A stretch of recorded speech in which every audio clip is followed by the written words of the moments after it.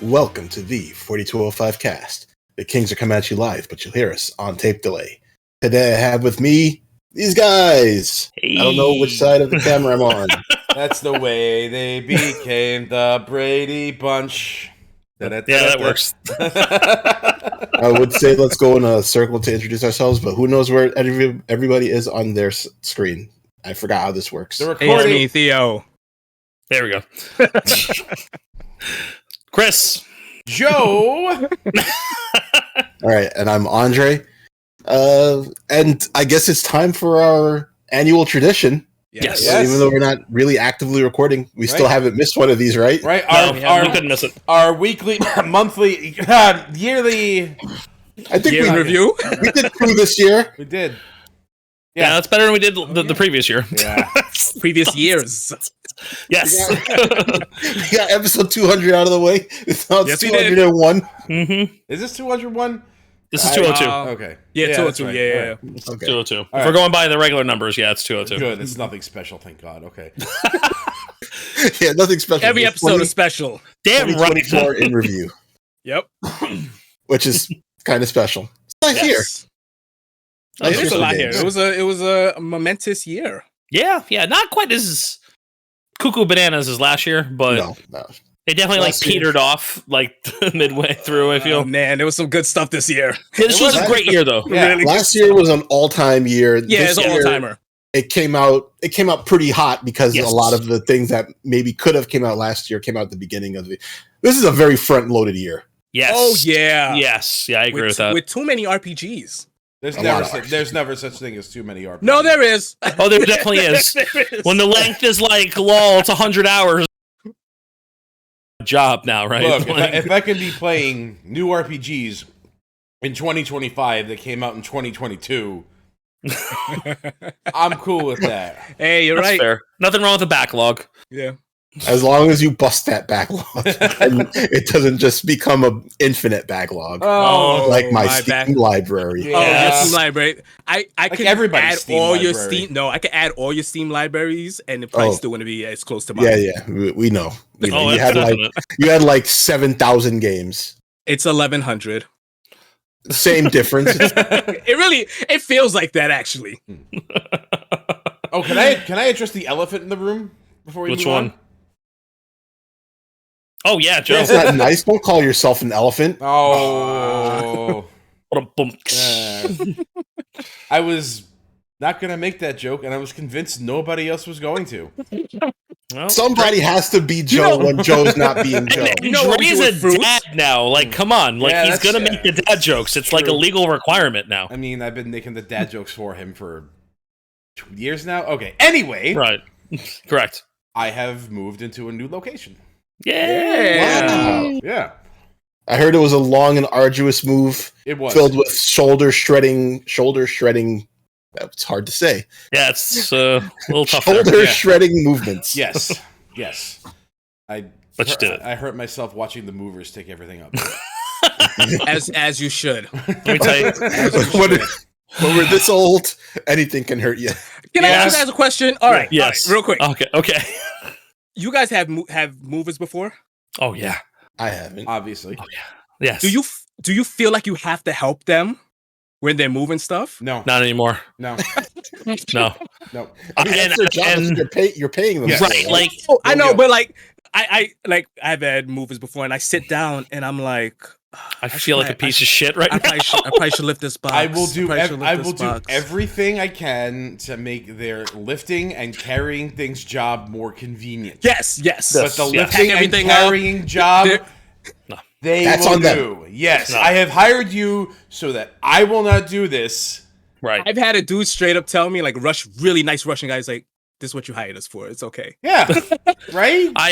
Last time I moved, because I haven't really moved in years at this point now, but like I shelled out because I was living in a 5th floor walk up, and I got like 50 boxes of comics, Mhm. and I'm just like, I have never spent that amount of money and felt good about it in my entire life until then.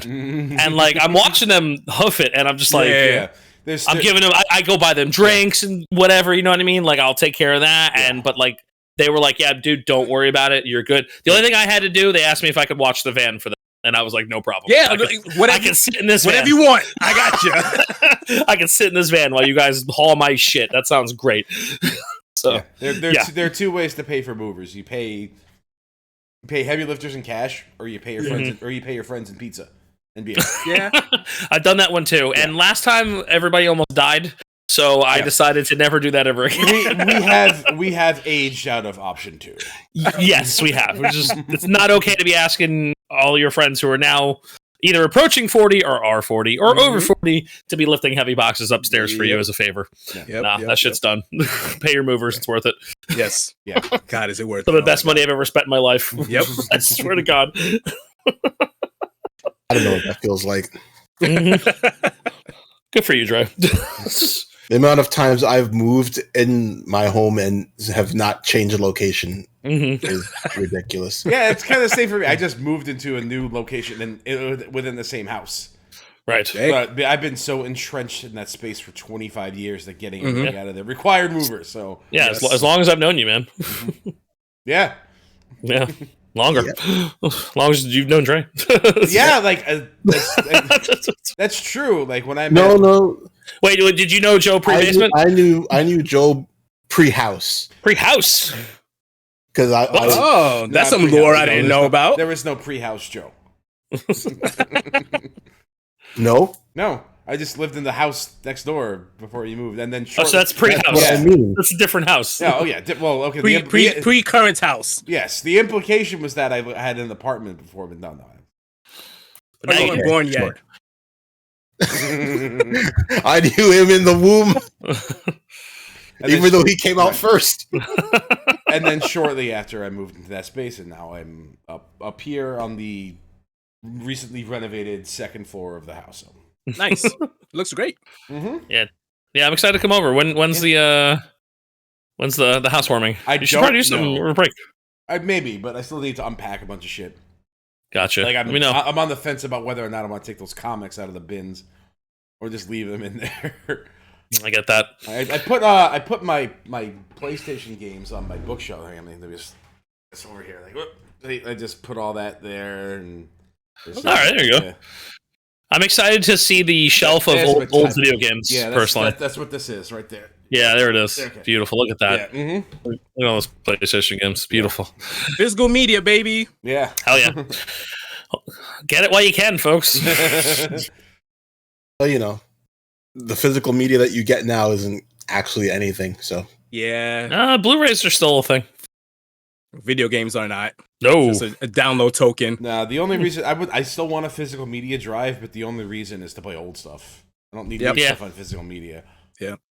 I don't know. I bought a lot of Switch games physical this year. I've only bought one physical Switch game, and that's it. Yeah. Mario Maker 2. I don't know why that was that one, but it's probably on sale.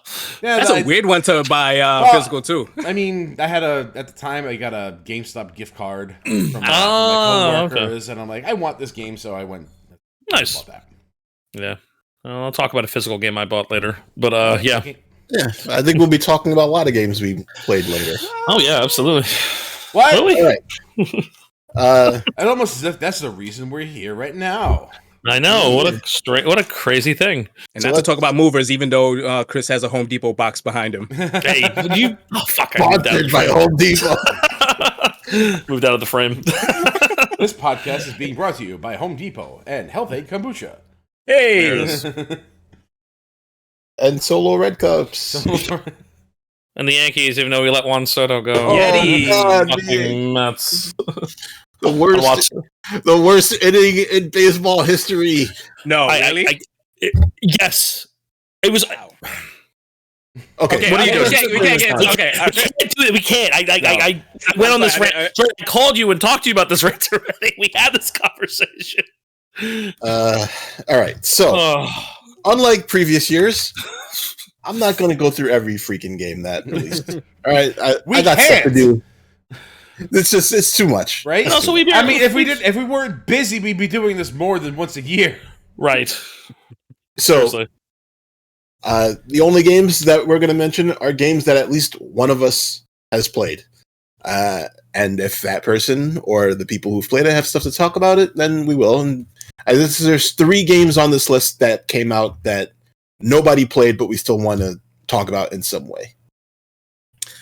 All right, so let's start off in January. We had 4 games that got picked up on this. Let's start with Prince of Persia: The Lost Crown. That was January? Yes.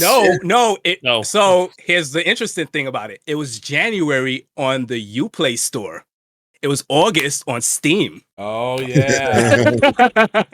That's why I didn't play this more recent. Yeah. I didn't play this in January. Then I looked it up and I was like, oh right, the Steam release is in August. Yeah. I will now buy this game. Yeah. What a fantastic Metroidvania. That's all I heard. I couldn't get into it. Really? Yeah. I played like a couple of hours and then just like, this feels really by the numbers. Okay. Yeah. I think I've just played too many Metroidvanias in my life. That's probably it. Possible. Yeah. I just played too many.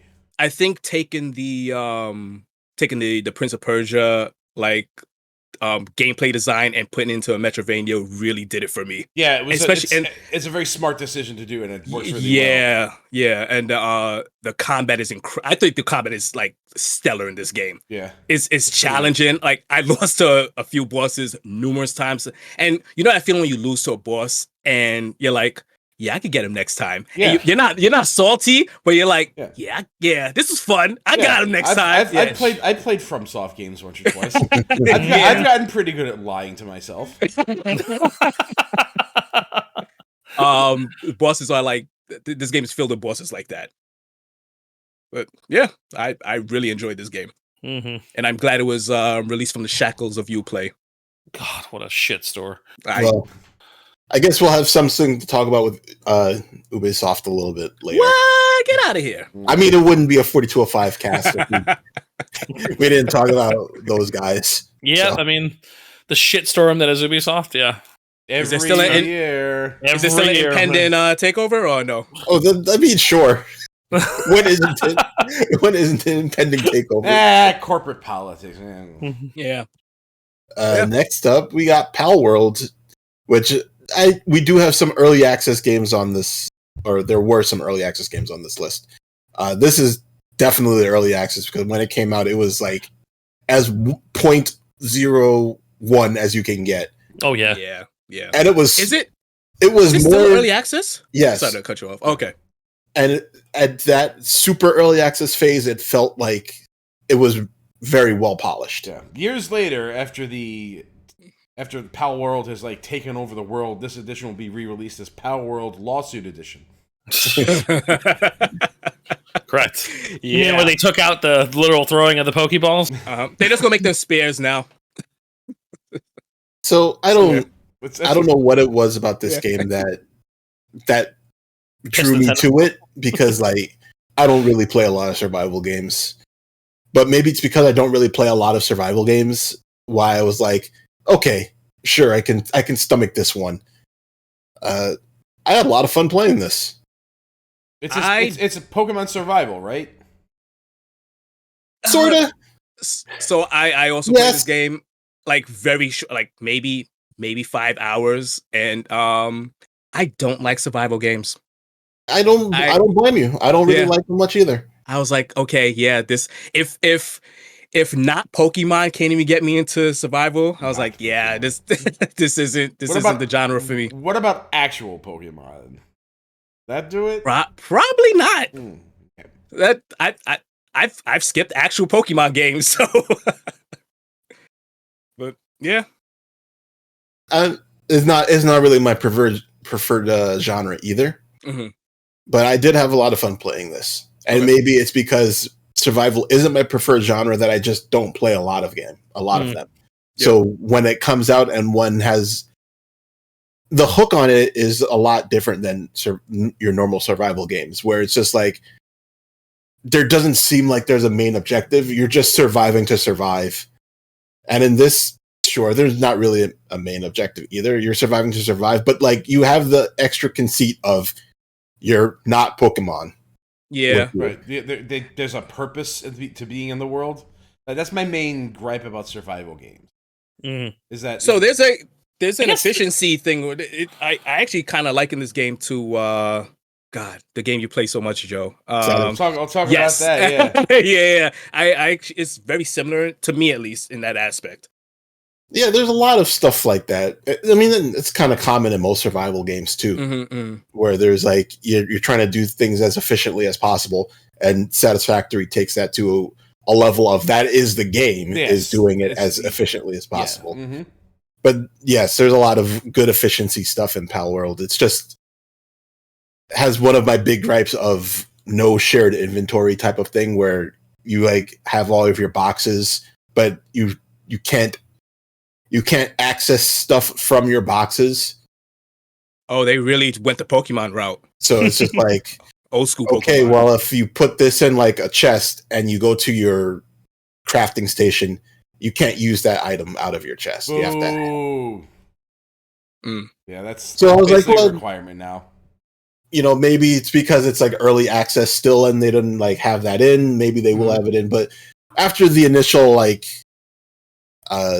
fervor, yeah, after that died down a bit, and I was like, I saw what I feel like I needed to see out of the game. I'm like, okay, yeah, I'm glad I have this for when it actually comes out. Can you? Oh, you would actually go back to it if they added like a lot of quality of life stuff. I will go back to it when they release 1.0. Wow, this sounds very familiar, and I think in the future when 1.0 hits, you should probably say goodbye to Andre. If he has the same experience. Well, and there's another early access game that I played later where, you know, it's the same thing where I got my fill and then I'm like, okay, I'm not going to do more. I want to have some stuff for when the game actually comes out. Yes. So. That's generally tend to shy away from early access games because of that. Yes. I just want the full experience at launch. I don't want to. Maybe I'll sample it a little bit if I'm on the fence about it first, but if I know I want it, I'm like, no, just gonna wait. I so rarely play early access games for the same reason, where it's like I just want to enjoy this game when it actually comes out. I mean, like I'll play a little bit of it, and one of the games I saw the official date. I was like, oh yeah, I guess I was playing that early access. Didn't even realize it. Yeah. You know, it was bought for me. So say that again because you cut off. Oh, that's annoying. Sorry. But yeah, like there was a game that I played on the list that I was like, I didn't realize it was early access until like I saw the release date was officially this year, and I went, oh, whoops. Yeah. Oh, well. I like those. Yeah. The last time I made that mistake was with Crosscode, because I fell in love with that game so hard, and then I reached a point where the game was like not the story. The story of the game was like 25% finished, and I'm like, oh shit. Oh no! You just have to put it down. Yeah, and I had to walk away because boy, am I glad I did, because I love the hell out of that game. Yes, you do. Very good game. Mm-hmm. All right. Next up, Like a Dragon: Infinite Wealth. Okay, am I the only one that played this? No, I know. Joe played it, but he put. I must have missed it. Oh, I was about to say what? Because I definitely played this game to completion.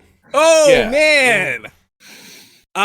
Definitely did. This is a sequel to Like a Dragon 7. Yes. It follows Kasuga Ichiban, which is Ichiban Kasuga, best boy, which is best boy, quickly becoming my favorite protagonist in any video game. Period. He's best boy.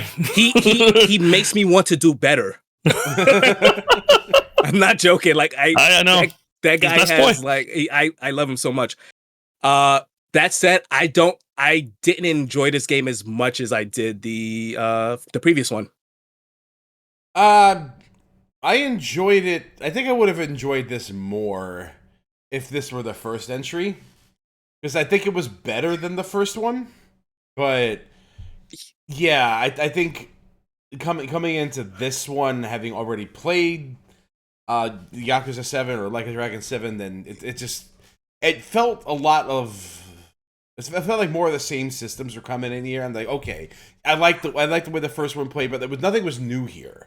Right, and if anything, there was more of a refinement to the systems that was in place in the first one. Yeah, and I think I think if I played the previous Yakuza games, like 1 through 6, I only played 0. Mm-hmm. This game is like a very good send-off to those who have played those games with the Kiryu-led games, because it has the dual protagonist system in this one where you're following both characters. Yeah, which is, and I think probably my favorite part about it. It's fantastic, but I think they kind of muddle the storytelling a little bit, because they're at a certain point you're following 2 different characters in 2 different coasts. Yes. So it's like, oh man, this is if Like a Dragon was a 9, this is like an 8.5. Like this, it's still really good, but I think Like a Dragon was such a surprise when it came out that I was like, what the? This game is incredible. But yeah. I like the setting a lot. Having it set in Hawaii felt really, really fresh for the series. Yeah. There's not many games that are set in Hawaii. So and I'm glad you brought that up, because we know the tried and true trope of JRPGs, religion, right? Yes. This game puts a modern twist on religious like institutions in a way that I've never seen in a JRPG before. And the story is fascinating, because I wish there was more of that than the Kiryu stuff, but this is coming from somebody who has never really, dwelled too deep into the Yakuza games. Yeah. Minus 0. Like the villains in this one did feel a lot more megalomaniacal. Yeah. And it didn't, which is previous Like a Dragon Yakuza games were just like small scale. You're just dealing with like inter clan and crime syndicate drama, and I want to buy this lot, and the police are just kind of an afterthought, and all of the there's no like world changing like financial economic crisis level stuff happening, but now there is, and somehow Kiryu's involved, of course. It's like, okay, like after Yakuza 6, he had like some shadow government deal. We had to fake his own death, and there's a whole game about it, and like everybody knew who he was. Everybody knew, My favorite part. Yeah. I love that part. The man stupid. The man who forgot to erase his name. 5 minutes into that gameplay, like, hey, you're Kiryu, right? Yeah, I'm like, what are we even doing? But I do appreciate. I love it so much. I do really appreciate how Infinite Wealth was directly following the man who erased his name. Yeah. It's like I got pretty into that. So going from the saddest ending I've ever seen, by the way. Ugly cry. Oh my god. Ugly cry. Oh my god. And I have no context, like I said, for the previous Yakuza games. And I just ugly cried. I was like, oh no. Yeah. No. Oh boy. And then going into this one, and then Kiryu say, hey, I'm fucking dying. And I'm like. Yeah. Yeah. I went through the whole game. I'm like, okay. Is this why is this fucking series making me so sad? Yeah. Because that's what Yakuza does. Yeah. You have a 7 game long series that's built up to these characters. That's perfect. One of his main quests is going around Kamurocho and basically reliving his memories from the previous games. I'm like, it's like awesome. It is awesome, but at the same time, I'm like, this man is checking off a bucket list, and he is fucking actually dying. Yeah. Damn. So So, spoilers. He doesn't die in this one. No, he's not dead in this one. Not yet. No, but I'm like watching the end of this game, and I'm like, okay, here it comes. It's like, thank you for not doing that. Yay! we old snaked him. But like at the same time, I'm like, you guys are gonna make me do that again when you're actually gonna kill the character. Well, yeah. Yeah. Fucking shit. Yeah. Well, thanks for that. I guess I was gonna play it, but I mean, okay. that's I'll save you the trouble. Like that's all I'm gonna say about it. But the please play that game. Yeah, I do own it. Good. I do own it. I just there's been things, and I wanted to give it its time. I understand. Yeah, understandably. Yeah. So another like Persona came out in not too far along when this game came out, so I get it. Mm-hmm. All right, so next up, Tekken 8. I got nothing to say about this, so you guys just go ahead. Tekken 8. I mean, story mode is fun. We talked about it. Joe and I talked about it at length when it came out and how happy we were. I think the game is still pretty good. There was a real bad call at some point in the year with the DLC, with the stage. Joe, do you remember that? You know what? I kind of fell off from Tekken 8, so my memory. Okay, well, some stingy shithead at Bandai Namco, not Harada, because Harada like called him out for it, and then had to delete his tweet because he was like calling out the upper management for being shitty about this. So most fighting games nowadays, game comes out, there's a season 1 DLC. You pay for your season pass, you get your characters and new stages and all the things that come with that. Except Heihachi stage. Oh, that's right. Yeah. Did not come in the season pass. And they never, quote unquote, advertised that it would. And they tried to charge everybody $5. Really? And it was like, are you guys fucking serious with this shit? And it's like, even more egregious is that when Lydia came out, Lydia came with her free of charge. Okay? Now, if this was a 2D fighting game, egregious a little, but not the end of the world because it doesn't affect gameplay. Yeah, stages in Tekken have actual game functionality. Right. There's explosive environments and breakable floors and or walls and etc. and things that happen within these stages, so they do matter, the gameplay. And it really, really made the Tekken very, very upset, and 100% justifiably so, because it felt like such a shitty thing on otherwise a pretty celebrated game for the most part. Like, now, I'm going to get on my soapbox for like 5 seconds about this personally, because I want to talk about the cycle of what happens when a new fighting game comes out. Because I've seen this discourse go on and on time and time again to a point where I'm actually just tired of hearing it. Because I hear it all the fucking time. The people who love the original game comes out. New game comes out. Oh, I don't like it as much, but it's pretty good, whatever. Most people. Some people love it more. Like, it's very exciting, it's new, it's fresh. First month of a new fighting game, if the game is really good, is like the best thing in the world. Because the lobbies are full, the servers are full, everyone's playing, everyone's going crazy, everyone's having a good time. Then the game gets a little bit figured out over like the first month and a half, 2 months. Okay? And then the people who play it nonstop over and over and over again start to sour on it because they realize that, like, okay, well, the game is really good, but it does have flaws, like every fighting game in the history of ever, especially in the beginning of its life cycle. Because as we know, every fighting game tends to get better as it goes on. Vanilla Street Fighter 4 wasn't perfect. Vanilla Street Fighter 5, far from perfect. Tekken 7 vanilla, not really that good. Arcade version, not good. Very bad game, not great. Okay, compared to the version that it eventually became over course of time.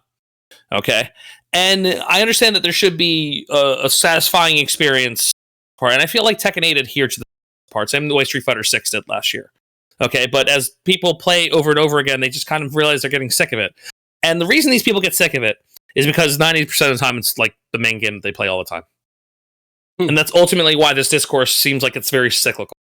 And I just want people to kind of acknowledge that every game is going to be flawed. It's going to get fixed over time, okay? And I'm not saying people shouldn't be vocal about it, but it's also like, maybe less vitriol. I think you're glossing over something pretty important here in regards to a lot of modern fighting games where things have just kind of reached a homogenous state with a lot of mainstream fighting games. You see it with Guilty Gear Strive. You see it with Street Fighter 6. Let me explain. I'll let you hear. Because in every one of these games, there's like an overarching mechanic where it was like kind of like this way in Street Fighter 4 as well, but to a lesser extent. Yeah. Because the universal mechanics in that game did not mesh well with certain characters. But that's kind of to the point. Because these universal mechanics are taking over these fighting games in a way that makes everything feel homogenous.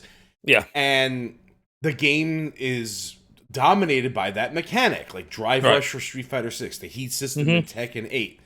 Yeah. And that's kind of what people are seeing here. Is like they're not playing the characters that they want to play. They're playing the characters that make use of this universal mechanic in the best way possible.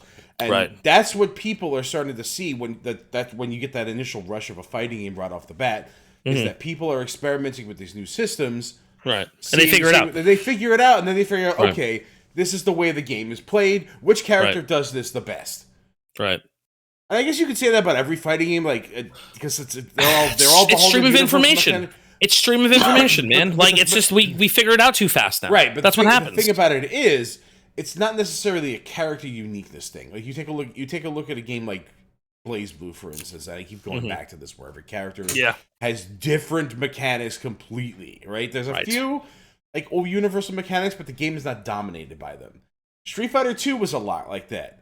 Street Fighter 2 was very eclectic. Yeah, like everybody played in a unique way. And the universal mechanics were such that there are normal 6 buttons. Right. That was it. Right. Right. There was no parry system, or there was no, like predated universal mechanics. Yeah. Right. Yeah. Right. Mm-hmm. The concept didn't even exist yet. Right. We were still figuring it. Like it was in the infancy of figuring everything out about like fighting game design as a whole. Yeah. So now we've kind of reached a point where every game needs a gimmick. And then the game is ruled by that gimmick. And I think people are getting really sick of that. How do you solve that then? Stop making the game revolve around these universal mechanics. It's really not that complicated. I mean, they did. They made a game like that and everyone hated it. No, what game? Fucking, what was the fucking DNF Duel? Oh, I never played DNF Duel. Didn't interest me. Right. So again, my point is, but the thing about DNF Duel is that it had like it's another one of those things where it's like, let's make the game revolve around modern accessibility things. Okay, but that's not why. No. That's why I didn't. That's why you didn't play the game. Okay, and here's the thing: that game is busted, nonsensical, like old school fucking fighting games. Figure it out, motherfucker.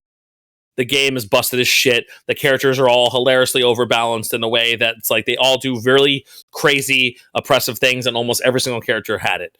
Okay? That's another reason not to play the game, in my opinion. I still play Marvel 2. Sure. So, like, I'm just... still have fun with Marvel 2. I can still have fun with Marvel 2, and I can still have fun with DNF. Okay? I can't have fun with a game like DNF. I think love... There's a lot more people like me out there than you think. That's fair, man. Look, I'm just saying that, like, the genre itself is flawed as a whole because of this. Because it's like, if they commit to one thing, people bitch about the balance. Okay? Because if you design every single character with unique fucking characteristics and mechanics, guess what's gonna fucking happen? One of those is gonna be the best. Exactly! So what the fuck are we all complaining about? The fact that everybody is holding to one thing, and it's not fun. See, that's bullshit. I don't think that's the case. Let's forget about the competitive scene for a minute. I'm not talking about the competitive scene. Okay, I think the games can be fun on their own, because if you're playing on a more casual fucking scale, they're still going to be fun if the game is fun, the mechanics are fun, the game's fun. Yeah. So what's the problem? That's all I want to address. Okay. The problem is I think the mechanics are fine. Nothing feels unique anymore. And that was especially one of the problems I had with Tekken 7. Is every single game of Tekken reached the same point. It's like damage is too high, momentum shifted too quickly because of the heat system, and then you make one mistake and you're just done. Yeah, I think Tekken 8 is an extremely volatile game and was done so entirely on purpose. Sounds like Marvel 3 to me. Yeah, it's honestly worse for it. And I don't know if I agree with that. Well, X Factor was a problem in Marvel 3, if you ask me. It really was. Yeah. X Factor is too strong. Yeah. Yeah, but you didn't need X Factor to kill a character from 100 to 0. Yeah. So yeah, that's the thing. Like, I think that like we're in this perpetual cycle of complaining, and I'm just kind of tired of hearing it. I'm not. I think more. People should be complaining more often and getting their way more often. Yeah, yeah. Well, there's no two one's sides happy to it, right? There's two sides to it, because if no one complains, then one, nothing changes, and two, if nobody's complaining, then it's hard to say that anybody cares about your game, right? The opposite of love isn't hate. The opposite of love is indifference. Right. So if nobody's saying anything, if people are just like, well, I don't like this game, and they put it down, I don't even care enough to complain about it, then the game's dead. Yeah. Right. So, but at the same time, especially with fighting games, people aren't willing to learn and figure things out anymore.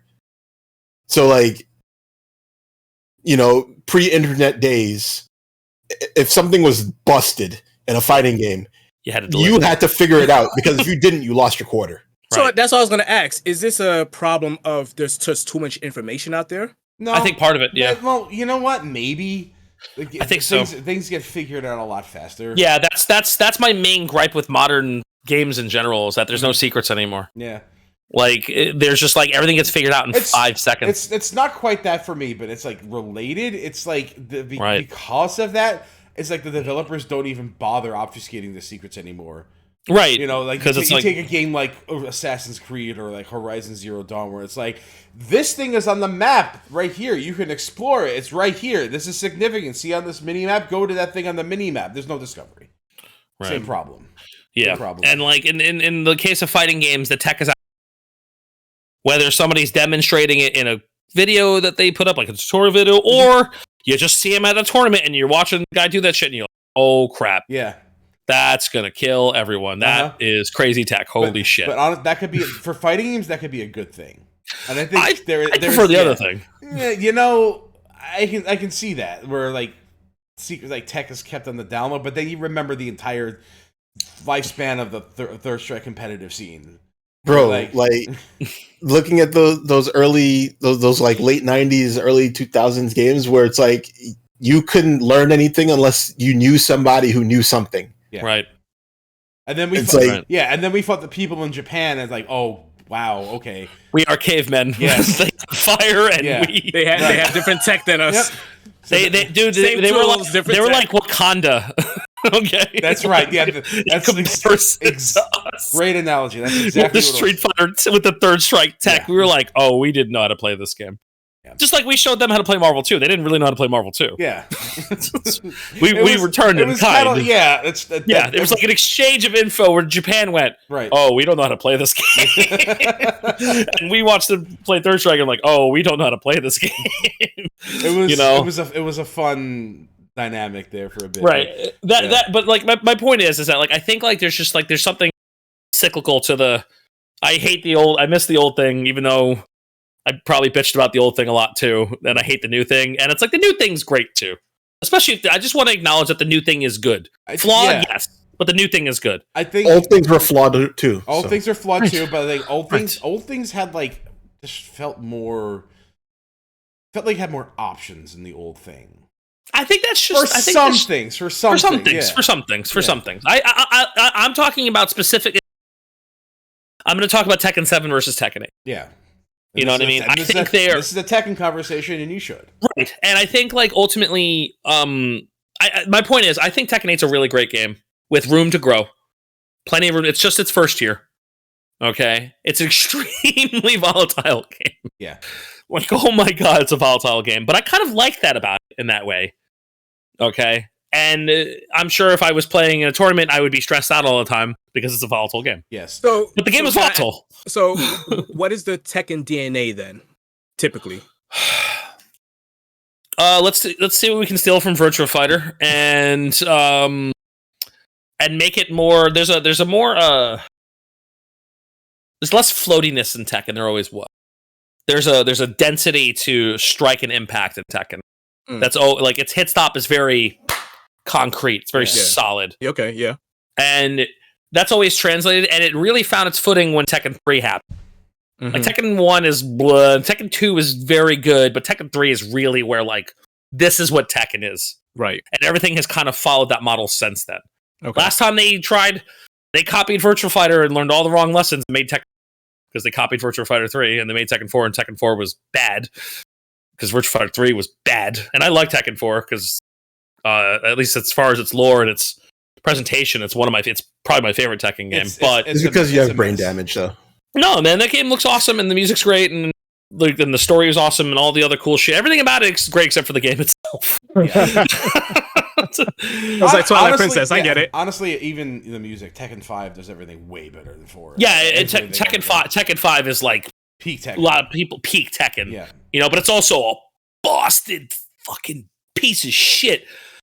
I love it. It's one of my favorite fucking games ever made. I think there are infinite combos and 100% combos that are easy to do in that game. It's crazy. This is one of my issues with, I guess you could say, modern Tekken is that carrying your opponent in combos it's too long. They went too far. They went too far with it. Yeah. It's crazy. Yeah, it's like juggling in Tekken should feel like an accomplishment. Like I get that's the point of the combo system, but oh my god, they make it so easy and give you so many ways of like continuing your combo and like carrying it from one side of the screen to the opposite side. It's from one wall to the other.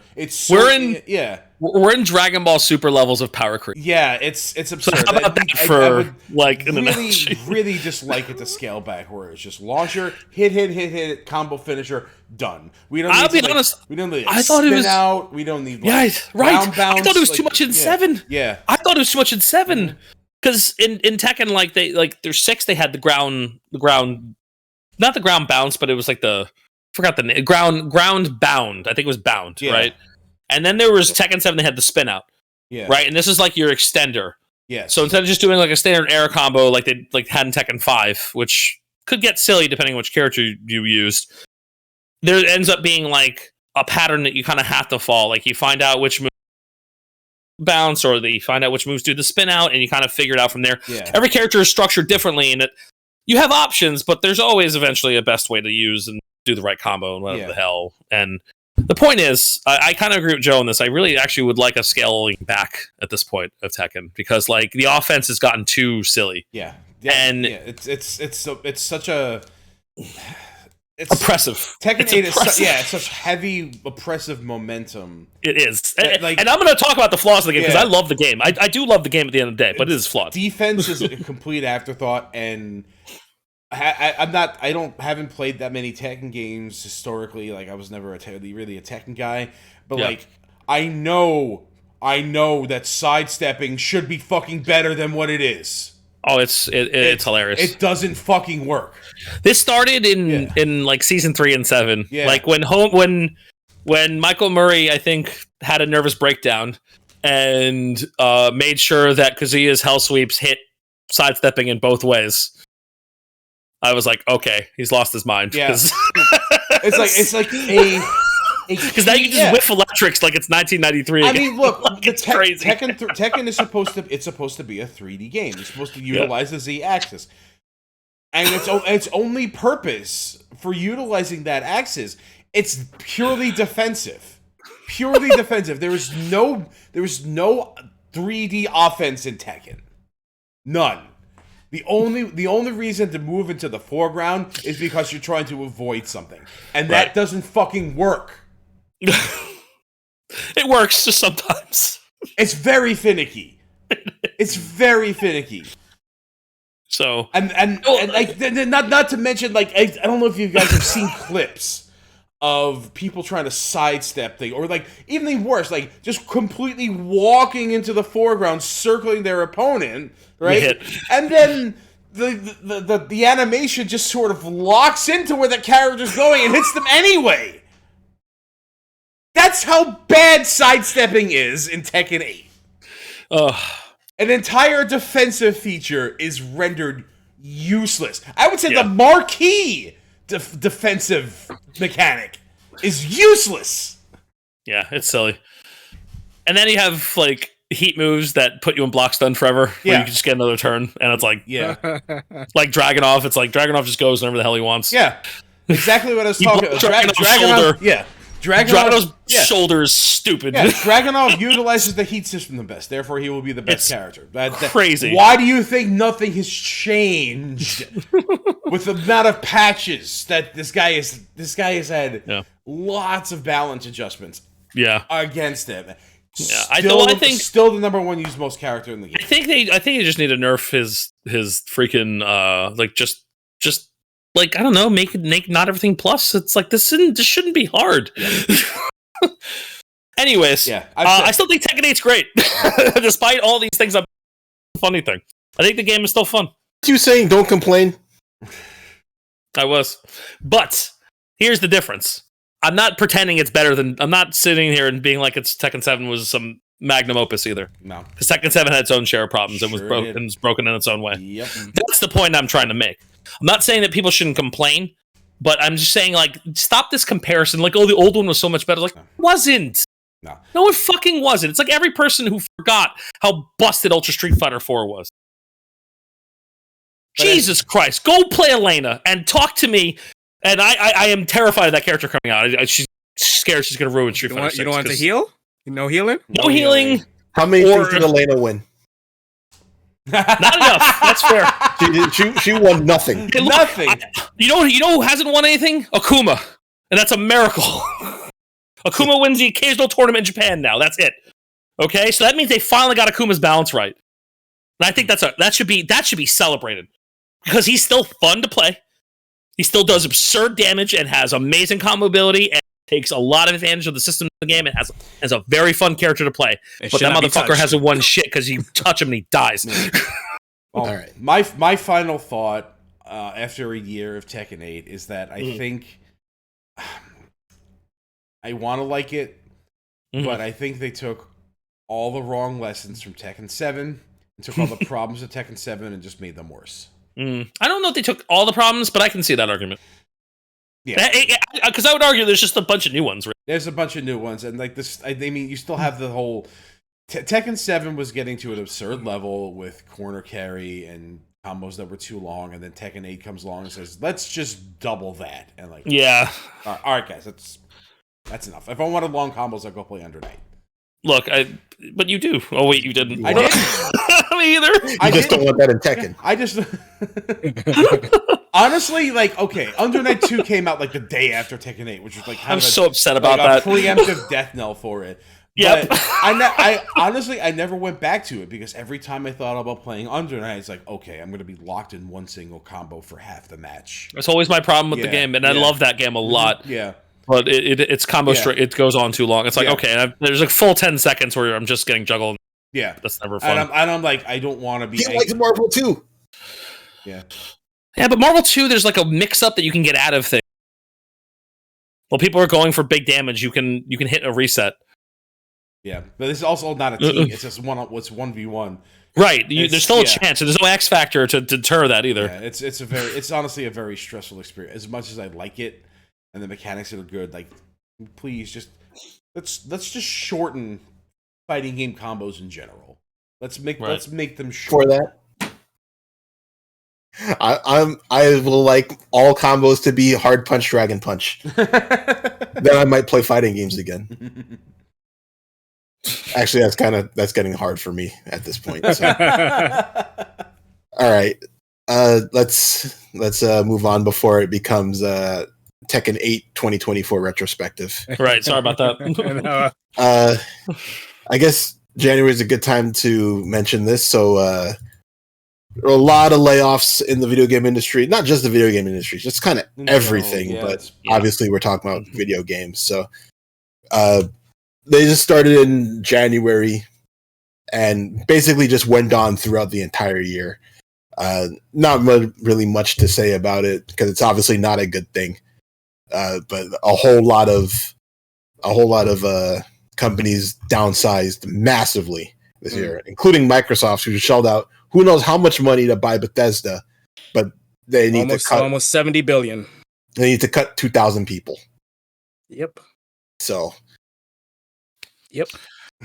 I don't really have a comment because, like, on one hand, I do understand why there were a lot of layoffs, and the other hand, it's not a good thing to lay off thousands and thousands of industry workers in billion-dollar industries. No, but look, I am not going to pretend I'm qualified to talk about like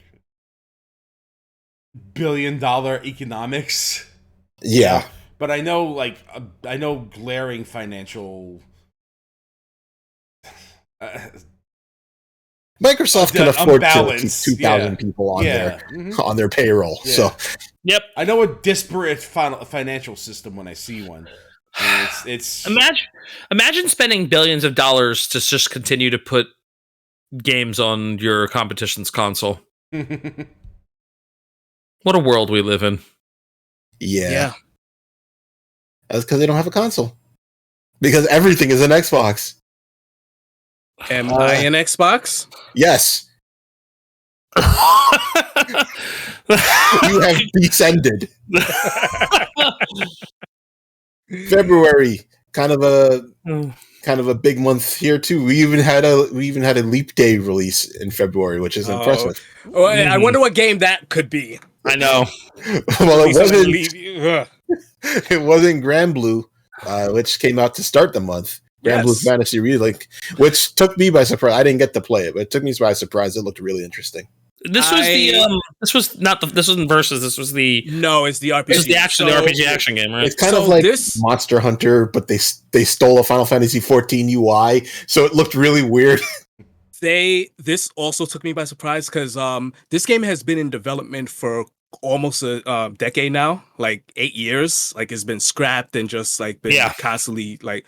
So when it came, Platinum was attached to it, and then they weren't. Platinum was yes, Platinum was attached, and I want to say Cyber Connect.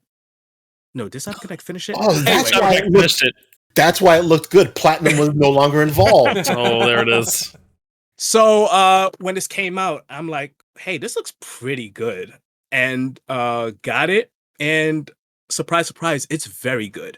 It is basically a JRPG fused with Monster Hunter, Final Fantasy 14 with loot and fighting game characters.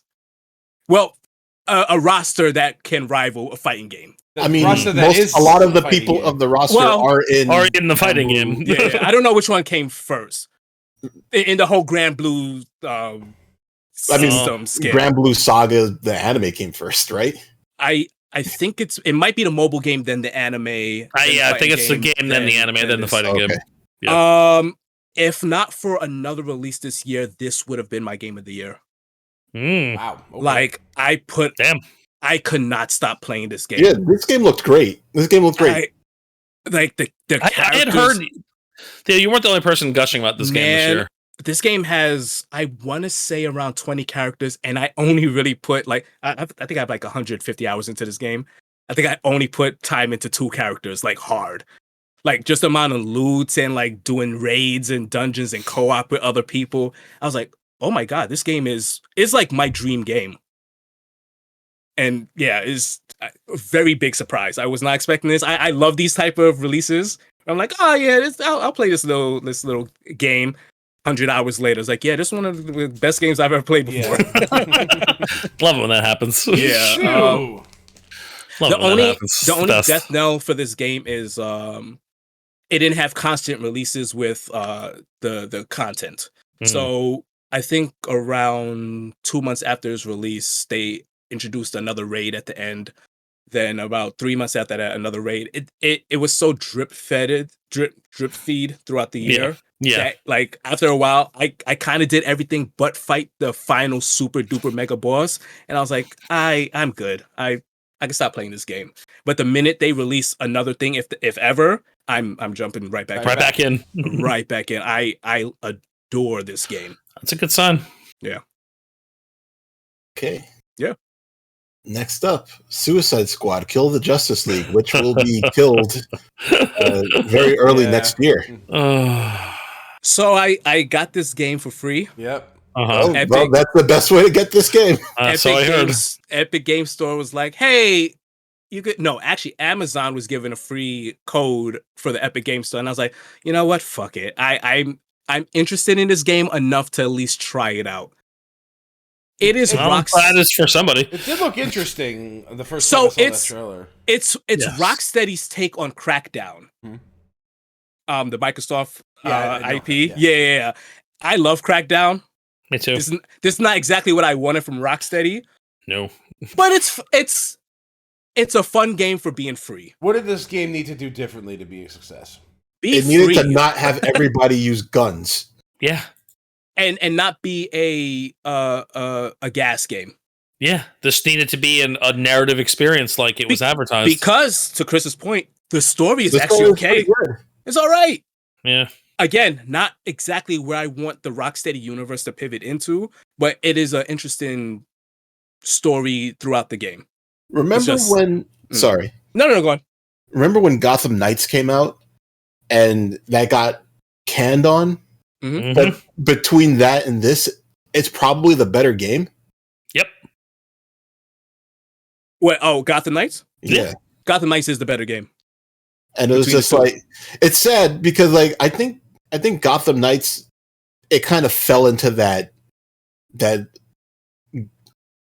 it wasn't really a games as a service thing, but it was the loot / Destiny. Yeah, it was like one of those looter shooter type games. It was the wrong type of game for what it was. Yes, it was The actual gameplay of it was solid. Honestly, I really like the glow in the dark aesthetic too. Yes, it was a pretty game. Good. But because of the type of game it was, I just didn't want that it. That game is really fun co-op. Yeah, I imagine it would be. It's really fun. It's just a shame the goals in that game are just something I don't want any part of. Yeah, right. Yeah. I mean, the goals in that game and the goals in Suicide Squad seem different because like you weren't getting monetized in Gotham Knights. Nope. But they were trying to monetize you with Suicide Squad in the game that didn't really need it. Yeah. Once they revealed that initial trailer and it was just like everybody shooting things and flying all over the place, and it's like, where's my Batman counter combat? This is what... Which they went back to the drawing boards after they heard everybody say like, we don't really like this, and then they just released the game. Did it anyway. We're gonna go back to the drawing boards. Yeah. We're gonna delay this to fix it. No, this is it. This is actually something tells me there was like some corporate doublespeak going into that. I think some stubborn direction. Well, I think I know what happened, and this is something we'll talk more about when we talk about another game, unless you want to bring it up now. But this is the problem. I think this lays with how games are developed now, just in general. Maybe, but I think that the biggest issue with this game is it's Warner Brothers Discovery, and they're garbage tier. They're as bad as you can get. And they wanted their Fortnite. Yep. And the problem is that it's like, it's hard to explain it to people who just want to get money. Right. Why they can't just get infinite money. Yeah. You see, the people who play Fortnite. It really is. They play Fortnite. They've invested into Fortnite. They're probably not going to stop playing Fortnite. Them and their friends are locked in. The best thing that I think Suicide Squad did for me is it gave me something to point to when I want to articulate why I don't like Fortnite. Yep. But you know what? So like, I know. Okay, it's very easy to not like Fortnite, right? Yeah. But Fortnite isn't one of these games that. Okay, I'm not going to say they're not trying to get your money. They're obviously trying to get your money. Yeah. Every game is trying to get your money, but it's not like they just put out the game and then just say, okay, here's some new skins. And here's like, if you play Fortnite now, it's an entirely different game than when you played Fortnite a year ago, which was an entirely different game from when you played Fortnite 2 years ago. Yeah. Like they are you don't go that far back. You go like iterating. Right. Yeah. That game is like unrecognizable to what it was when it came out. I'm not even talking when I say that, I'm not even talking about the type of game that Fortnite is trying to be. I'm talking about people seeing Fortnite's success, and then developers are trying to jump on this bandwagon and taking things that look interesting and trying to make it like Fortnite, right? Just so they can make their money. And then suddenly I'm asked out on something that I may have wanted that looked interesting to me that I wanted to play, but it's so much like this other game that I don't want to play and nobody wants to play it that something interesting just went out the window, don't care anymore. And now I had to keep looking for other stuff. The problem with that, though, is sometimes that's successful. We'll talk about another game that came out later this year. Sure, but you know what? It's kind of endemic at this point. It's been going on for years. Like you get a successful video game, and then other companies are like, we want to be like this successful video game, and then they just put out trash. Right. I mean, but that's that's always been video games. Any industry ever. Sure, right? I guess my complaint here is a little generic, but I think it's still valid. It is. I completely agree with you, dude. I think also.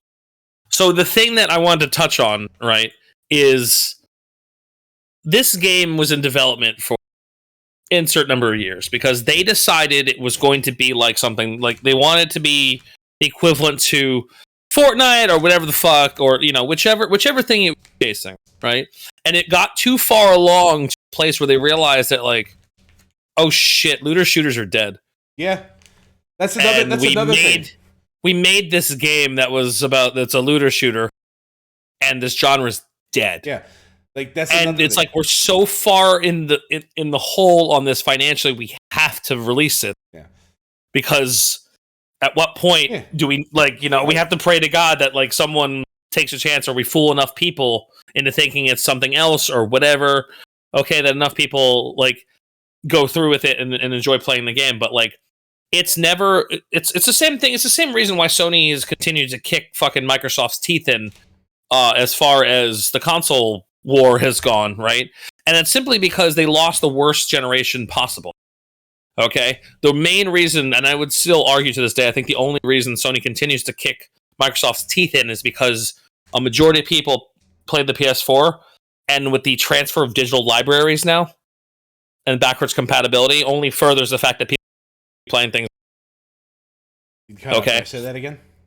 The only reason they're going to play things on a Sony platform. Wow, it really does not like that statement. Does not want me to say it. Because I'm speaking fucking truth. I'm speaking fucking truth, Microsoft. It's like your digital library sucks. Your games are trash. Your fucking everything is bad. Yeah. Your fucking computers don't work. The one I'm on doesn't fucking work. Okay? My point is that digital libraries continue. Did it do it again? Please tell me it did it again. No, it did not do it again. Okay, good. Oh, that'd be incredible. Okay. Sony, the fact that everybody established their firm digital library with the previous console generation, which was, let's face it, the height of gaming as far as like financial success goes, Microsoft picked the worst generation possible to lose as badly as they did. Okay? And that's the only real reason Sony's continued to have success, I would argue, in my personal opinion. Well, right? Also, Sony's put out some actual good games on their console. I think that is just it. Like, I agree with you that they lost the worst generation. They should have lost it. But if they had compelling software, people would just be like, fuck it, I'll own 2 of these systems. Yeah. Right, but now they're so far ahead, it's not going to happen.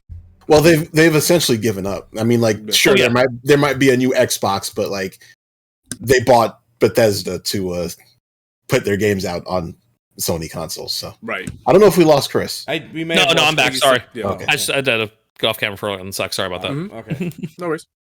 But yeah, I guess Suicide Squad is a good kickoff. We could talk about Concord also, which obviously none of us played because if you didn't play it in the 1 week that it was out, we're going down the Jeopardy category of things that miss the zeitgeist. Yeah, So this game, they announced it, and I'm looking at it, and I'm like, okay, this just seems like it wants to be Guardians of the Galaxy. Everybody's all quippy and everything. And then they show the gameplay, and I'm like, oh, it's a hero shooter. Man, when they showed that initial trailer, I was like, okay, all right, this might look a little interesting. The minute they show a hero shooter, I was like, oh, I'm out. Oh, this is done. I'm instantly out. I'm like, I don't want this. Yeah. Okay, so... You know what you have to have in a hero? Likable characters. Heroes? Cool looking characters! Yeah. You don't want the most boring art design I've ever seen in my life. Yeah, Mr. I wear red, yellow, and orange. Holy shit! Which one is that? Half of them. I don't know. One of the greatest. Oh my god! One of the greatest things about Overwatch. I'm not even like an Overwatch dude, right? The minute you saw Tracer, I'm like, that's cool. Their characters look amazing. Yeah. Genji? Oh shit, that's cool. They all look fucking cool. Winston? Oh shit, he's cool. Like Blizzard, 20 years of Blizzard art design, right, into Overwatch. Yeah, that entire game, the art, it looks beautiful and appealing. Yes. It does. The game came out, and it was fun. You can tell the type of characters they are by the way they are designed. Everything based on their silhouette, even it's crazy, right? Like. That's a big reason, and it's like this is the same reason you pick a fighting game character. You look at that character, you go, "Yep, I know what this character is about" immediately, right? See, Joe's got up to go grab something, I'm sure, right? But like, it's fucking true. Yeah, look at the silhouettes, exactly, right? Look at that, the silhouettes. As I am speaking, Joe is holding up the silhouettes of the Street Fighter cast. Birthday gift from my brother, by the way. Love that. I need to hang this up somewhere because this you do. It's awesome. Beautiful. That is incredible. Yeah, it's so good, and it's 100% accurate as to why character design and like the basis of character design and why it's important. In a game where you were like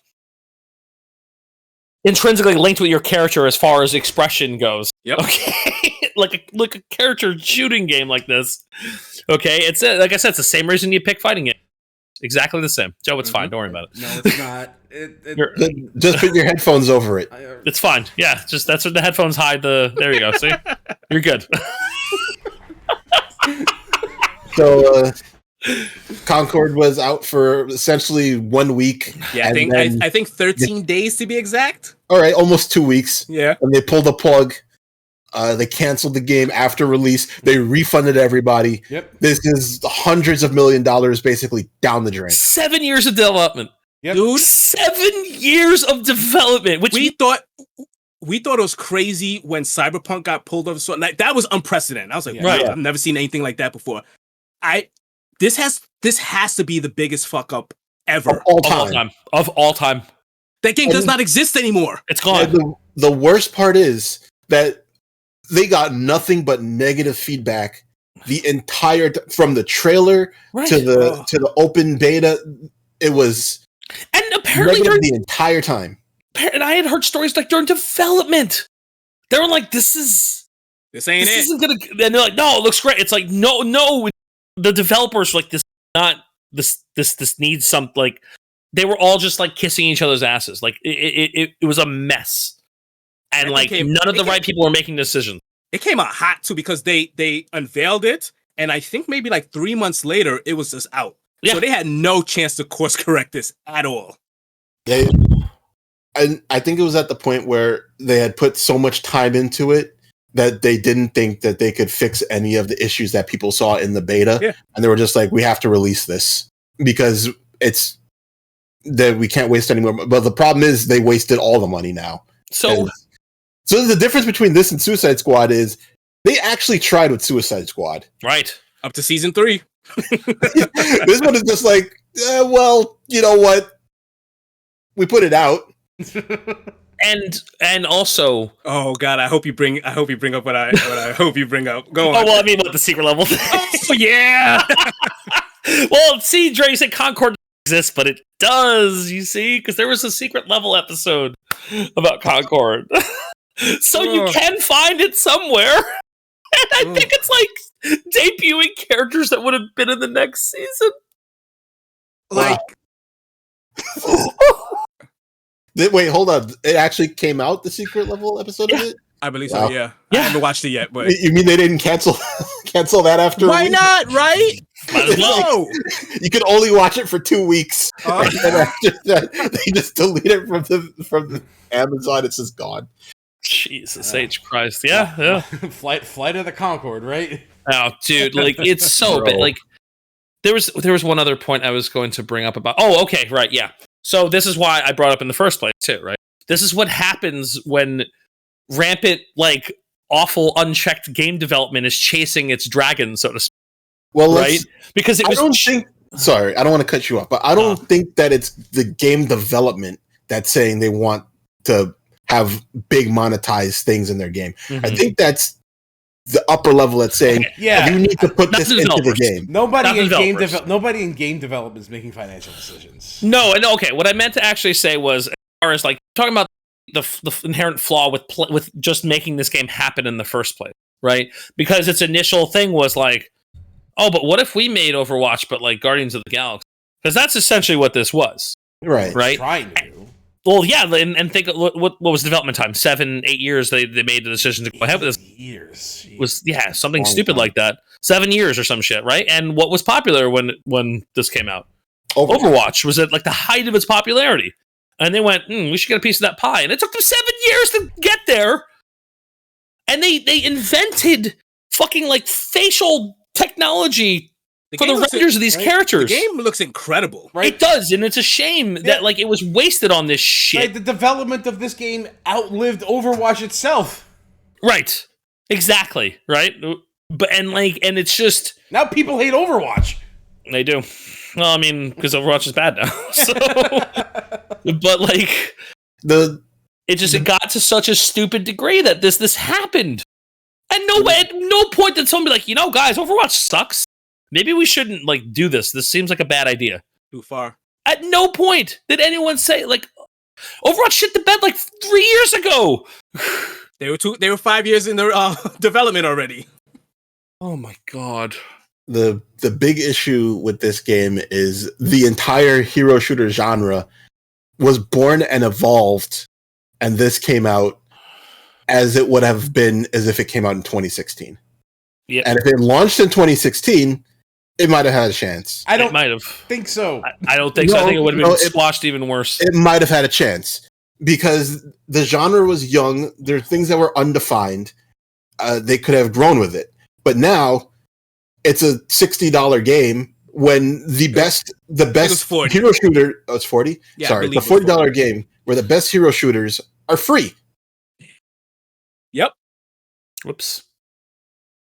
So it's not better than anything that's out, and you have to pay money, and it's monetized.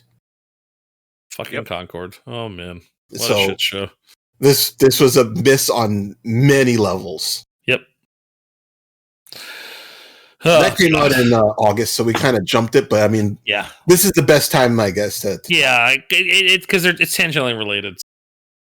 So what we got next? Suicide Squad that everybody thought was the dumpster fire that wouldn't survive the year lasted longer than Concord. Correct. And it will survive the year, but not much longer. Not much longer. Next up, Persona 3 Reload. All right, Theo. We're going to have a talk about this one. You put no for this one? No, I played it. So how do you put no? I didn't. Oh, I'm looking at the wrong thing. My bad. Yes. I actually want to hear your. I think everybody kind of knows where I stand on. You guys talked at length about this in our previous episode. Because that's when we last recorded. Yeah. Final Fantasy was about to come out. This game respects your time a little bit more than Persona 3 does, but it still doesn't respect your time enough. Because that last one sucks.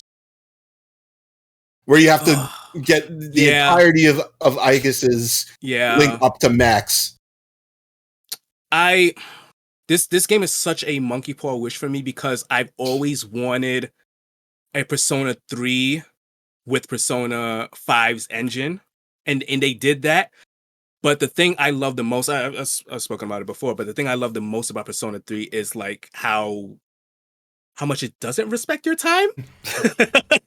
It is that original game is a dungeon dungeon crawler. Man, they hate you in the original. Oh, they don't like you in that game. They do not like you. You get tired easily. Your team members are like, I can't roll with you to the top like, bro, I don't want I'm out of here. You're like, dude, the Grim Reaper's down the fucking hallway. What are we doing? What are you talking about? Come on. Your social links just hate you for no reason because you said the wrong thing. It's a game that it is actively trying to push you away.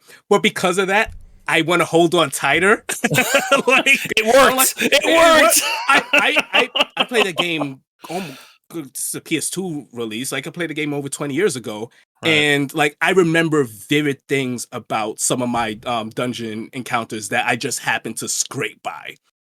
This game, it dulls that edge to such a degree that I'm just like, man, I think it kind of lost the thing I love about Persona 3. It's still a fantastic game, and if anybody were to say like, hey, which version of Persona 3 should I play? I'm like, yeah, Reload. They should play Reload. You should play Reload.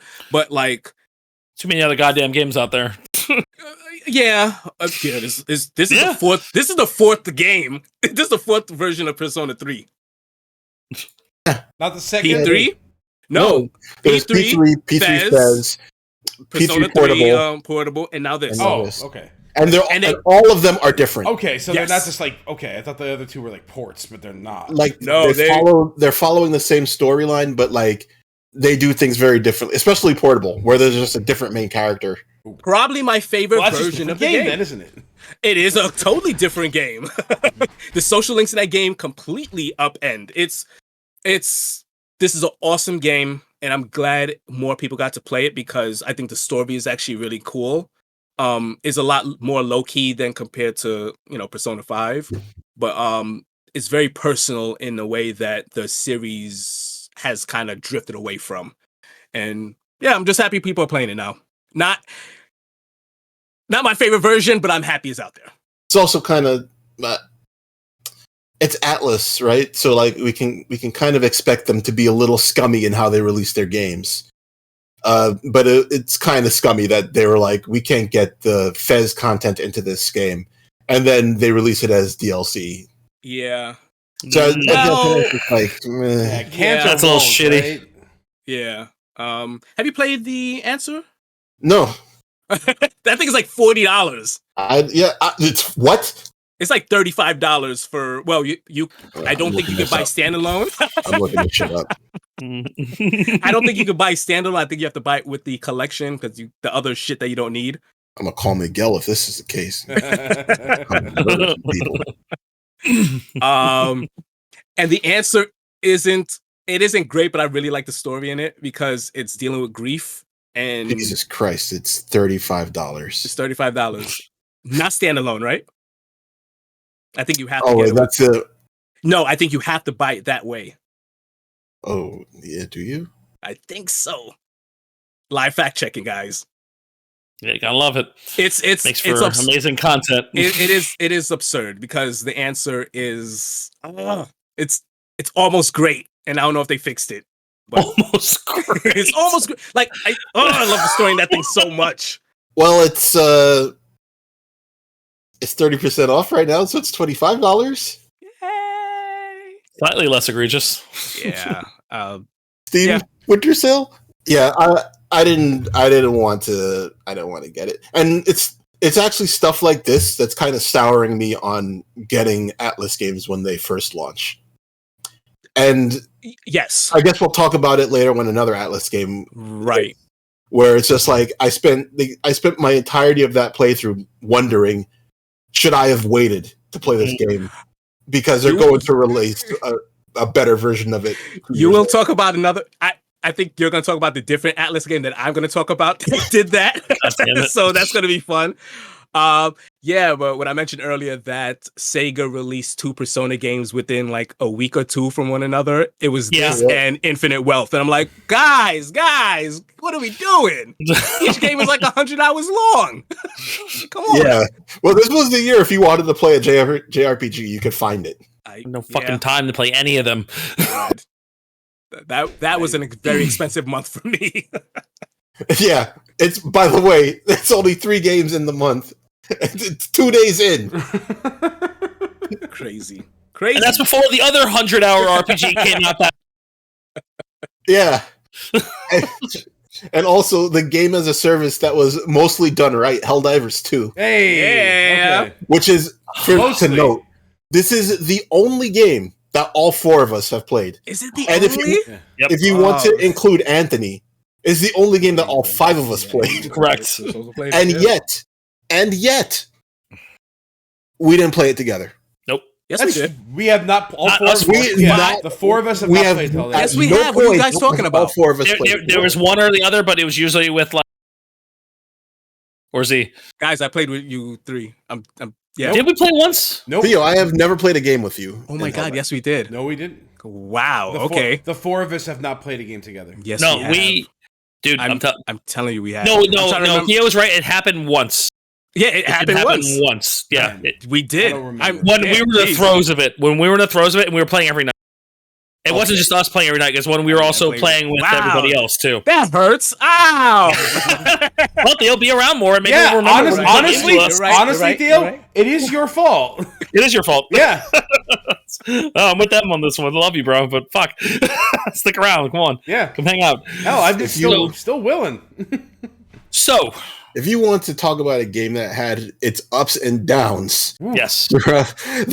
So this is a game that had its ups and downs because this game on a release had such a fever pitch to it that it was almost instantly Game of the Year material, and they had squandered it almost all by May.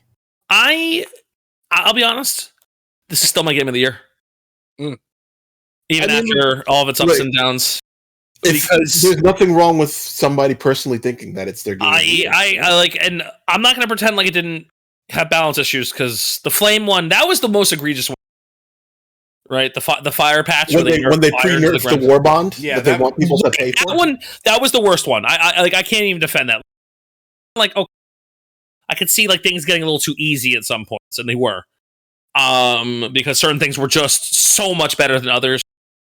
Like there's just like some of the tech in that game was incredibly good, and the others weren't even close, right? So I can understand trying to bounce around that, because you're trying to get other people to play different things. I understand that, but like that one was egregious. The flame, I cannot defend that one. That was horrible. That was really bad. Despite all that, this game is so fun. Yeah, this game, I couldn't believe the reception. Like everybody I knew was playing it. Literally every single person I knew was playing in February and March. It was so infectious. Like, I don't know if you remember, the last time we talked about this, I had not played it. Mm-hmm. I wasn't on board yet. Like, I took a look at this and like, this is not the kind of game I usually play. I know. Like, I'm not. But like it was so everywhere. The theming and the memeing. Yeah. Were so endearing. Wow, that was good. That was good. We got our episode title. Yeah. Episode title of 2024 Year in Review. Yeah. Theming and the memeing. The theming and the memeing was so endearing that how could I bring this home? Hold on. No, it's good. Just let it rock. Let it rock. That's it was alliteration as far as you can take it. I think it's good. It was so endearing that I felt like I had to get on board with it, and it wasn't like it was a heavy financial investment. It was like $30. No. Was it like a $30, $40? I forget. I think it was $40. $40. But and I think you could get on sale when it first came out. And not to mention the promise. More importantly, the promise of people to be playing it with. Right, because you knew we were all playing it a lot. Yes, I did. Yeah, right. Except for Theo. So I got on. Yeah. So then I do what I do as always. I got on it. Decided, hey, I freaking love this. And then everybody went away, and I started playing it more than everybody else. Yep. You did play it a lot. Yeah. Yeah, Joe played it more than all of us combined, I think. I did, yes. The only other person who may have you beat is possibly Randall. No. I think there's also I beat Randall at this point. Yeah, I believe it. I'm a higher level than Randall. That's true, you are. That is true. I think there's also a point of, like, we just finished talking about Suicide Squad. Yeah. There was something about wanting to root for this game. Yeah. Where it's like, oh man, there's some like just good vibes with this game. Like it's a game, it's a games as service, but it was done correctly. Which is why when it faltered, it hit harder than it usually would have. That Sony, man, can we talk about the Sony? Yeah, that was unacceptable. Bad. That was unacceptable. That was a level of just completely unacceptable. And it's the kind of thing where you remember why you don't want Sony to be the only people making fucking video games. Yeah. I'm gonna have to. It's that kind of shit. I'm gonna have to show you guys something when the discussion becomes real. I'm see if I can find this. So keep talking. I'm gonna look for it. But, in case you guys don't know, Sony implemented you needed to use your PlayStation ID to sign in to play the game. To be fair, it was always there, but the game was having such connectivity problems on PC that they removed the restriction on PC. And then after a few months, and they're like, okay, it looks like it's good, they tried to come back and do it. But now, at this point, people who did not have the ability to make PlayStation accounts had already started to buy the game. A large portion of the world cannot do that. Yes. So I thought it wasn't something that they just sprung on it, right? It was there from the beginning. And I had my account linked from the beginning. Same. Mine has been linked to my Steam account because of Destiny. Right. So it's like, okay, like to me, it didn't like bother me. It didn't affect us. At that time, I was just like, what's the big deal? Let's make a PlayStation account. Like, I had no idea that if you lived in Jamaica, you couldn't make a PlayStation account. Didn't realize that until this story. Same here. Almost 200 countries cannot do that. Yeah, 170 countries or regions. Yeah, just can't make a PlayStation account. And like, if they want a VPN to another region and do that, and Sony finds out, they're just going to ban your account. So it's just like, I spent money for this game, but I can't play it because that lasted a weekend. By the way, yeah, thank God they rectified that pretty quickly. But then they restricted the game so that it would not be sold in those regions that can't make a PlayStation account. Yeah, which still sucks. But this was a huge hit to the game. Was that the first blow? No, I mean, like that was the first blow. Yes, big blow. But like throughout that time, like in those 3 months between May and that, they were basically nerfing everything that people were using because they weren't asking the question, why are people using these items? And it wasn't that they were using it because the items were overpowered. They were using it because the items were good. Right. And the other stuff weren't. Yeah. So they were basically creating a race to the bottom now I'm forgetting the names of a lot of the weapons because I haven't really played it in a while, but there was like a couple of shotguns in the beginning of the game that were the best snipers in the game. Right. Because like realistically, if you know anything about shotguns, they actually are good ranged weapons. They're just not depicted as such in video games. Right. So they started just nerfing things because people would pick them a lot because they were good. They weren't like overpowered because nothing was really overpowered in that game. No, you are on a fixed counter to die at some point. The higher you play the difficulty on, it's not an if, it's a when you're gonna die at some point. And that's kind of the nature of the game. That's part of the that's kind of like it's part of it's lore. It's lore. It's like you are disposable. Yeah, you are disposable. It's part of the joke, right? Like so let me ask this then: if this is primarily a PvE game, what is the rationale? Right, what is the rationale to nerfing the fun out of the game? Good question. This was the primary argument that people had during the whole process. So, all right. So they said that they did not want people to play a meta. So they didn't realize that they were creating the meta. Right. They were making the weapons not good. And they were purposely making them not good. Yeah. Because they wanted people to try a bunch of different stuff. But the problem is, just like with the fighting game discussion, there will always going to be better. Best. If the things are different, there will always be a best. Yeah, it's just how it works. It's just that because everything just got worse, it just felt bad to play. Because the best thing still kind of sucked. So I'm going to say this. Very rarely was the best thing really good. Like the autocannon. Oh my God. That's the best thing. Yeah, and it doesn't solve all the problems. What was the the lock-on one? Not the spear. Spear. Not the spear. There's the other one. There is no other one. No, there's not. It's not the spear. It's the lock-on projectile, and they nerfed the charge time for it, and they made it bad at one point. There was no other lock-on projectile than the spear. It's not the spear. It's called something else. I'm telling you. A railgun? The railgun was one of the first nerfs. Yeah. No. Are you talking about the energy weapon? Yes, the energy one, not the charged one. The plasma cannon. The plasma cannon. It was like something to it was something like the plasma cannon, but no, it wasn't like. It was the thing you used when you weren't using disposable tank buster weapons, essentially. Recoilless rifle? No, it's okay. Don't worry about it. It doesn't matter. I think you're talking about the plasma cannon. I must be talking about the plasma cannon.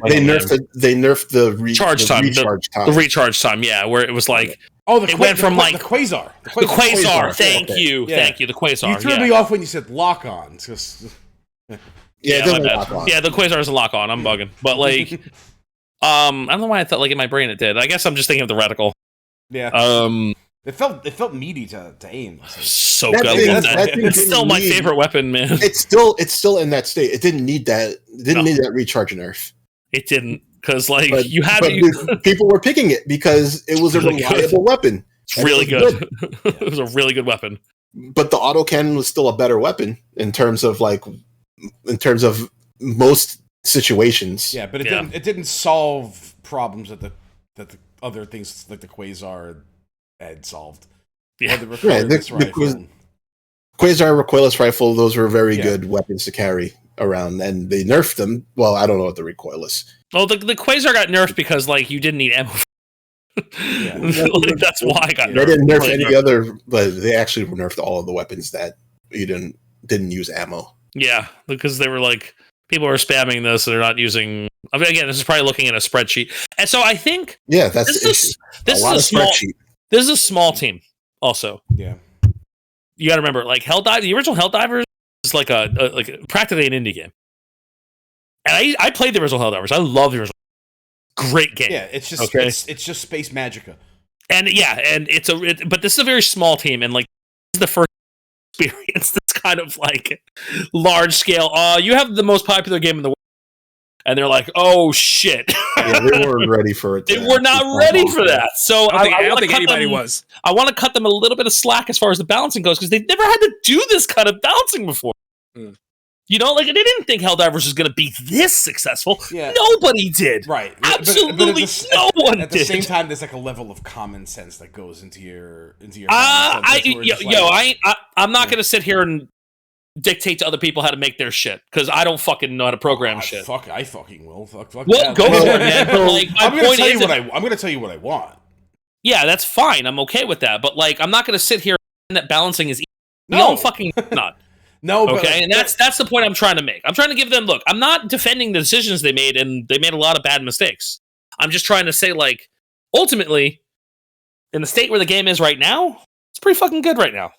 Yeah, personally. All right, so we got there. I want to show you guys. I want to show you guys something that came up on the Helldiver subreddit. That kind of like it's kind of like a encapsulates. Yeah, it's kind of like a it's just like a. We're so back. Yeah. Okay, so this thing right here. I'll show you this thing. You see this thing? This little image right here. All right. Yeah. So. Yeah. So, it went away. Hang on. Yep. You closed it. I did close it. I'm sorry. I'll bring it back. It's okay. I was just trying to open it up somewhere else so I can can I zoom in on this? I can't zoom in on this here. Can somebody explain this for our audio listeners? Yeah, that's a good call. Yeah. Oh no, don't worry. It's on the screen. Don't worry. Audio. Yes. See, my cursor is like it's on the screen. Yeah. It's on the screen. Yeah. You know, which is perfect for audio listeners. Yeah. Okay. That's true. Yeah. Okay. Yes. It's like, what the fuck? Okay. Sorry, I should have said audio viewers. You're right. You're right. All right. Yeah, you made Joe confused, Theo. Come on. You did confuse me. Okay. He forgot the meme. You forgot the bit. I did. I forgot it. Where am I? Where's my freaking? Okay, here we go. Okay. So that's right here. Helldivers releases, right? And then it's sudden dip. Oh no, the railgun is nerfed, right? And then like, oh shoot, we got like new weapons and shit. This is which one is this one? This is the. Is that the mech? That's the they buffed like the counter sniper and the fire shotgun and blah blah blah blah blah, right? And then the next part, way down here. Oh, that's when they nerfed the railgun. Anyway, okay. Mm-hmm. And then the mechs are introduced right up here, right? And then the mechs are bad. And then and then we have the Sony intervention thing. Like, oh, you got to make an account. Like, and then did they ever put that flag in the cape into the game? They certainly still have not. Nope. Oh man. Mm-hmm. All right, and then we're going back up here. We're going, hey, this is the apology. Hey, you guys don't actually need this thing, but all you guys who we delisted from, like, okay, we're not gonna bother with that, but you know, okay. Still delisted. I still delisted, but I guess we really don't care after all. That's fine. You got your money, and you can play the game, right. And that's the best we got. Mm-hmm. Right, and then we go way back down here. We're over here now, where they nerfed all the non-ammunition weapons, like people, like the meta nerfing. So like these things we're getting used to often. People are fucking blah blah blah blah blah. And then we're going way back up here. I'm like, oh cool, these old things that weren't so good, now they're freaking good again. Cool. All right, and then we're going back down here. This is right about the time when they nerfed the fire. Yeah, that was bad. Yeah. That was definitely the lowest point because that was bad. Right. I'm not like I can't. That's the one I'm like, oh. I was really looking forward to that one, and then and then they just go, okay, we're like, our bad guys. Here's a bunch of really amazing changes that fix friggin' everything. Now the game is exactly what you want it to be. That fire thing is that fire loadout thing, and everything works. Cool. All right. Yeah. Right. And then down here, the monstrosity that is the DSS. The Democracy Space Station. Democracy Space Station, which was... I had not heard about this one. This was a... I was actually not playing the game for this one. I was not playing the game, but I was following. I was in my break for this one. This was a server-wide... This was like a world event where this thing was like being constructed, and it's like supposed to be like a huge like battle station in space, right? Okay. But it was like... The story took the story over, and then it came out, and then apparently this thing was responsible for just like bombing the entire map for the entire mission. Oh yeah, it just killed you indiscriminately. Yes. Oh, that's where that came from. Yep. Yeah, you just died all the time. Son of a bitch. Stop it. Yep. What's the rationale behind it? Lore stuff. So you're supposed to it's supposed to be a space station that moves to a place that it's needed and then provides assistance. So the way it's determined that it's needed is by people voting on where it goes. And then once it gets there, you have to use like your samples and requisition slips or whatever to tell it what to do. Okay. But if you tell it what to do and it's not what gets voted on, you just lose your currency. Oh, okay. I was about to say this sounds all right so far. Yeah, losing the currency, that's no good. Yeah. And then if it's like a defend mission and people vote for the not defend option, it just does nothing. So, which might be the best thing, because when it is doing something, it's killing you. Killing you. Right. So that was that kerfuffle, right? Okay. This like kind of regulated for a little bit, and we're going way up here to this high point. This is the Game Awards, right here. This is the current patch. The current patch. Illuminates Yeah, the third. The Illuminate patch and everything. Yep. Yeah, this is awesome. Yeah, Melee weapons too get introduced. Whole bunch of shit. That hasn't come yet. We're not there yet. No, it's there. It's there. It is there. That's when they showed up. Hold on. No, we're not quite there yet. Because between this, the Illuminate patch dropping at the Game Awards, everybody's super excited, a bunch of new shit. Then we go way down here to the Killzone crossover. Okay. Where there was supposed to be a Killzone Warbond, but instead we're putting really expensive weapons and armor on the shop for a limited amount of time. So there's now missable pieces of equipment. Oh no. Yep. When this was supposed to be a Warbond. And then we're like, oh no, Sony's getting their hands dirty again. And then you find out, yeah, Arrowhead did this shit. Wow. Yep. This was a studio decision to put Yikes, this on guys. the store, right? No good. Nope. So people were like really, really, really soured on that shit. Really, really soured on it. And then they listed their apology. So we go way, way, way up here and say, hey, our bad guys, we're giving you the second half of this crossover for free. Everybody gets this. Cool. Have some free shit on us. Cool. Our bad. And also now we're issuing a new Warbond with melee weapons. And and here you go. And I bought that Warbond. Yeah. I bought that the other night. And right now, we are here. And we're in the happy place again. Back. We're back. It's over. We're back, boys. We're back. All of this entire fucking increasing frequency sine wave happened over the span of just 8 months. I was about to say this game came out in February. Yeah. Yep. It's 10 months. It's 10 months. 10 months. Okay. All right. Yeah. That's basically a story of Helldivers in one stupid little graphic. Yes. But Helldivers, my game of the year for sure, definitely, no question. I definitely love this game. I love it still. It's one of those games that it came out and I wasn't expecting it. I didn't even think I'd care, and then it hooked me. Yeah, I liked the first one, and once I realized that perspective shift happened, I got I'm like, oh, this is going to be special. This game is really, really hard, and I think the hardest part about it is getting your friends to fucking play it. Hey, I can play. I was playing the other night.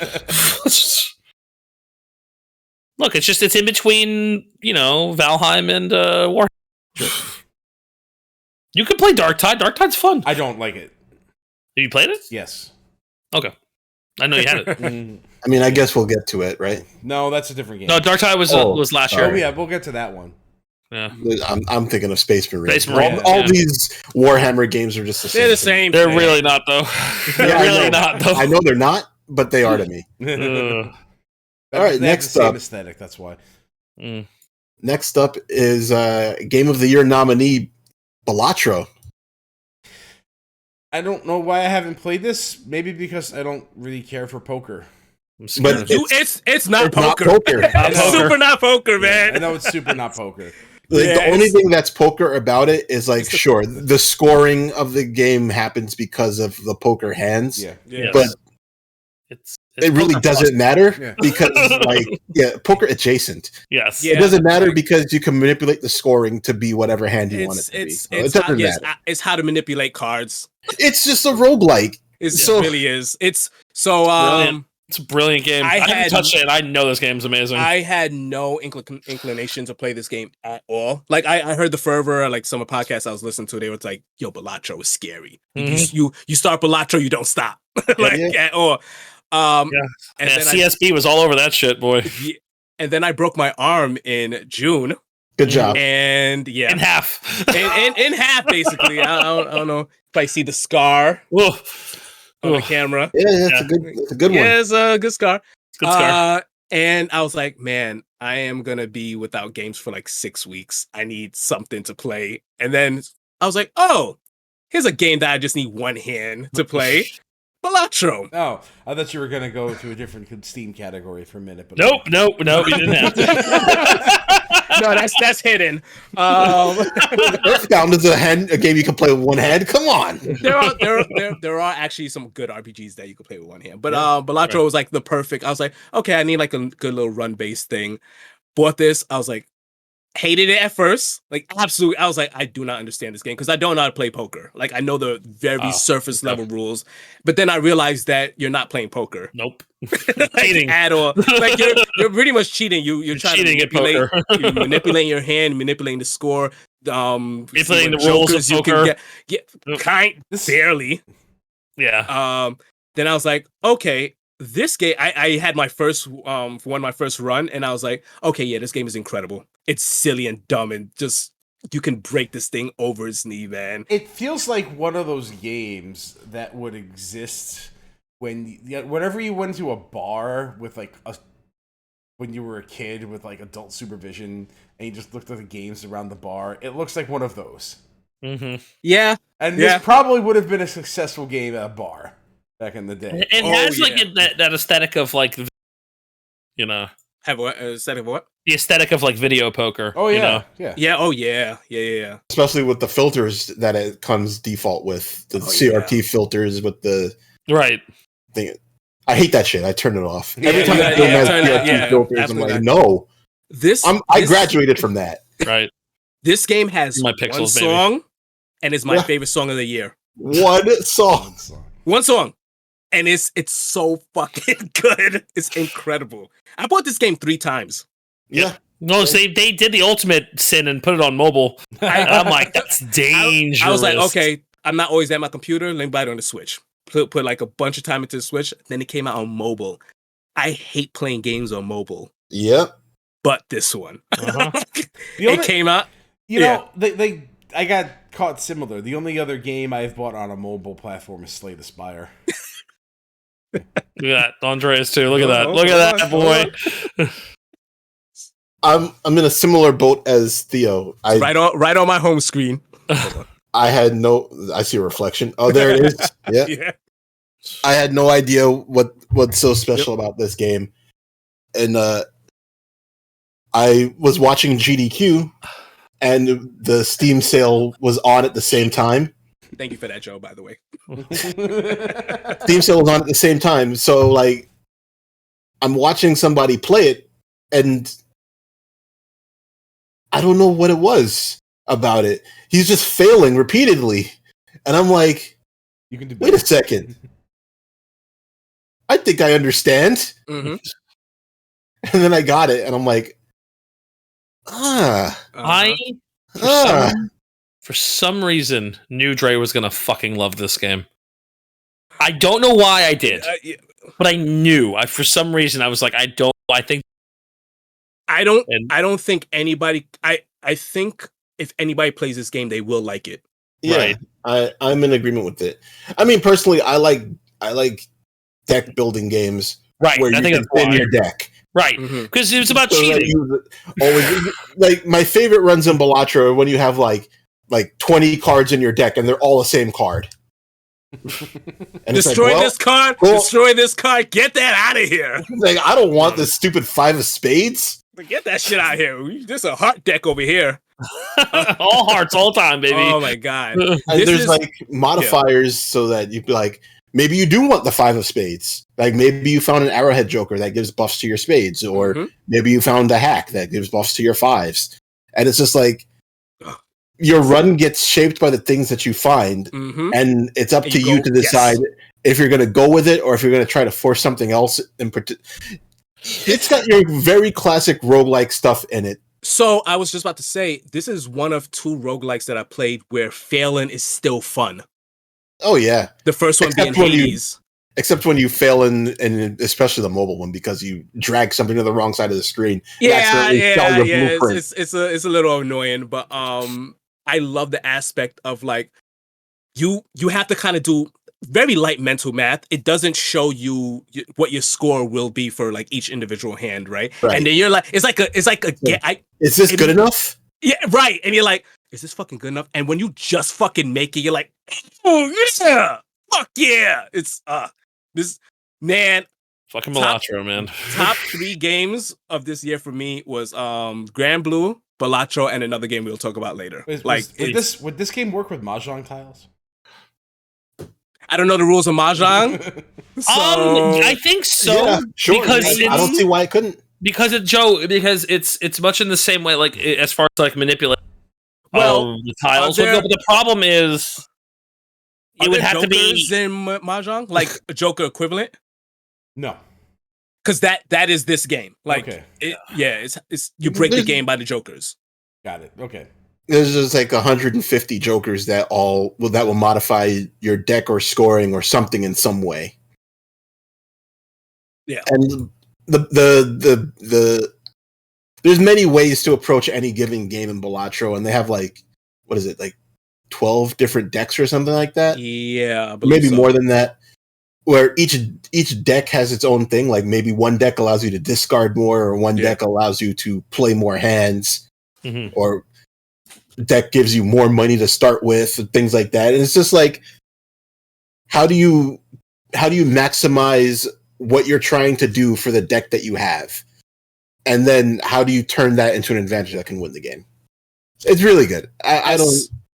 I think that this is one of the best games that came out in several years. Yeah, it's absolutely incredible. Joe, as somebody who likes Binding of Isaac, I think you would really like this game. I mean, I've played my fair share of deck building roguelikes over the last several years. The only reason I say that is because from my understanding of why you like Binding of Isaac, you get all the weird item combinations, right? And you don't know what's gonna fucking happen. Yeah. That's this game. Because you'll get a Joker and you read it and like, okay, that's a little interesting. And then when you actually play it in your hand and it like starts to calculate things, you're like, I did not expect it to work that way.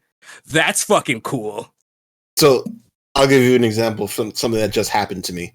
So there's a legendary Joker. It's called Canio. It gets buffed every time you delete a face card from your deck. So you're like, well, okay, if I have this deck, then this card, then I'm probably not going to focus on my face cards because I want to get rid of them. So you're going through, and then you find a Joker a little bit later that says that turns all of your cards into face cards. So they don't actually like turn them into face cards, but they are counted as if they're face cards. Mm-hmm. And then you realize, if I have this Joker, any card I remove from my deck buffs it, because now all of my cards are face cards. Yeah. And it's like little interactions like that. Yeah. All over the game. Yeah. Everywhere. All over the game. It's, I don't know. It's so good. It's fantastic. Yeah. It's very fucking good. I still, this is my train game right now. You can play it offline as well. Well, it's important. Sort of. You can't load it offline. Yeah, but you can play it offline. Yeah. So you have to have a connection to load the game. Yeah. And you know what? There are spots between stations. Yeah, yeah. Right. I just load it when I sit down because I'm on the first stop, so it's not that hard. Mm-hmm. So I just load it up, and then that's what I play throughout the train. So you can play it while standing up too, because even though it would be nice to use both hands, you could still play it with one hand. Pretty easy. Yep. Yeah. So this. I don't know. I don't know if I'd say it's my game of the year, but it's definitely like in the contention. Seeing this as a game of the year candidate was wild to me, and honestly, I feel like it deserves it. Yeah. It was wild, and like when I sat down and thought about it for a second, I was like, yeah, that should be there. Yeah. Because it's gonna be one of those games that people are gonna play forever. Yeah. It's because it's got that kind of like design to it, unless they make a sequel. Well, they're going to make a big content patch coming up sometime early next year, as the developer has already said. Oh boy. And they keep adding like little minor things like Binding of Isaac cards. So that's another reason why you should play it. Oh shit! I have The Witcher. You got this big, wrinkly, fat leg. When is the last time I played Binding of Isaac? It's been a long time. It's been a while. But we know that's your thing, though. Well, I think I've exhausted my interest in it. Is what I'm trying to say. Oh, okay. Yeah. Well, it took a while. 10 years. Yeah. Right. Well, that's okay because they have Slay the Spire cards in it too. Yeah, there you go. Well, there's part 2 coming out that next year. Mm-hmm. Yep. Yeah, so maybe now it'll feel like a full game. Ooh, I like Slay the Spire. Yeah. It's not even a shot. It's just like you play the game, you beat 3 stages, and it just ends. Yeah. And there's nothing else. Oh, and it's just like it just doesn't feel like it's finished. Have you never gotten to the 4th act? There's a 4th act? There's a 4th act. There was no 4th act when I was playing Slay the Spire. You've never gotten to the 4th act. I'm pretty sure there was. No, there was not. Yeah, okay. Well, when I was playing Slay the Spire, you'd beat the donut enemy or whatever it is, one of the 3 main bosses, and then after you beat it, you just die. You never even know about the heart then, huh? Well, you attack the heart. Yeah, but you've never actually fought the heart. No, there was no fight. It's just like you get to it's like you're there, your heart, it's like, oh, you did this much damage to the heart, and then you're dead. Yep. So what you got to do is you have to spend a camp to get a relic. You have to take take a relic from a treasure chest, and then you have to beat a super elite boss and you get like a 3-piece thing, and then when you beat the boss in the 3rd act, you go to the 4th act with all 3 pieces. Well, so this is something that you could just never see because you never get the items? No, they give you the option to do it. Like at a rest location, it's like you could you could use the rest, upgrade, or get the relic piece. And the option is right in front of your face. I mean, I do remember there being 3 options when you could rest, but I've never seen it. So I don't know. Yeah. Yeah, so the game is actually that has endings. Oh, okay. Yeah. Cool. But they're like maybe I'll try early access, man. See what happens. But they're brief and kind of open ended. So, yeah. Mm. Okay. Yeah. Well, the next day after Balatro came out, Last Epoch launched into its full release. Yeah. And boy, that was a disastrous launch for a game that was actually pretty good. Yeah. I had a lot of interest in this game, and it stemmed from just a dissatisfaction with Diablo 4. Dissatisfaction with the ARPG genre in general, and Diablo 4 kind of spearheaded that. Mm-hmm. And this game had like an aesthetic to it that just looked really pretty and a lot of fun to interact with, and it was. Now, there were a lot of like server issues that have since mostly been resolved. Yeah. Most people not playing as much as they were when it came out. Yeah, so which is all right. And then like there's been lots of problems where I'm not even gonna go into the game's economy being tanked because there was a gold dupe found, and now Eternal servers are just kind of gimped on money forever. That's a problem you just can't fix. That sucks. Yeah. I had a lot of fun with this game until the end game, and then the problems started to arise. There's a lot of really cool stuff you could do with this game. There's 5 different characters, and they each have like 3 different subclasses. Promotions. Yeah. Mm-hmm. Now, what this game did differently than, like, say, Path of Exile. Path of Exile has that really big, branching, overly obnoxious skill tree, and like that kind of obnoxious currency system, and it has a lot of storyline bloat to it that really turned me off from it. So I just never really got into PoE. So I wanted to get into the ground floor with this one.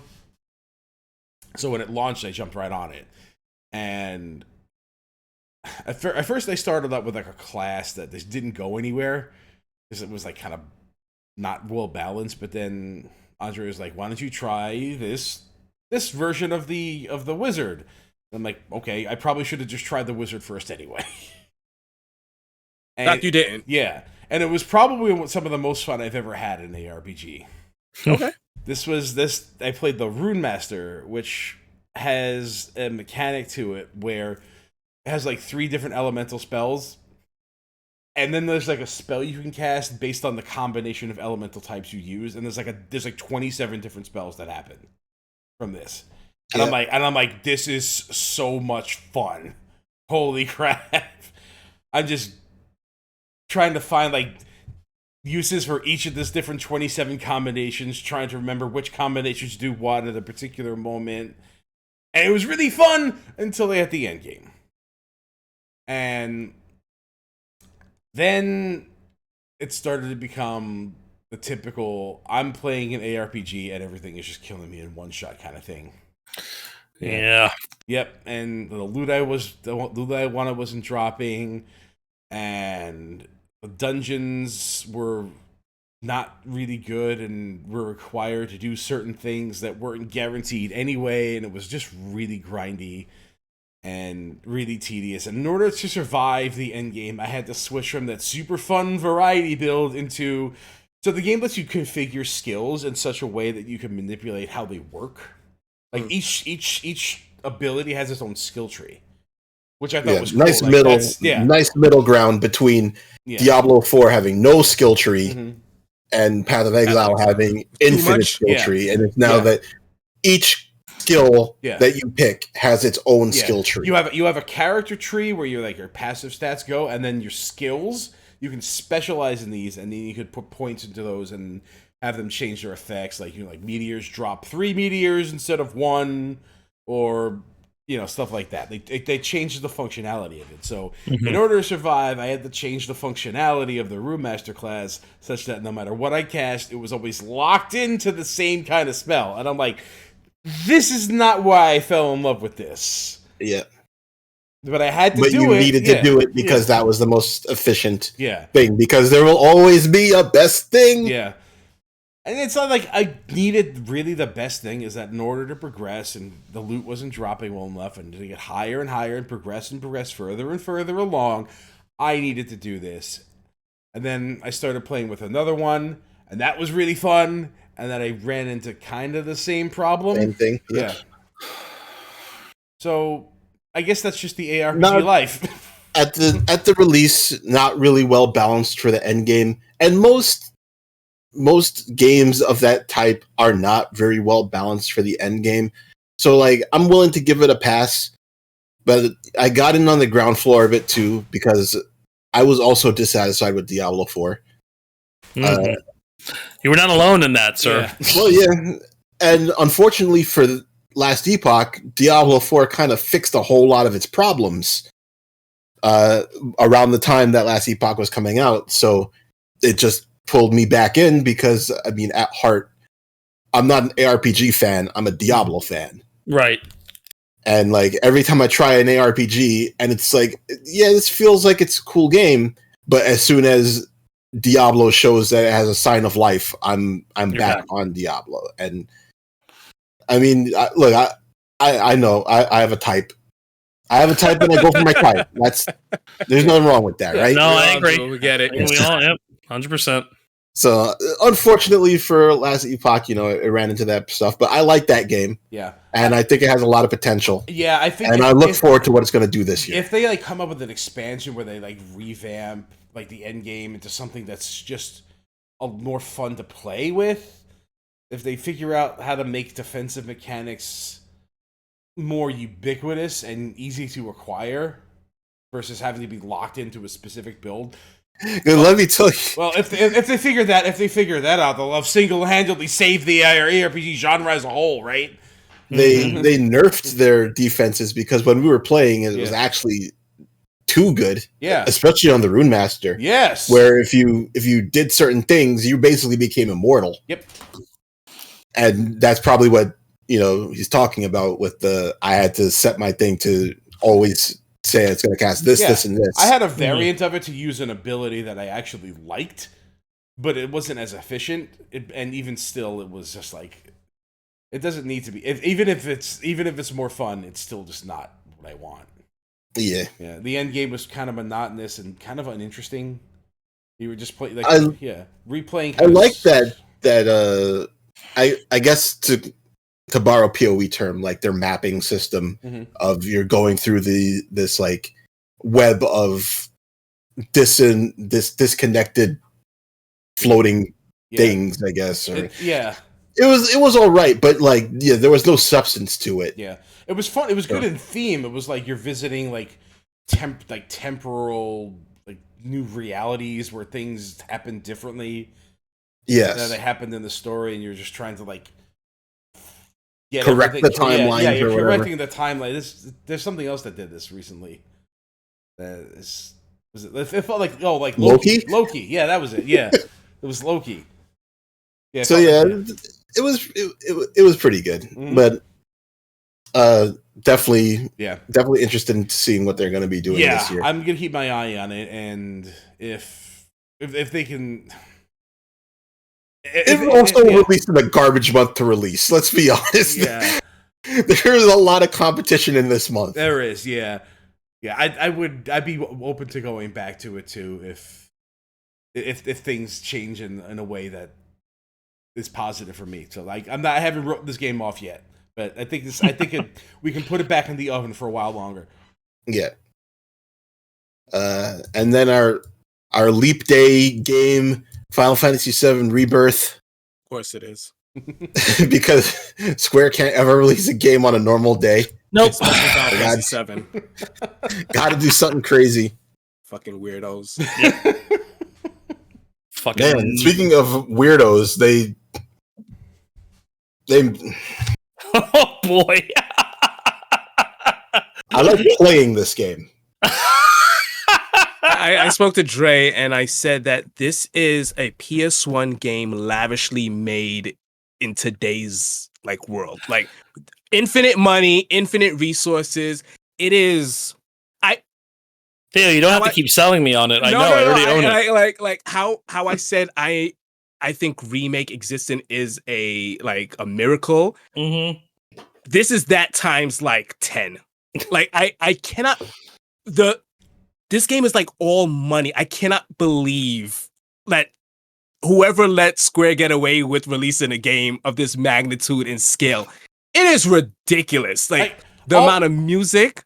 Yeah. All people were asking for was just a retelling of Final Fantasy VII with like this kind of presentation, and they got fucking weird with it, which I loved, which is great. Which is great. Somehow even better. It's like you want this, but you guys don't know that you want this. Yes. You don't know that you want it, but you want it. Do. And they were right. Yeah. Yes. They were fucking right.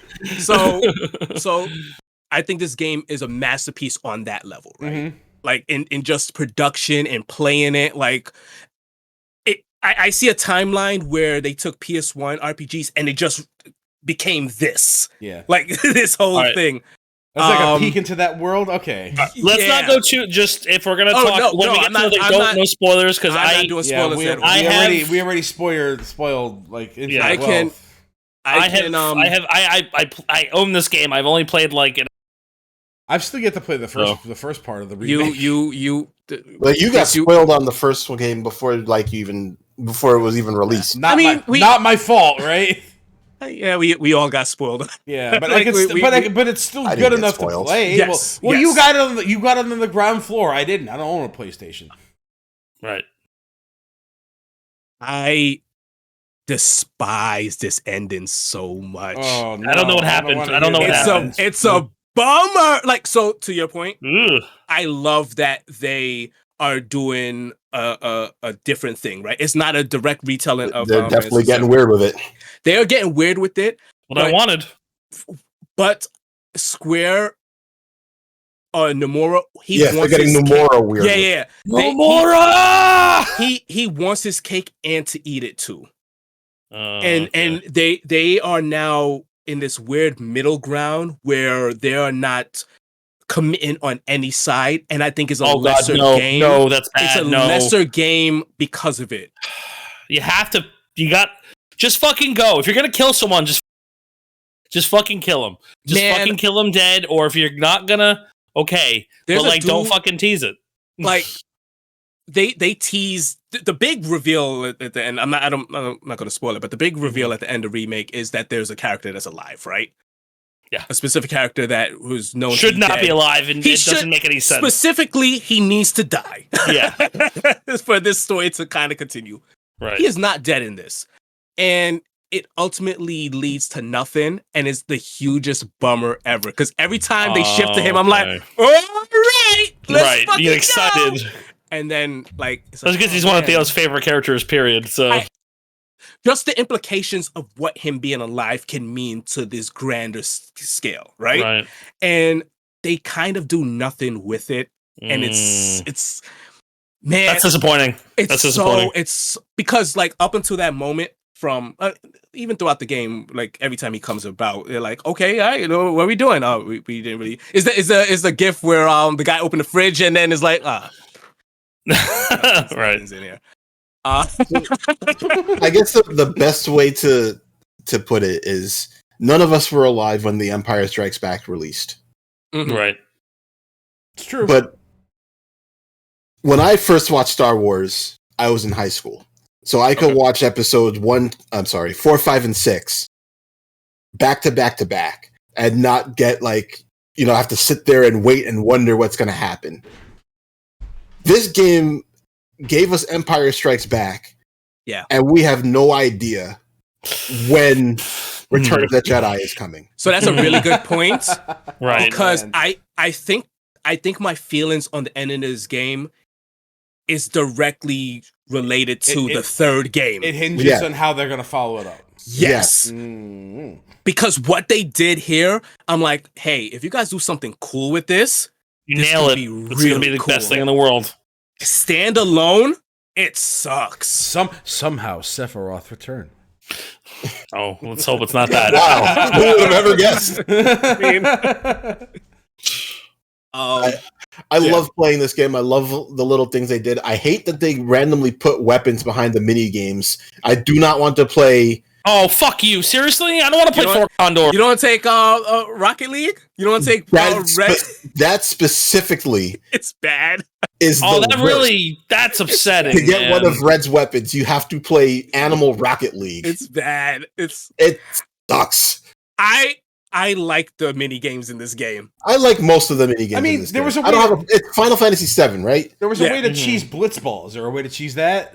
Not really. That I know. Sort of. There is that you have to play very defensively, and then at the very end of the game, attempt to go for a win. Got it. And then just hit. And you can't just like go. And then just win 1-0 to 0 because you're playing against 3 CPUs. There's no equivalent of Jack Shot in that. Then no, there is not an equivalent. You make the character that's so overpowered and overleveled. Else. Well, I mean, it doesn't matter because it's Rocket League. They don't have levels. Right. You're just trying to punch a ball into a goal. Right. That said, man, I hate that game. I hate that mini game, but the rest of the game is pretty damn good. There are moments that are so heartfelt, genuinely funny, like tears coming out my eyes. How funny this game is at times. There's a moment when you're going closer to Soul and you're in. Oh, we didn't even talk about Queen's Blood. Is that the best part of the game? Ghost of the Soul. Queen's Blood is the best part of the game. I was actually going to make a joke saying that Square released a card game and just happened to put Final Fantasy VII in it. Yeah. Queen's Blood is... It's really good. It is... Okay. Like, when they make a standalone game for Gwent, and you're like, this game is shallow, why would they make a standalone game for it? This is the game that you get a standalone game for. Yeah. I have a question. I played Triple Triad online a few times. So now this is the new Triple Triad. It's better. This is the bar. Okay, that's good. That's a good thing. I just have a question. Okay. I don't want to have to play it. What does that mean? Yeah. I don't want to have to play it to get content. Do I have to play it to get content in the game? That's not more cards. Oh man, you don't have to play the. Is there gatekeeping? The gatekeep shit for sure. me. There's like a couple of random side quests around it, but there's like a main quest that you have to play it in. But it's like the final. It's like the Final Fantasy IX card game main quest section, where it doesn't matter if you win or lose. Yeah. Okay, that's all I need to hear. All right. As long as I'm having a single weapon, because I didn't focus on this, because when I play this game, I'm going to play it very. I'm not going to 100% every single fucking thing. I just want to go through the story and enjoy the game for the most part. I don't plan on filling out Chadley's bullshit. I don't feel like I don't have the time to do that anymore. Yeah. I just don't have the time. So when I inevitably play this game, it's gonna play through, in which I'm not checking shit off. It's gonna be a very streamlined playthrough when I eventually. Okay, I think we put it together. The two different views. It'll be a very streamlined playthrough because it doesn't have the time. Your mic has problems, but no, I don't. I hear you, but there are you will like these characters so much that you kind of want to see where they go with their each story. You're not forced to. There's such a minor character in the game that he pops up twice, and both of the times it's like, oh yeah, I'm doing this quest now. You got to do it. The same way I was like, I'm not playing a card game. I'm not playing Queen's Blood. Then I was like, okay, this is all right. This game is all right. This quest is stupid. Okay, we're doing this. It's the chocobo racing. Oh my god! I hope it draws me in because my time has never been more precious. So. It is a game that don't respect your time. I will. Yeah, see, that's the thing. I need a little bit of it. But I need a little bit of that. You want to be in that world. Man, I cannot stress enough how lavishly and lovingly they made this world. Right. It's man. Yeah. Also nominated for Game of the Year, and it was definitely a deserving nomination. And it's soon to come out on PC or just released? Soon to come, January 28th, if I'm not mistaken. All right. So, not quite a year. Not quite. And not on the Epic Game Store. Oh!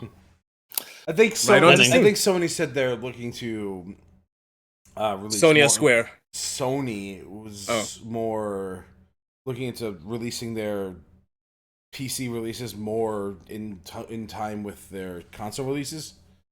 Less of a delay because I got to be on a year is Square said it too. Sometimes it's two. Yeah, I'm losing. I didn't play Final Fantasy 16 for the same thing. Yeah. Like, I'm falling behind. I haven't played a Square Enix game in a long time because by the time it releases to this point where I'm able to play it, I just don't care anymore.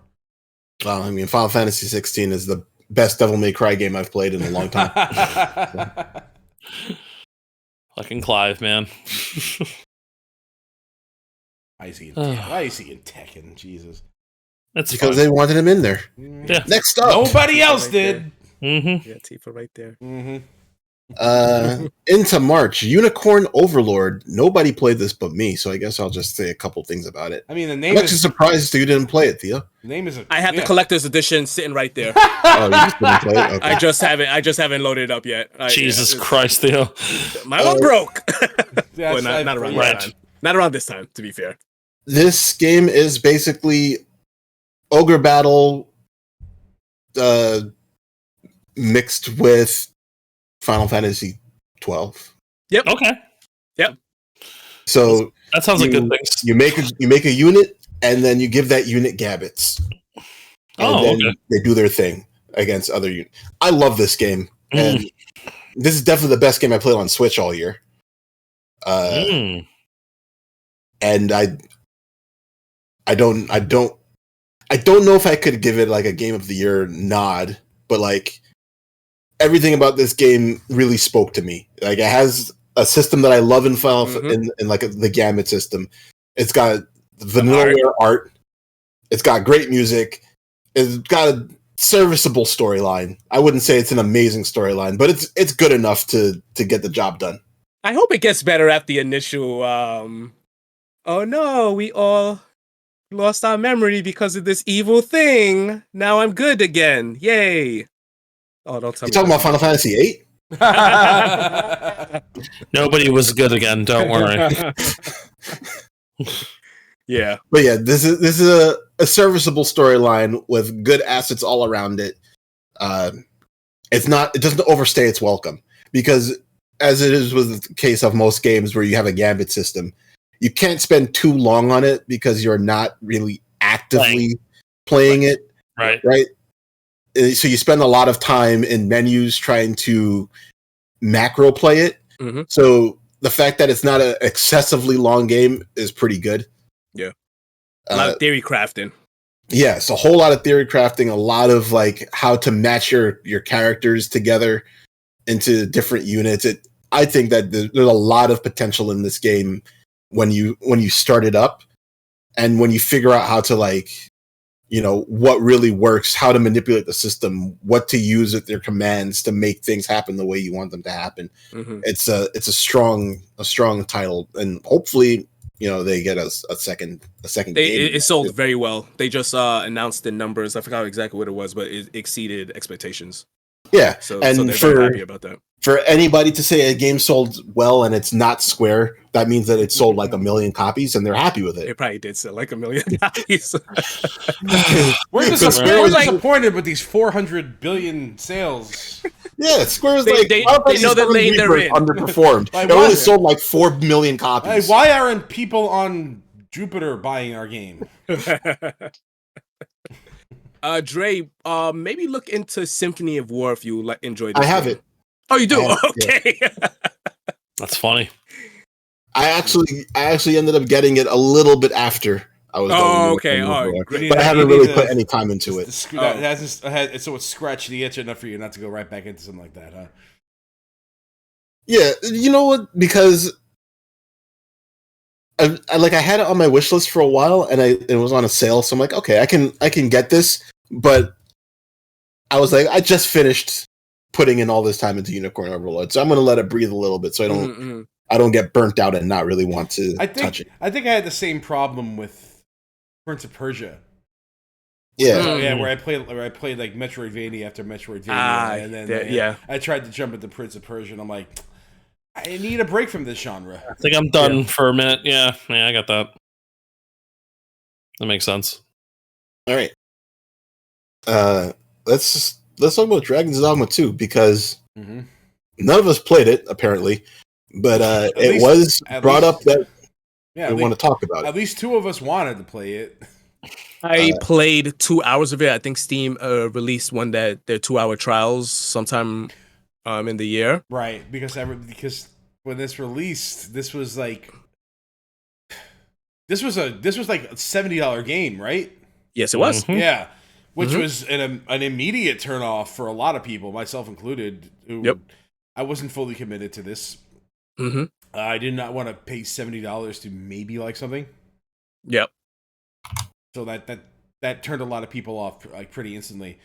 But I remember playing the first Dragon's Dogma and seeing like a framework of something that I thought I could really enjoy, but like with a lot of problems to it. Like combat was kind of wishy-washy. Like samey for a lot of times, depending on the class you're playing. Yeah, right. And like sometimes this thing just flat out didn't work. And like the direction of the game was really confusing, and you got lost a lot. So like there was something there that I enjoyed about it, but like I'm gonna wait for this to be fixed somewhere down the line. And then Dragon's Dogma 2 was coming out during a time where Capcom could not fucking miss, crushing it. Yeah, crushing it with a capital C. So I'm like, cool, great. This is gonna be something cool, and then reviews started coming out, and it's like, yeah, man, like everything you wanted to be fixed about the first one is just worse here.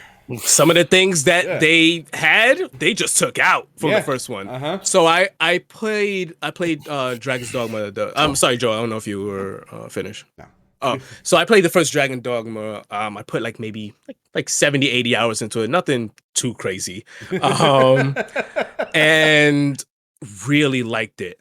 But I didn't like it until they released the Dark Arisen expansion. That's what I jumped onto. I was like, okay, the game has a lot of like, friction with it, which, I can get behind.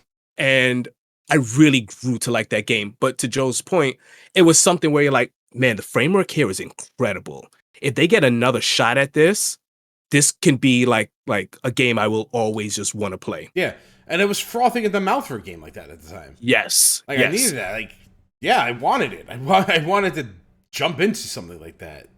So when 2 came out, I was like, yeah, this is day one. I'm not even like worried about it. Like, awesome. The reviews started coming out, and I was like, ooh, I'm not liking the stuff I'm hearing that they didn't fix the things that were actually better in the first game. So, like I said before, Steam did the 2-hour trial. Played that for a bit. Funny enough, when you boot that game up, it doesn't say Dragon's Dogma 2. No? It just says Dragon's Dogma. Oh. So, my headcanon of this is... God damn it. Who's the guy that made this game? It's Suno. Yes. I don't know. I think...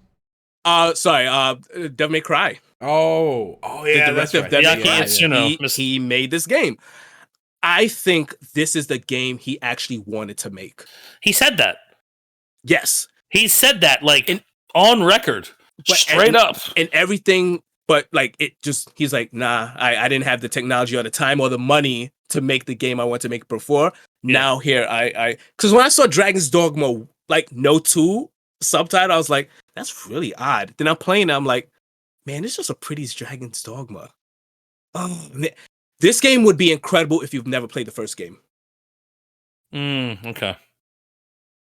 Joe's like, I don't know. I don't know, man. I don't know. I don't know if it's incredible for anybody. I had no interest in this game at all. I'm sorry. Well, yeah. I didn't like the first one, so I'm like, I don't see why I would care about this one. That game is you either like it or you do not. Yeah, I noticed that about it. Yeah. As far as that seems to be the case. I never had an interest in it personally. Wow, it's really, really going hard with the censoring now. Oh, we heard all. We heard that one. Bro, I get your frustration, but from our point of view, your entire speech was just cut off. Wow. Holy, okay. Time for a new mic, I guess. What kind of mic are you using? I don't. Well, you guys got the Yetis, and I did not. Well, the new mic just cut off too.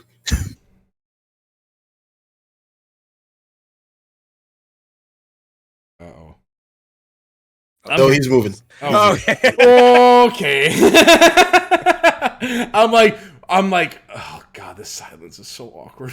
Yeah. Well, imagine trying to talk and your mic won't let you.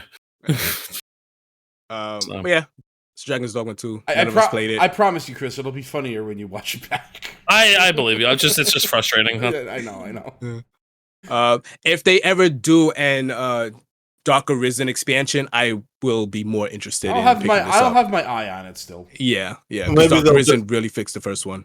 Maybe they'll get it right with Dragon's Dogma 3 or whatever. Nah, Itsuno's not at Capcom anymore. Then maybe they'll get it right. No, we got Megami though back.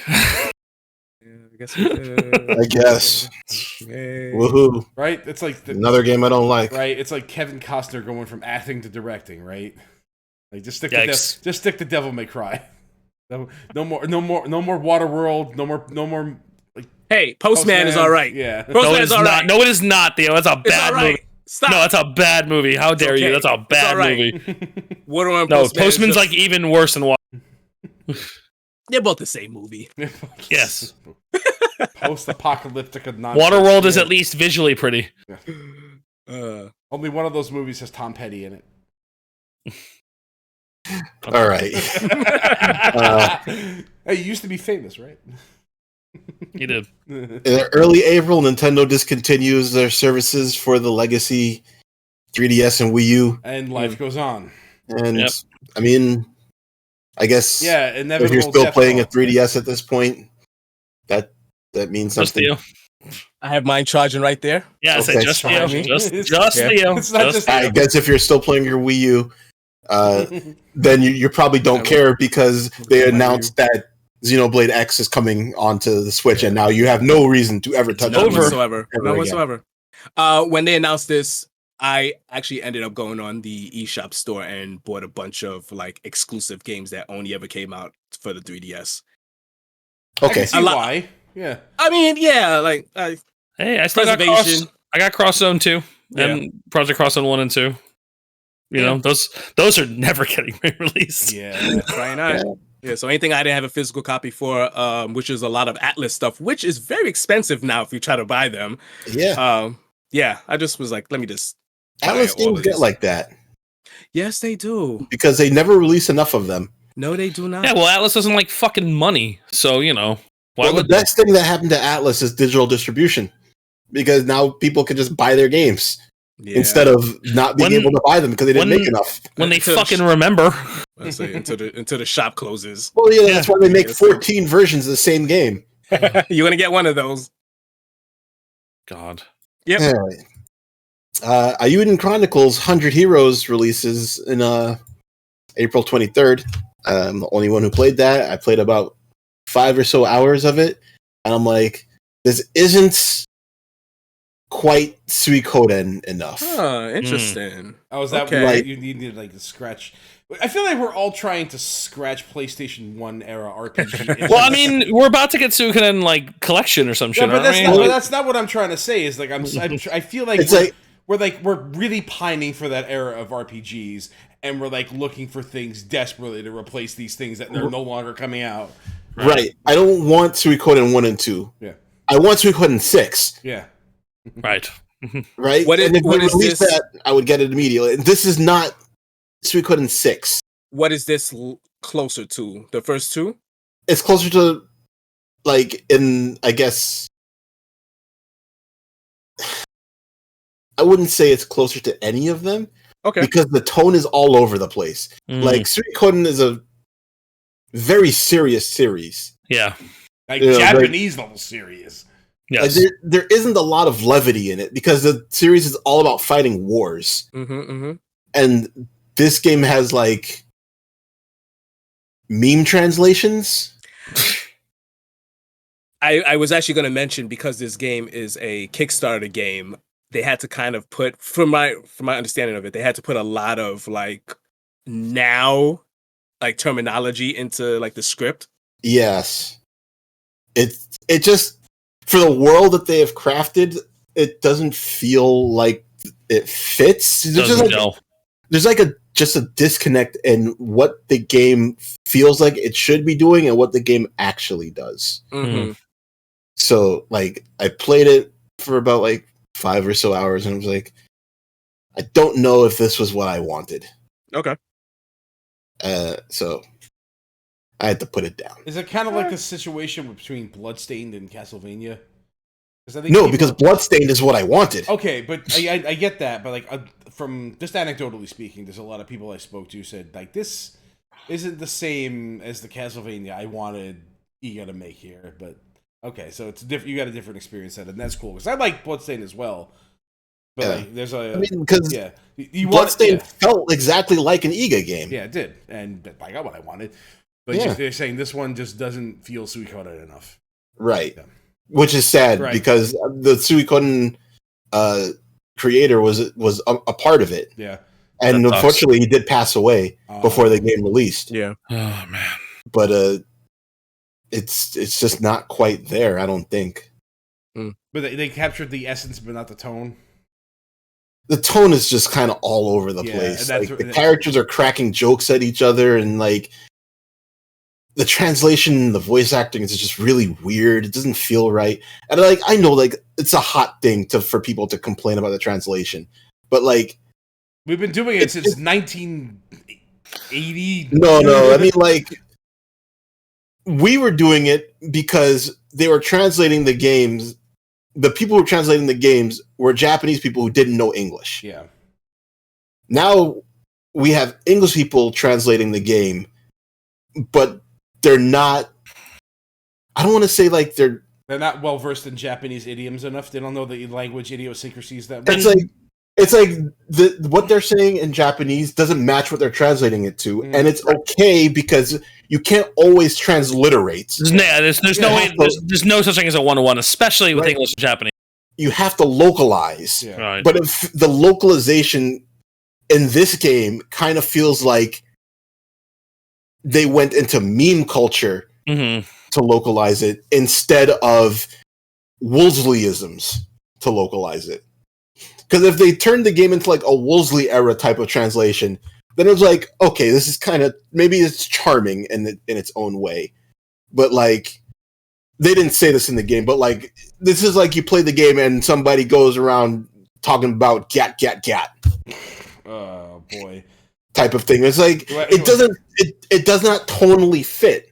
Right. This is your option. This is your chance, Joe. What to tell this? To tell the This story? is your chance. I know. I'm thinking about because you just reminded me of it. But okay, it's gonna mess with the. This is something I should have been told at the top of the hour. But you know what? It's fine. Just go ahead and mess with it because it's like we took like 40 minutes to talk about Tekken. We could throw the story in here. Fine. So this happened just very recently. On Friday morning, there was a trip.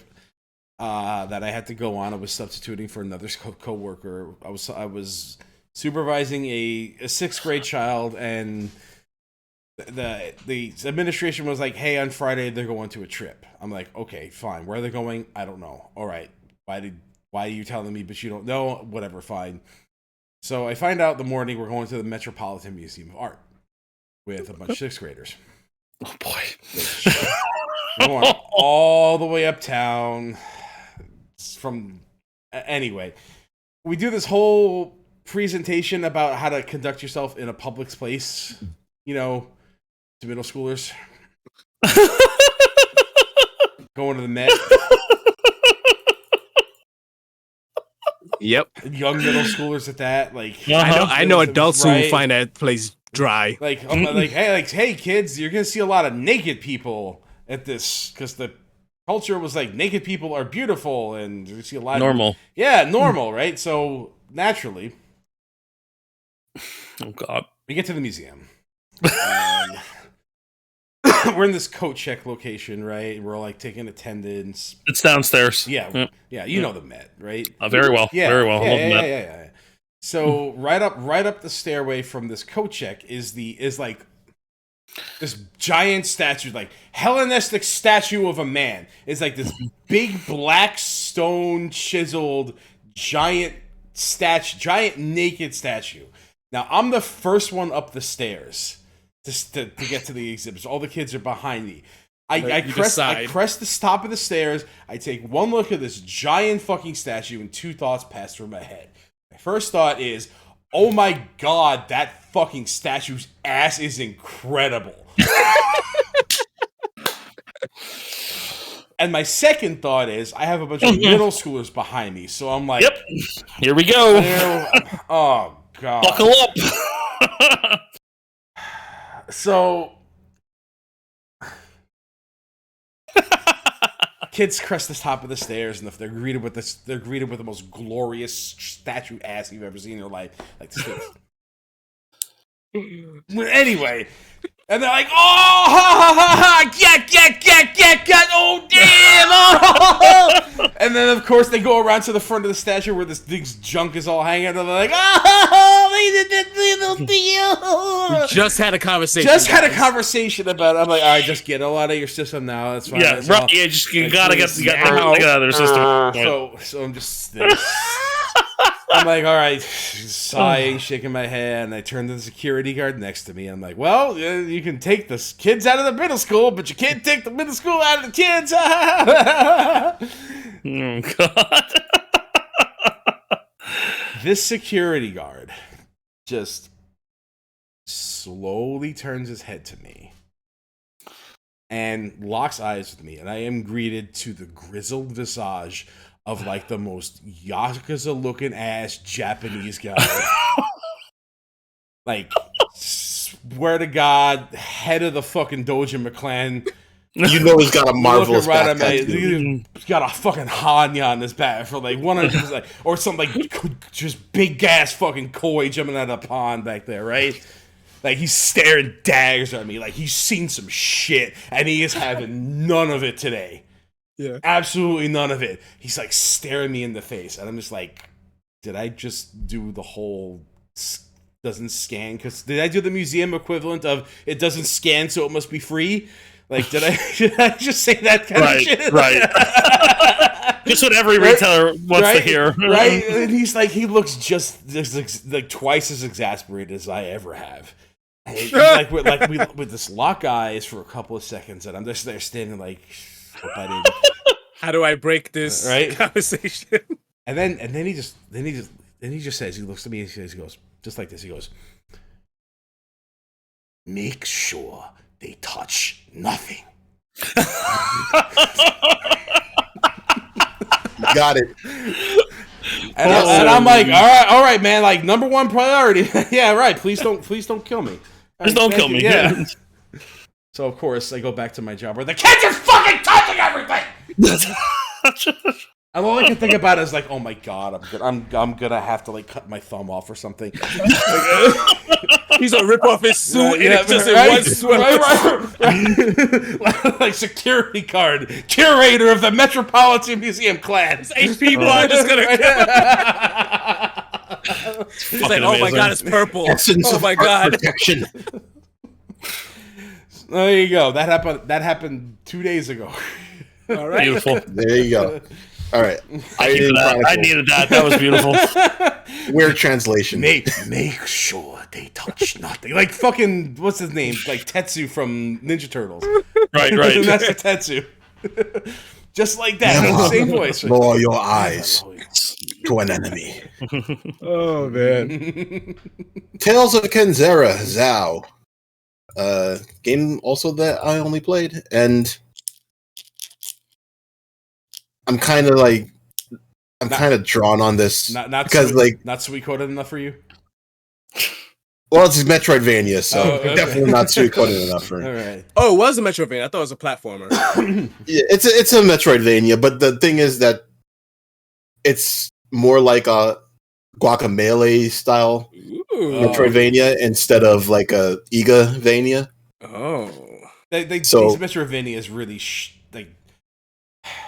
they've taken like a life, like video gaming life of their own, where they all have like different styles and whatnot, and they're also disparate. Yeah, well, it's like I like to say, it's a Metroid-like and not a Metroidvania. Right. There's a map, you wander around. Yeah. No equipment. No equipment. No RPG stuff. Yeah.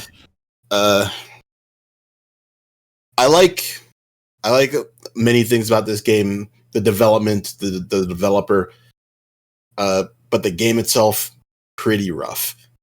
Hit detection's all weird. A lot of instant kill, like spikes or pits, which is kind of weird in the Metroidvania game. But you just hit them and it puts you back to a checkpoint. No, so not quite as bad as Blasphemous. No, not as bad as Blasphemous, but it's still like it never feels like you have a good rhythm playing the game. The config is kind of like the button config is kind of off, where it asks you to have like different techniques, but they're mapped to like shoulder buttons and things, and it just doesn't feel right. Hit detection's kind of off. It's just kind of like mid. So who made this? I don't know. I don't remember the guy's name, but it's like one of the first major games to come out of Africa. Oh, interesting. Right. Oh, this is I know the actor. This is an African development studio? Yes. Oh, cool. That's cool. Do you know what country it's out of? No. Please don't say South Africa. Well, I guess that wouldn't matter at all. That barely counts. Yeah. There's something like Sierra Leone. That'd be kind of cool. Yeah. Wild, actually. Yeah. You know. But it tells like an African story, so it's like I kind of wanted to be able to jive with it more, but the game just wasn't there. If it's telling an African style story, then it's definitely not Uganda. Because the Ugandan entertainment complex is way different. They love action movies. Right. Okay. I don't know if you've ever seen, like, what was it, the Captain Alex? I have not. Oh my! You take a look. Like, look up Captain Alex sometime. Then you'll see what kind of stuff Ugandan entertainment is into. All right, I'll check that shit out. The developer is Surgent Studios. Mm-hmm. I don't know them. When I click on their stuff, it's just this game. Yeah, it's just this game. It's like their first game. EA published it. Yes, and it was free on PlayStation Plus, so I didn't really have to pay anything for it. Honestly, I probably would have been a little disappointed if I had to pay anything for it. For free, it was definitely not a... Okay, all right. You know what? Yeah. The Suicide Squad metric, I get it. Well, I think it's a better game than Suicide Squad. Oh, I'm not saying that. Well, there's got to be a better classification to label this under than Suicide Squad. Hey. I hope... I was seeing him on the Steam forums, like addressing reviews. The director. The actor? Oh, okay, I don't know if the director of the game. The director, okay. And he was addressing issues. And if you guys remember, like Starfield, where they would hop onto the Steam reviews of it and be like, "No, this is wrong. You actually just don't understand the game." I didn't know they did that. They did that shit. Oh wow! Yeah, this guy was on there, and he's like, "Hey, you make some good points. We'll see if we can address this." Okay. So are these things that can be fixed in future patches? I believe so. Fundamental. Okay. I believe so. There are things that can be fixed that will make the game tighter. I mean, some of it is underlying design, like having a chase sequence with spikes that if you touch the spike, you die and have to restart the sequence.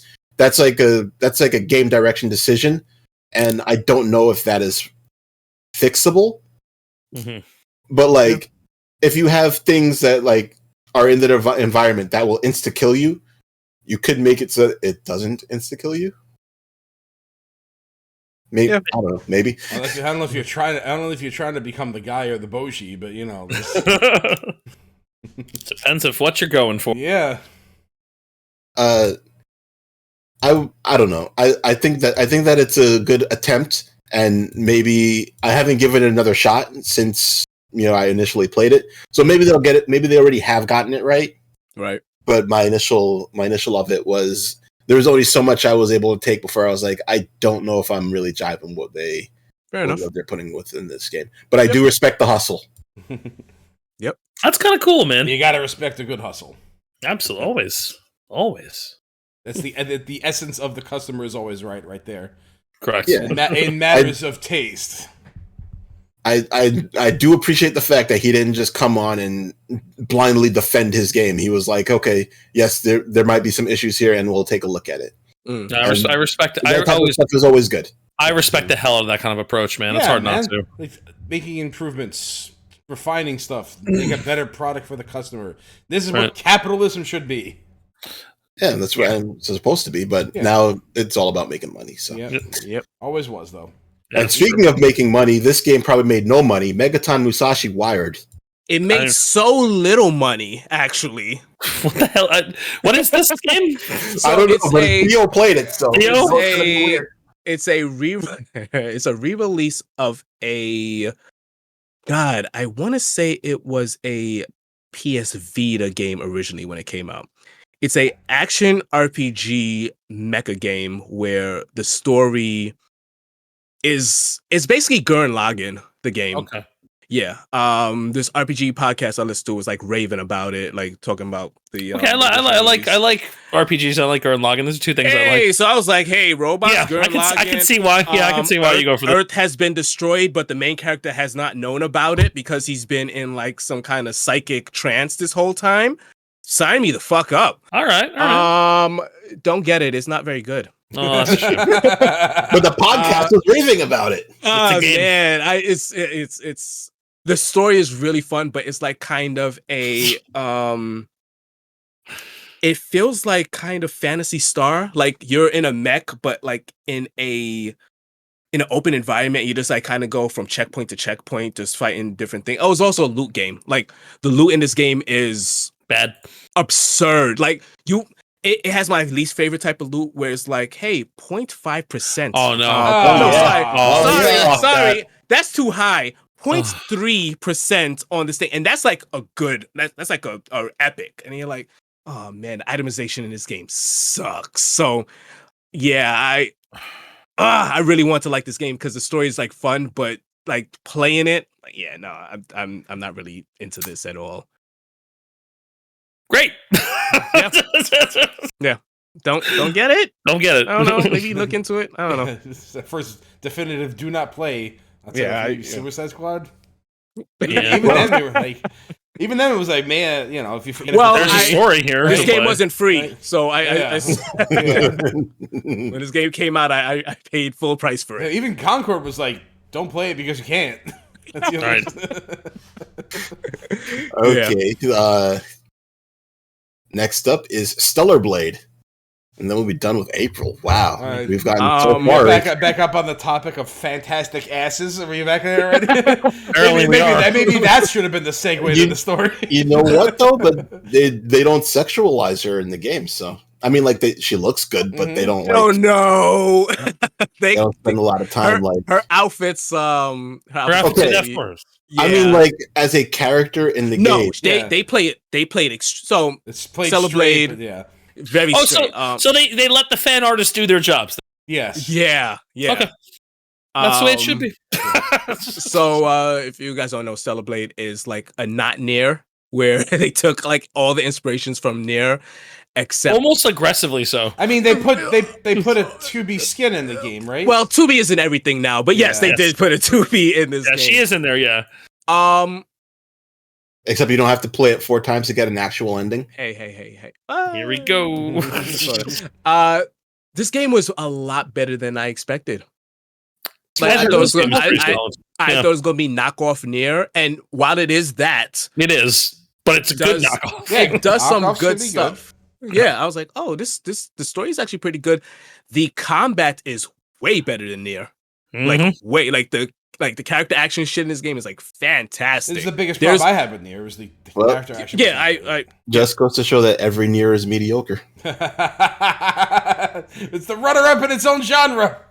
It's the second best Nier-like. Stellar Blade, the best Nier-like.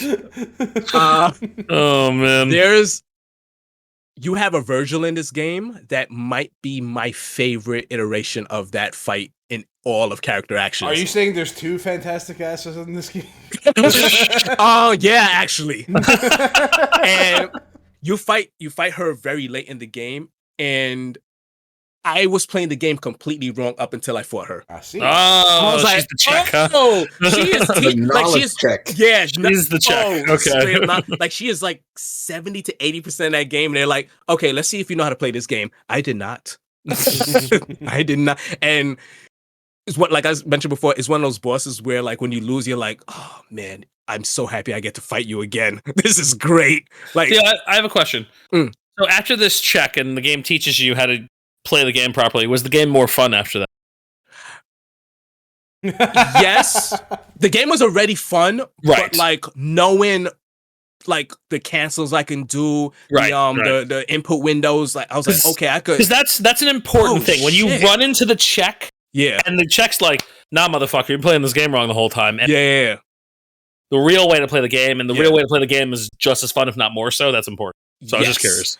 The only problem is they don't ramp it up past that. Okay. Like once you fight her, she is the hardest fight in the game. She's always the check. Okay. Yeah, she is always a check. So after that, you're like, okay, now I know how to play this game, but I'm still fighting enemies that I was getting over on when I didn't know how to play it. Right. But now you're beating them faster. I guess. Let's say, like, because you're playing better. Like whatever was going on before that was working. Yeah, it was, but now it's working. Like, now it's working better. But surprisingly good. I was expecting this to just be like, whatever. But it seemed to be a surprise game for a lot of people. Yeah, I think it's one of those games where it's like everybody got the vision they wanted out, and it was kind of like low in scope, and they didn't have like high expectations to meet, and it just got out there as the game that wanted to be presented, and and that also comes from a bit of I played this developers. I think it's Shift Up is the developer. I played their mobile game.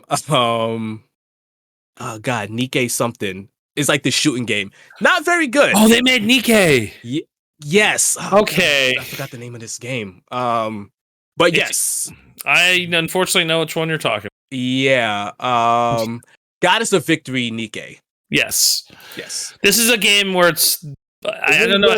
I'm sorry. Shouldn't that just be Nike? It's 2Ks. No, it's 2Ks. Nikke. I don't know, man.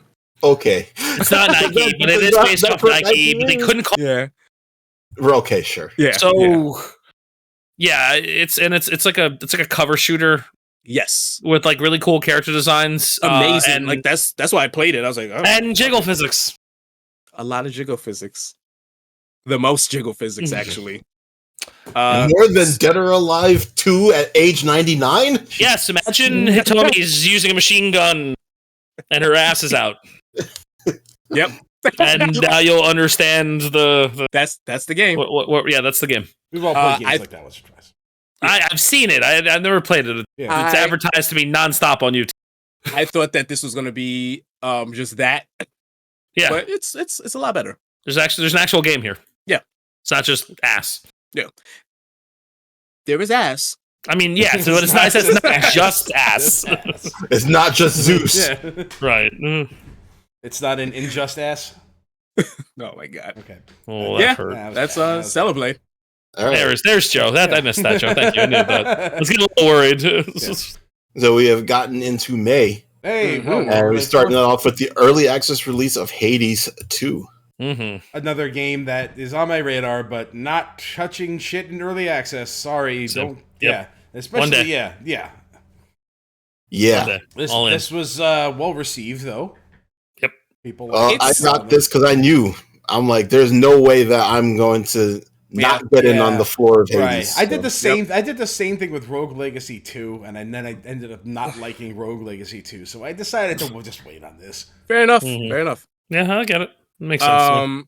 I picked this up because they mentioned that this game is damn near complete. It's like I think they said like 90.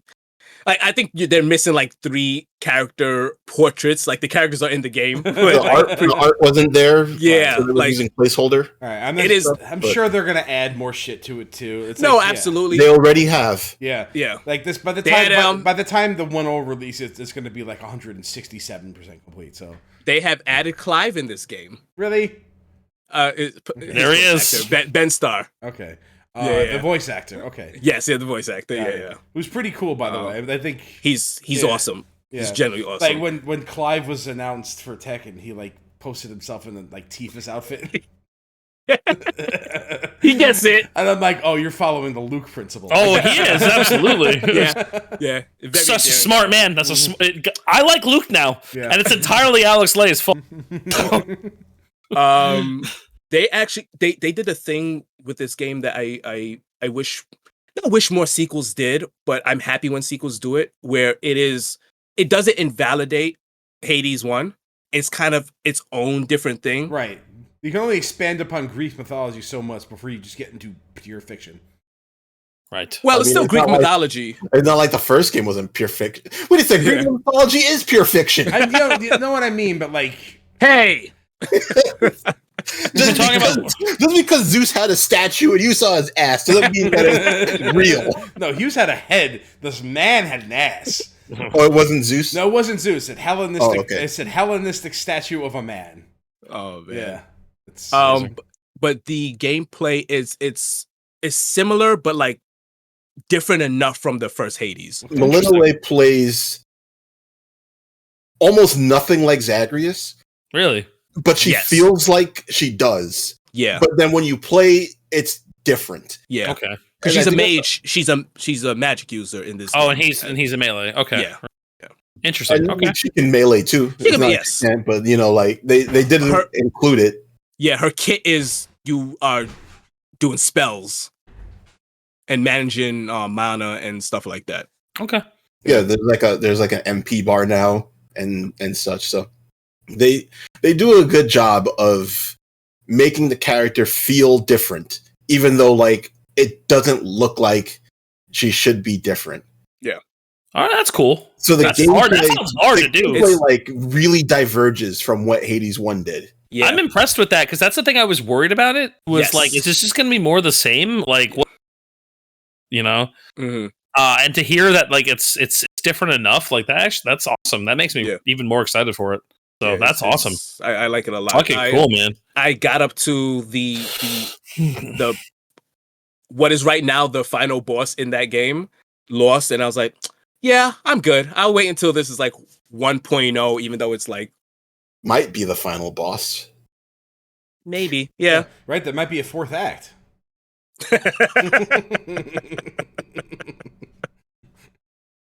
So yes, it does.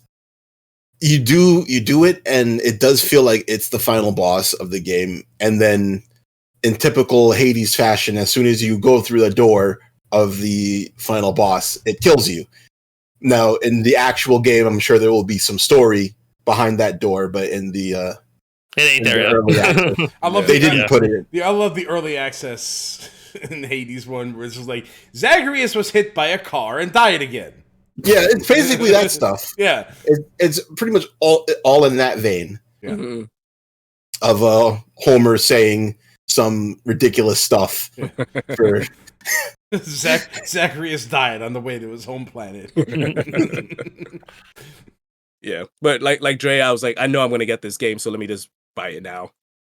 Yeah, I bought it. I put in a good amount of time. I beat it a few times, and then I'm like, okay, I'm gonna put this down so that I can start a fresh file, because I don't want to play this file and get so invested in it that I feel like, I got to do it. So I was actually like skipping a lot of dialogue too, so I wouldn't like when I actually go into the full game, I wouldn't like remember every little detail and such.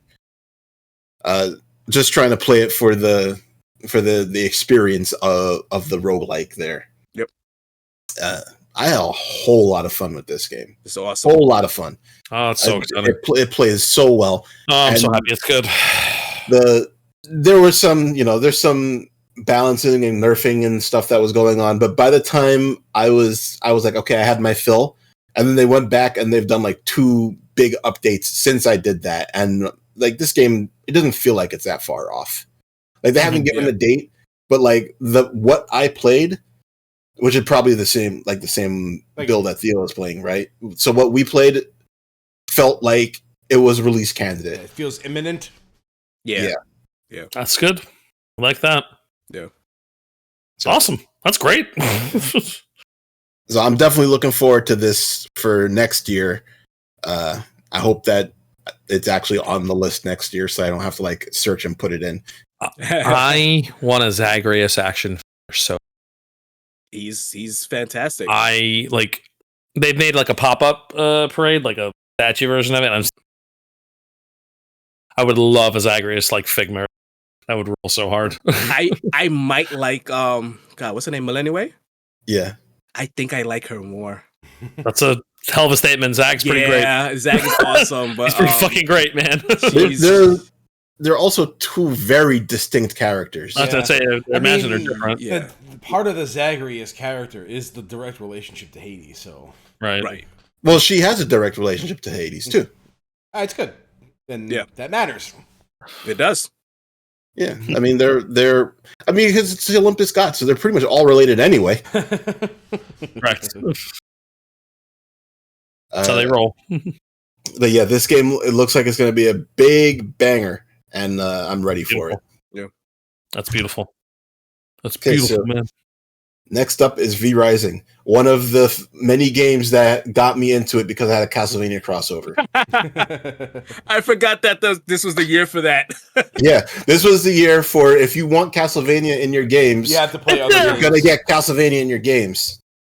Even though they're not going to be. But you're not going to get a Castlevania. But you're not going to get Castlevania. That reminds me. I still haven't watched the Netflix Castlevania, the new one. No, I haven't had a chance to either. Yeah, I forgot all about it until just reminded me that Castlevania was all over the place. I downloaded it because I was like, okay, I'm going to watch it. And then I just never got the chance to because my work was so ridiculous all year. I forgot what distracted me, but I guess I have something to watch now. That you guys haven't seen Nocturne, huh? You guys should. Yeah. So Nocturne is really good. It's not as good as the old stuff, but it's still very, very good. Okay. So that's where I'm gonna level the expectation. Like, as long as it's better than season 3 of the old stuff, I don't care. It is, I think, personally, because that season sucked. Yeah, it was all set up in a mess. But wait, how many seasons did? There's 4 seasons. I was like, I thought it was like 3 seasons. Season 3 was the weird like Alucard sex season. Okay, I was like, what? The last season was incredible. I forgot that wasn't the last season. Sex season. With the siblings, he had it. That was really. I did not like that season. It was so. Anyway. It wasn't good. It was not good. I agree with you. Speaking of things that were good, V Rising was actually good, and I didn't expect it to be because it's another survival game. I was like, what is this game? Yeah, it looks. I feel like I've never seen anything about the small things I've seen about it, I'm like, I don't know what this is. It looks like Diablo Castlevania, but it is apparently neither of those things. Right. I'm trying to think of like a game that uses a similar control style to it, and I can't. Because it looks like it should be a click to move game, right? But it's not. Mm-hmm. Is it analog movement? It's a WASD movement game. Okay. And yeah, it's a survival game, and you kind of have to like work for your Castlevania stuff, but you do get it. Much like the other game, Vampire Survivors. Mm-hmm. Oh no, I didn't have to work for that. I literally bought it and the Castlevania thing, and I just went into the Castlevania thing. I have not played a single level. Wait, it's a standalone thing? No, it's an expansion, but you don't have to do anything to start it. You could just play it. I thought you did. Because I loaded it up and it was like, it ain't here. Huh. Maybe, okay, anyway, yeah. Maybe you hadn't played it before, I don't know. I did. Oh, well. I didn't get far, but I did. All right, back to V-Res. Yes. Yeah, I don't know if this is like a super like must-play game, but I had a lot of fun with it. Especially for a game that I was not paying attention to in early access or whatever, because I was just like, whatever, it's just another survival game, never going to play it. Mm-hmm. And then because they put the Castlevania stuff in it, it's literally the reason I ended up buying it. It works. It works every time. It works. Right? I don't know. I have a type. Konami has figured out how to sell Castlevania without making a Castlevania game. So you know what? I respect the hustle, right? Honestly, at least it's not Pink Pachinko exclusive anymore. Yeah, true. And they're re-releasing games, which I added. Yes, I see that you're putting it. Sorry, I was like, wait a minute, hold on. Whoa. So the hook of the game is you're a vampire. Obviously, you wake up and you have to like find out of a crypt, and you need blood, so you have to go and get blood. So you start feeding off of little animals, and then you make a castle as you slowly make a like survival base, and then you eventually turn that into dominating the area. The world is huge, absolutely huge world, and there's a whole lot of different like blood classes that you can get that give you different abilities, and then you have to like hunt down various bosses, and the bosses unlock new like main abilities for you, like they'll unlock new attacks or polymorph forms or protean forms or whatever they want to call it. So you learn how to become a bear or a wolf or mist. Hey, Mist, you said the thing. Not Mist, a bat. Sorry, no Mist. Oh, you should that's become fine too. No Mist in this game. No Mist form. Boo. We like Mist forms. Yes, so yeah, it's pretty fun. Again, another one of those survival games that I probably wouldn't have cared about it, but because it put in something that's thematically interesting to me, I gave it a shot. I'm watching the gameplay right now, and it kind of reminds me of Dragon Quest Builders with Diablo. Okay, sure. I kind of like that. I mean, like the building part of the game. If you're somebody who like is actually good at that type of stuff, which is not me, you can make very cool looking like vampire castles. So when you say castle, we talking about a castle-ass castle? Or yes. like You can make like a multiple floor castle with like flying buttresses and like it's like I've seen some of them. They look great. All right. I love how flying buttresses is like a sticking point of like castle knowledge. Like this was really hammered into us when we were learning about castles in high school and shit. Well, yeah. Flying buttresses. Buttresses, guys. It's all about the buttresses. And we giggled because we were in fucking high school.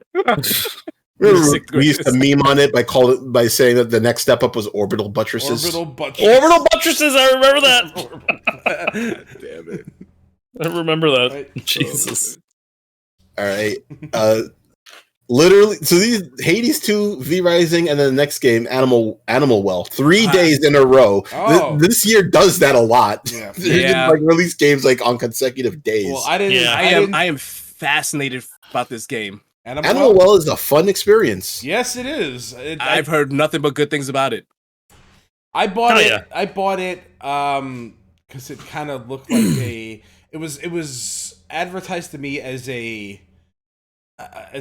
puzzle solving game with like unique solutions, and I'm like, yeah, that's your shit. That's my shit, right? Yeah. So then I played it, and it's exactly what it was. And not only did I manage to find the right way to solve the game, I actually found a bunch of unintended shit as well.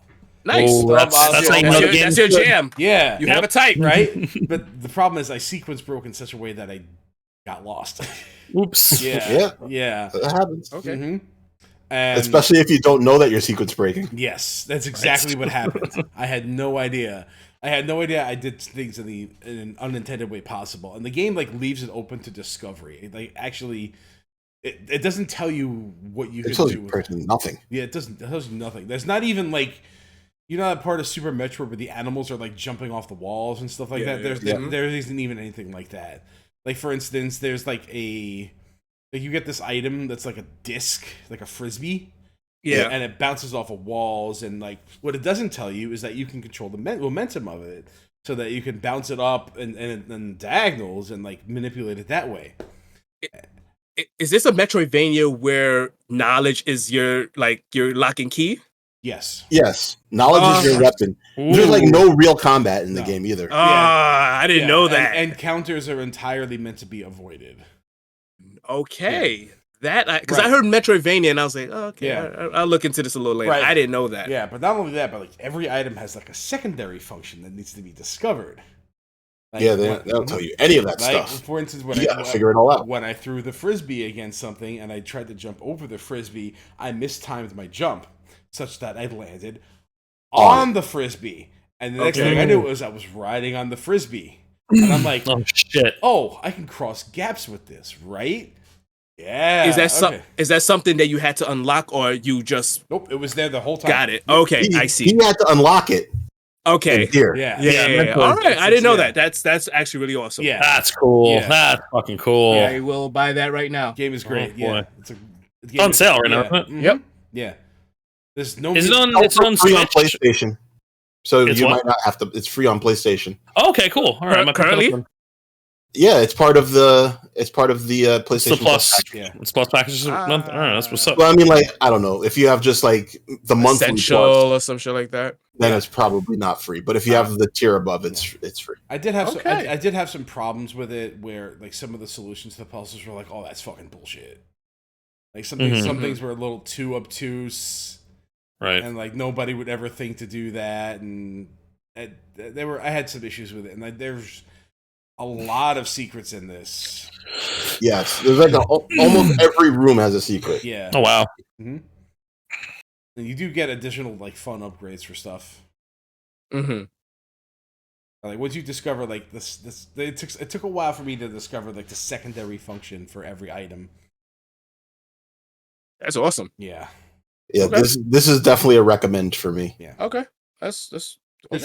This is a fun game. It's not that long. Once you fine. Yeah, once you finish it, there's like a post game thing. But the main game doesn't actually feel really that long. Okay. Yeah. There's no overstay. It's welcome. Love that. It does not. It's good. It's a good game. Love that even more. Okay, This cool. this is the game that's published by Donkey. Yes. Okay.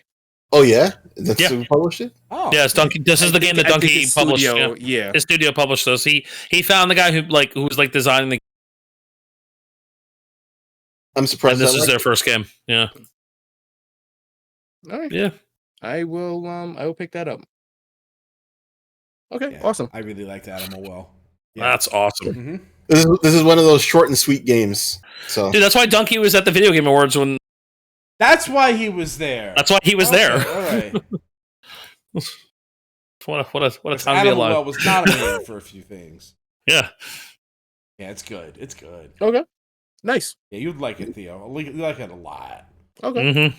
It honestly, when you guys are describing it, it kind of reminds me of Fez. I don't know if you play that. yeah, Yeah, like kind of like where information I can you see you kind of figure it out as you go. Yeah. like That's learn the so cool. alphabet and stuff like that. Yeah, Yeah, I love yeah. stuff like that. And there are things like that in this game too, but Okay, like, I don't really awesome. have I don't really have the eye for detail for things like that. So like a lot of stuff like when I discovered like after this I went to like I think I went to play Riven for a little bit.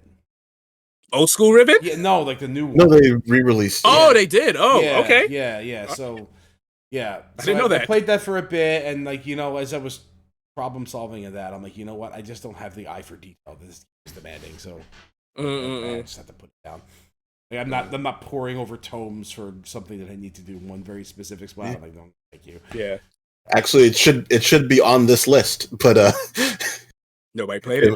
it's not there. No, Joe played it. Yeah, I but played. Oh! Yeah. It wasn't. Oh, okay. It wasn't in the document that Yeah. I had when I made the list. Mhm. I Yeah. came out this So year. I thought that maybe it came out last year. I don't know, but I played it. This No, year. it came out this year. It came out June 10th. Well, there you go. I played it this year. Wow. So it's not. Huh. It's not on the list, but I guess now Fucking it's fine. Riven. Time to talk I guess I'll play it. Talk about it a little bit. I mean, like not much has changed with that whole genre. You know, the Mist and Riven, and it's still the same thing. Like they drop you into this world, they tell you nothing. You got to figure stuff out for yourself. And there were some. I did manage to figure things out, and as I was solving more and more things, I was getting less and less satisfied with all of them because like I just kept running into walls, and I got much like ARPGs, this is like a fine balance between like you can't be too obscure, but you can't be too like handholdy with the information. Mm-hmm. Yeah. Because when I'm watching this, I didn't even know a new Riven came out. Watching this, it reminds me of it's like a very colorful game that's a lot like Riven. The Witness, where that game was very obscure, and I'm like, this is It's too much. Yeah, somebody out there is gonna like it. It just ain't gonna be me. Right. Cool. And, yeah, I'm not gonna shit on it because it's for somebody. It's just I'm not that person. Mm-hmm. But I got decently. I gave it a decent try. I put hours into it. I'm not unhappy with what I spent playing, but I reached a point where I was like, okay, I'm done and I don't care anymore. Yep. All right. Yeah, I definitely recommend Animal Well for sure. No, yeah, that's yep. Mark that one off. It's just stuck it in there. Yep. Right now. Next up, Gestalt, Steam, and Cinder. Okay. Game that was on my wish list for a while because Joe told me about it, but I didn't actually pick it up. I guess this is my talking block for a while now because this was something I really enjoyed the aesthetic of this game. I played the demo. I'm like, this is the kind of Metroidvania that I want to play where it looks like this. The combat is like kind of, I would say, like kind of like an old Western style combat, like steampunky. Steampunk, yeah. Yeah. They had like melee mechanics and shooting mechanics and skill trees and a world that looked interesting. And it got delayed, and then I sat on it for a little bit. I'm like, you know what? Let me go play it because I heard not so great things about it, and it didn't really hit second gear at all. Like not only did it not shift gears, but it didn't even. The game was over before it even had a chance to go anywhere. Like it's like a 4-hour game. I'm like, wow, that was short. Like it had places to go where it could have gotten interesting. It just never did. It just never left that initial impression. It never got past that initial impression that I kind of liked about it. Okay. And by the time I was fully invested, it was over. Yeah. You know what's funny is that game and Animal Well similar play hours. Yeah. But one of them feels like it fit that time, and the other one it felt like there just wasn't enough done. Yeah, it's like playing Gestalt, Steam, Cinder is like getting that plant. Like you start, it's like getting a plant you like, and you're watering it, and you're giving it soil and nutrients and all that, and it just doesn't die, it doesn't grow, and you're just feeding it and feeding it and feeding it. You're like, are you there? Am I doing this right? You were not doing it right. I was doing it right. It's just the plant's fault.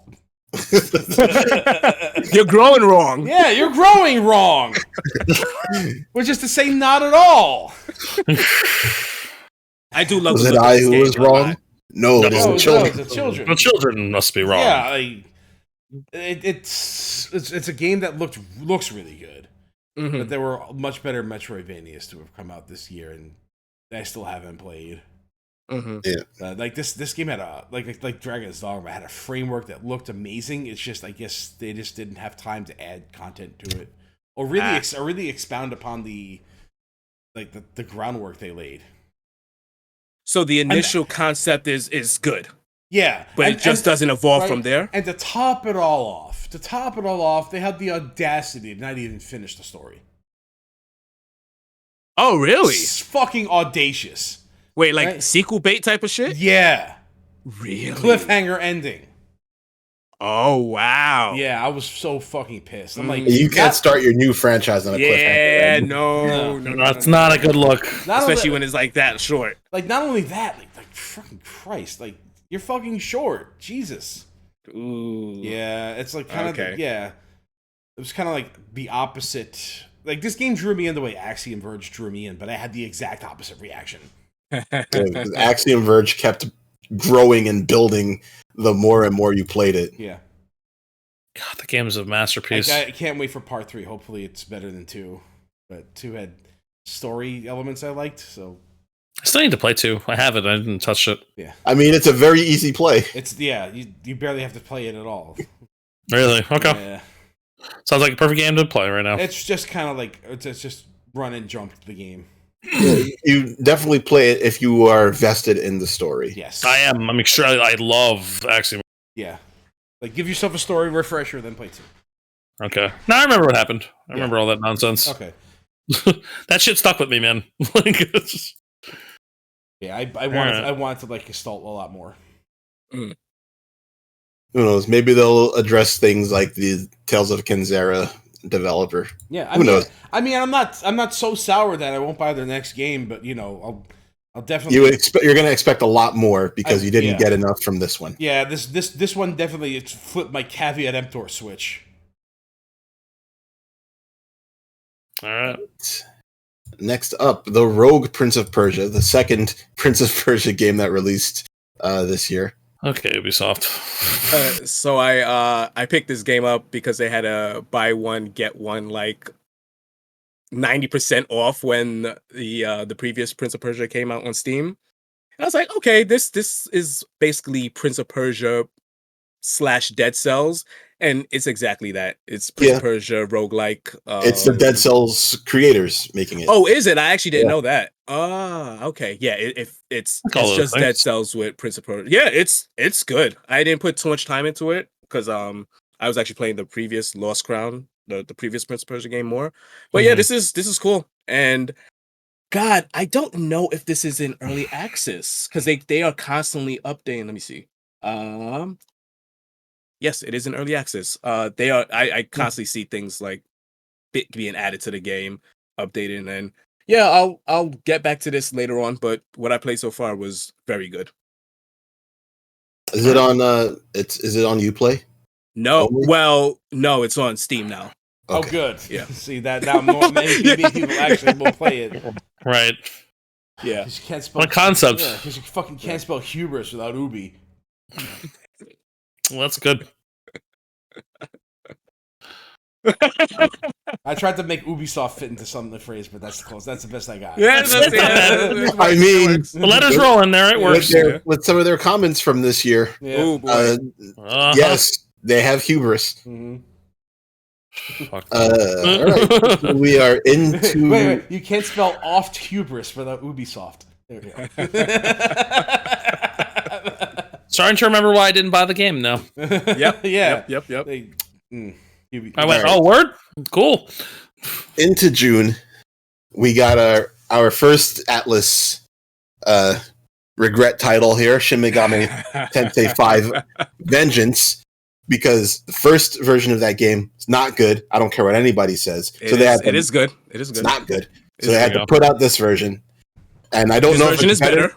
This version is way better. I had no interest at all. Like this. So, funny story. This game came out the day I broke my arm. And that must have been an omen. I had to figure out how to play this game with one hand on a Steam Deck. It was fun. That's the wrong system to play. that system is big. No, I just put it on my lap and just like put everything to one stick. It's totally fine. It's okay. This game is for me what Persona 5 is for Dre. Like, I don't know what it is. I love this game so much. Like, the battle system is one of the best like turn-based battle systems ever made. Except they've made a better one in the next Atlas game that came out. So we'll get to that. Okay, we'll get to that. But one step at a time, gentlemen. They fixed pretty much everything that was quote unquote wrong with the previous game because I didn't. Other than it being on the Switch, I didn't have that much issues with the previous Shin Megami Tensei 5. You didn't like the fact that the contrast was way high and it was always hurting your eyes to look at things? When you get to that fourth world, it starts to like when it's all blue, you're like, okay, all right, let's turn the brightness down, guys. Yeah, the sameness of every area wasn't the it's all right. Okay.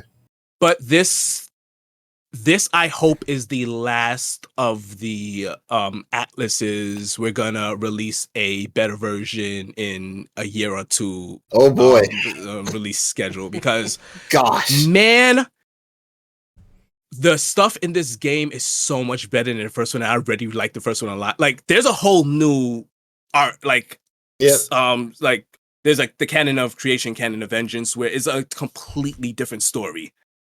And you're like, wait, what? And Dre, to your point, because I know one of the issues we have with the previous SMT5, there was a lot of things that happened, like kind of off screen, that when it came up, you're like, wait, what the fuck? Why did this happen? And they show you in this game. They show you in the alternate thing, and then you're like, guys, can we have just been in there from the beginning? Why did we do this? Like, why did you do this? The existence of this game makes the previous version of it significantly worse. Not only significantly worse, there is like no reason to ever play that. Not even like at all. Unless you're like a speedrunner who's very vested in that version of the game. Not play it. Even then, there are tools that they provide to you in this game that would make going through the original game faster. It's crazy. Yeah, I love this game a lot. I'm glad you do because I can't stand it. Yeah, I felt so annoyed that I wasn't gonna get it, and then something just clicked at me. I'm like, you know what? I haven't played an SMT game in a really long time. I'll do it. I'll get it. And it just felt so hollow to me. I get that. It is, you know what? It has now replaced Pokemon for me. Okay, sure. Where I like team composition, like building out like certain demons and like, okay, like I could fuse these two demons together to make it. Yeah. I mean, really like this game. I get that in Persona, so I don't really. Fair enough. Yeah, I like I said, this is my this is my Persona 5. It takes them 5 games, but then they hook everybody by then, right? Get it. Eventually, they get there. Yeah. All right. Yep. So here we go. It's time for the DLC of the year candidate, Elden Ring: Shadow of the Erdtree. This was my summer incarnate. I definitely got my fill of Elden Ring already, and I was not really interested in playing more because it had already reached a point where it was too hard for me, and I already knew that I couldn't even access the content of Shadow of the Erdtree. Yeah. So that was just an easy pass. And I didn't get to experience the game. They did a good job of making the DLC's content pretty accessible by giving you there's like power-ups in the DLC that are exclusive to the DLC and only power you up within the world of the DLC, but they definitely offset like the skill gap that you could have. And there's a lot of bosses that are just bullshit in the DLC. What? Get out of here. Yeah. Like Elden Ring is bullshit. Yeah. Right? Man, yeah. Like so when I first played Elden Ring, I put it down and set it aside. I felt like I still had life left in it, and then I decided, you know what, I'm not going to touch this game again until it has more content, i.e. wait for the DLC. Okay. And for a game like that, you're not going to get some 2-month in development, like already in the pipeline level DLC. Like, no, this is going to be like a full-blown big ass thing, right? That was probably in the like early stage development by the time the game was released. Yep. So it took a couple of years. It took longer than I expected, but by the time it came out, I was definitely ready to step back into it. So I was glad for that. Started up a fresh new character, knew what I wanted to do going in, was familiar enough with the game that I knew what was good, what was bad, but I had forgotten enough that everything still felt kind of fresh. So this was the perfect time for it. And I really liked Elden Ring, even though, it was kind of bullshit. There are ways around it. If you are willing to take those steps and, swallow your pride and do them. And for certain instances, like, just fucking do it. Like, there are ways to get around the difficult combat in that game, or you can just take the challenge on yourself. So it's accessible in that way. Yeah. So I mean, I played it deeper than I played any other Souls game. Right. Outside of maybe Sekiro, which is not really a Souls game. Yeah. So I step into the DLC. I have to play through the main game in order to get there. I don't think I rushed there. I think I just took my time to it and just got there kind of organically. But I did have to read up on how to get there because, of course, they have to freaking hide it behind some story elements. You can't just dive right into it. You have to reach a very specific part of the game, and you have to know how to get to that specific part of the game and be a pretty hard boss to get to that point. And Elden Ring is notorious for having their information just be as completely inaccessible as possible. Like I still don't understand the story. I don't understand that presentation, and I'm not going to complain about that now because the game FromSoft.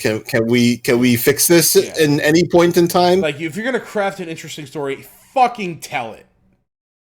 Fucking tell it. Like, I'm still reading story. Like, people have like sussed out the story, and I'm still hearing bits of it. Like, well, I didn't get that at all. That's not the interpretation I got. I don't know what you fucking heard. I don't know where you heard this information. What order you had to talk to the NPCs in order to get this right. Like, come on. Like, what are we doing? Like, tell me the fucking story. I kind of appreciate it. I do, but like, they don't do it well. They don't do it well at all. Like, when you're seeking out the story, you should be able to find it. Yeah. I don't know, but I've watched lore videos and I was like, I'm sorry, who? Yeah. That's who that is? That's a problem, though. So I dropped. You need to watch a video to get the info. Exactly. You shouldn't have to do that. So it's crazy. So I dropped into this. I hadn't played a dex build yet, so I played a dexterity build. Kind of regret it because I guess I didn't play a dex build because I didn't like dex builds. Yeah. So I restarted with a more focused but difficult to balance build. Like I played like a combination intelligence faith character because I wanted. I was about to say faith, baby. Let's go. But I used combination intelligence faith because I wanted to use a very specific weapon that was in the DLC. Okay. That required like high stats in both intelligence and faith, and balancing that was a fucking nightmare. Mm-hmm. Like I had to really ramp myself up in order to get it to work. But once it did, oh boy, was it good. Okay. Like my spellcasting was unstoppable because my items were scaling off of both intelligence and faith, and I had them both maxed out. Mm-hmm. So shit was hitting fucking really hard. Yeah. But it took a long time for me to get there, and I was dying a lot. But the first thing I did when I got to this DLC is you go down to this nice-looking field, and you're greeted with this like weird-looking enemy, and I'm like, okay, here we fucking go. Here's the skill check. Here's the barrier of entry for this thing, and it fucks you up, and it's hard to read, and this like awkward pauses. Like that's the one thing, by the way, to go another tangent here, that Elden Ring fucking does, and fuck you for doing this, is the awkward pauses in the combat to intentionally throw off your defense. What's the Black Blade dude you fight? Not Mikola. Malekith? He's Malekith. Yeah. When he pauses in the air. Yeah. And then I'm like, this is stupid. Yeah. Don't put Sekiro bosses in this game. I fucking hate it so much. Yeah. It's bullshit. Like you can you can't time it because everything is just like so awkwardly timed. It's like gotcha. And they're perfectly timed such that like you dodge roll and then it just hits you anyway. Like, come on. Yep. Hate it. I hate that part of the game. Hate it. It honestly kind of sours the experience a little bit because it makes things require more cheesing. But I kind of liked it. I liked it enough to give it 2 full playthroughs, and the final boss of the DLC is just kind of oppressively dumb. I watched that fight. Yeah. It's absurd. Yeah. I did it twice, and now I never want to play Elden Ring again. Okay. Wow. Yeah. It's that level of bullshit. Like I don't want to ever play this game again. So I was very excited for this game when it came out because despite not loving anything past the fire giants in the base game, I think that game becomes bullshit then. Yes. I enjoy most of Elden Ring, like 80% of that game, like a lot. Yeah. So I was like, okay, I think I'm ready to love again. I'm ready to go back into Elden Ring. The entire DLC is pretty much the bullshit after the fire giant. And like I mentioned before, I broke my arm around this time, so I had to sit it out. I saw everybody playing it. I'm like, oh man, I can't play Elden Ring. But then I saw the bullshit that was happening. I was like, yeah, this is best. Yeah. I don't want this bullshit. Like let me have the high that I already have for Elden Ring and not like bring it down any lower because yeah, like the amount of cheesing I had to do to beat these bosses was just not enjoyable for me. Yeah. And that's coming from you. You love like a fucking hit your head in a brick wall type of, as long as you can make your way through. Yep. But the fact that you had to cheese is like, oh no, that never feels good because you want to like feel like you earned it. Yep. You know, and if you're just doing some exploit, I mean, you earn it with the exploit. Yeah. Speak theoretically, but it's like it shouldn't. If that's the only way to do it, it should never have to come. I got far enough in most of the fights where I felt like I got enough to the point where I was like, I am able to do this. I am just tired of sinking my time into it. So, and that's, I think that would solve a fundamental issue I had with Elden Ring. If it was easy to respec in that game, I think I would enjoy the challenge more. It really is easy to respec in that game. Like, a lot. It's not finite. I mean, it is finite though. The problem is not with the stats; it's with the weapons. The weapons that you invest into are the problem. Okay. Because those resources are more limited. Yeah. So it's not about rebalancing your stats, but it's about what weapons you invest resources into, and then just respecting, and then because I respect a couple of times, and then I put upgrade stats into various different items and then those didn't feel as good, so I had to go back. Yeah. And respec again, and then I ran out of resources to put anything into a new thing, and then when I found a new weapon, I couldn't upgrade that. And you get very set in your ways with that, and there's not a lot of wiggle room because and there are hard counters in that game where if you're playing a specific build, you're like, well, shit, do I change or do I like brute force my way through this? Yeah. Like I had to, like, as good as my spellcasting was, I couldn't use it because there was no time to cast magic. Yep. Yeah. The developers famously do not like magic after Dark Souls. Yeah. And it looked like Elden Ring. Demons are dark. I'm sorry, yeah, Demons. Yes. Yes. Demons not Dark Souls. Demons Souls. Yeah. Demons was and there's like so many fucking spells in that game. Yeah. Why will I use it if I can never use it? Right. That's what drew me into Elden Ring, was that the fact that it was a game where they were not afraid to let you use magic. And I was like, oh, cool. I can actually play this game the way I want to play it. Yeah. And magic was really good at the beginning. But then as you play deeper and deeper into the game, it's not really as viable. Yeah, because something gets in your face and then you can't cast your damn spells. And it's like you're like all up ons and shit. You just have to rely on weapons that use those magic casting stats, and fortunately I had weapons that were good for that shit. And I had this dual wielding fire ice thing that was really awesome. That was fun. When I got those weapons, I'm like, okay, this is what I built this build around. Let me get it, and it just wasn't as good as the sword was it Sword of Night and Flame or something like that? That's still good. It sounds like a magic card. Yeah. Wow! Well, because it scales with intelligence and faith. No, no. But the problem I love that sword. It scales better with intelligence and faith than the new items do, and it does more damage and is more reliable and is one-handed. Cool. Yeah. Oh. Always good to have a DLC that you just never have to upgrade your stuff. Well, the new item is cooler. It's cooler, but it's not as good. You have this weird, cool-looking fire spin, which is great. That's awesome. Yeah, it was fun. I had fun with it. I'm not gonna lie. I had fun with it. Yeah. But there were a lot of times where it's just like, this is just me beating my head against the wall. It's already 4 a.m. I am done with this shit. Yeah. I don't know if I'm ready for that again. Yeah, this is why I don't really. Yeah, I appreciate I appreciate the difficulty, but man, turn down the fucking bullshit, you know? Yeah. That's really it. Yep, never touch this game, probably. I own Elden Ring. I'll never touch it, probably. Yeah, I wasn't planning on it either. Mm-hmm. You'd like it, but, it's bullshit. I'll probably like it, but, again, what give it respect my time. What good is parrying if you can't anticipate shit? All right. There you go. Yeah. There you go. I don't even do it in that game. I'm like, whatever. Yeah. And I love to parry. I parry everything. Yeah. And then you get to the point where you do parry shit and it just doesn't work anyway. Yeah. Fuck that. Fuck you. I beat your mechanic. Shut the fuck up. Sit the fuck down and let me impale you. Yeah. I earned that shit and they still wouldn't give it to me. Yep. Mm-hmm. Fuck out of here. Okay. Zenless Zone Zero up for our July releases.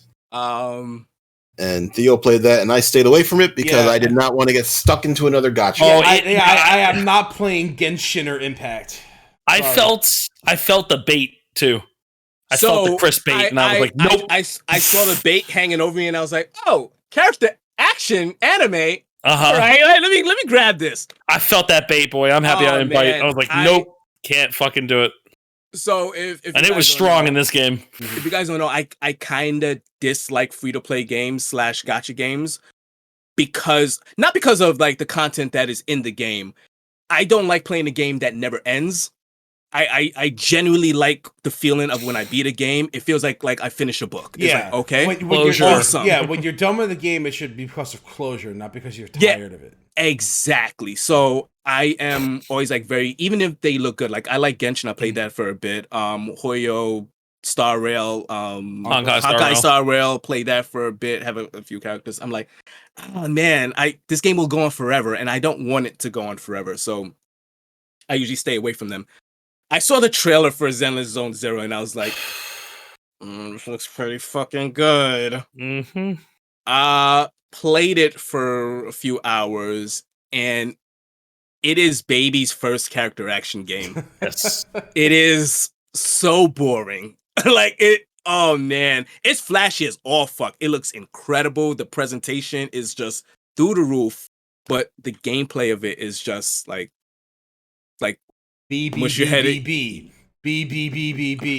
occasional Y. Yeah, it's Y. Oh man, yeah. And I'm fortunate for that, because if it was good, you'd be in danger. This be bad. You'd be in danger, boy. Yep. Yeah. Mm-hmm. So I'm like, oh, thank God this isn't like I could just play a better character action game. There you go. Something that has closure. Yes, exactly. And with better asses. Some nice asses in this game. Nice asses in CCZ, yeah. There is some nice asses that may cry. You are right. Dante is something else. He is a huge ass. The biggest one would say. But yeah, that's that's Virgil. Virgil's the biggest ass. Come on. No, Dante's a fucking ass, you know. Virgil's an asshole. Dante's just an ass. All right, that's fair. That's a fair distinction. I'll take that. But yeah, that's Zenless. All right. Yep. Next up was another entry in the video games Marvel Cinematic Universe, Legend of Heroes: Trails Through Daybreak. Oh, dread. So I picked this up. Yeah, I do. Can I just say one thing? Yeah. I almost got this. You almost got it? Because people were saying this is a great one to enter into. It is not. Until I heard everybody else say, like, what the fuck are you talking about? Like, it is not. So at this point, I guess you could say the Trail series is like, you are cut off unless you are caught up. Yes. Yes, definitely. Yeah. At least for this game. You could play Cold Steel without knowing anything about the other games, because like the first two games are relatively contained, and then the third game opens up. So like if you don't know your stuff by then, you're in trouble, and it's just going to start telling you. But this game is just like, there are characters in this that were in like the first 2 or 3 arcs, and the game just kind of expects you to know them. I love that. So it's at the point where that. No, seriously, it's like, yeah, I can see. Because like, say you started with Avengers, like that was your first movie, right? You don't know anything that happened before the Avengers, but like, all right, that's your first movie. Yeah. So this right now, like, I guess, because I would have called the last game to come out, which was Reverie. Yeah. I would have called that Endgame. Mm-hmm. Because it's literally every character from every game in that game, and it was just like, okay, this is a little too much. There's like 50 playable characters. That's okay. So the Trail series is well beyond the point of expository prologue. Just can't. Oh, we are in the end games of the Trails story now. Right. It's you can't just like assume. You can't just be like, say something happened and it's good enough. I don't know what you mean. I'm sorry. Just like a brief expository sentence, like, oh, well, okay. You certainly got out of that jam well enough, didn't you? Ha ha ha! And then, well, I haven't seen you since the war, guy. Like that kind of shit. I mean, that's literally what happens with the main character and like all of the old characters you bump into, and somehow he knows all of them, even though he wasn't in the other games. And he's like, oh man, I haven't seen her since 13 years ago, where this and this and this happened. And so there are expository beats. Yes, but like, It's not many. So, like, there's a character that shows up as a pretty important character in this, who was a relatively minor character in the first series, Trails in the Sky. And this character is, like super important to this game's story. But, like, you see them, and it's like the game is like, oh yeah, it's this character. You know them, because you interacted with them 3 series ago. And a little bit 2 series ago. And they weren't in the last series. But they're here now. And they're important. And they expect you to know who they are? And you should know who they are. Oh. Because they're important. And me, who started in Cold Steel, which is the 3rd series, and pretty much only know what happened in the previous 2 through, like, you know, backtracking and wiki reading and such, it was a bit much for me. And like I did my research when Cold Steel 3 came out, and it was just like, we expect you to know this stuff when that game came out. It was like, they didn't say that, but they started throwing characters at you that were playable in previous games. They're like, we expect you to know this at this point. All right, we had the kid gloves on for the first 2 games. Now we're telling the story. Right. I appreciate the fact that they're telling a story for long-term players, I guess. Yeah, I think that's so awesome, because remember when Mass Effect 3 came out, they were like, this could be your first Mass Effect. And you're like, no, I don't want that. Yeah. Exactly. Yeah. I don't want that. I've invested the time. I want to be rewarded for it. Yeah. Which is what I appreciate about this, but I get I think it's awesome. From like a sales and... It's got a little too crazy, maybe. Yeah. I would not recommend this to anybody who hasn't started with... Cold Steel, at least, is still like a relatively recent RPG that it doesn't feel like it's dated when you play it. Mm-hmm. Like the previous 2 arcs, Trails in the Sky and Trails from Zero, they feel dated when you play them. And they re-released Zero, but they didn't like change it. They didn't remaster it. So when you play that, it feels old. Even though it has like a fresh coat of paint on it, but it feels old, it looks old, it plays old. Which is why the upcoming Trails in the Sky remake is very impressive, because it's using the Daybreak engine, so it looks new, and it provides the entry level for people to get to know some of these characters. However, they just re-released the 2nd arc not too long ago, and it looks older than the remake that they're making now. So the sequel looks older than the prequel. So it's Yakuza 3 all over again. Sure, yes. I absolutely love that you're into this anime filth. I look specifically that you're into this. It's so much anime filth. I love it so. All the shit he talks about anime too. All that shit he talks about. The motherfucker is knee deep in this stuff. Anime trope that it can hit. It hits it. Every time. Multiple times in the same game. Sometimes multiple times in the same chapter. I love it. Yep. And it was just like, I'm so invested at this point that it's just like, you know what? I gotta see it to the end. Because I played Cold Steel and I thought it was a cool game, and I didn't know that it had other stuff to it. There's history to it.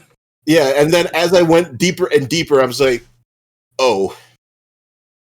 Yeah, okay, right. Well, I guess this is it. This is on pace to be the one pace of video games. Yeah, definitely. Well, all I can say is that at least the stories are well connected and people don't drastically change their abilities from game to game. That's important. That's good. Consistency is important, especially in connected stories like this.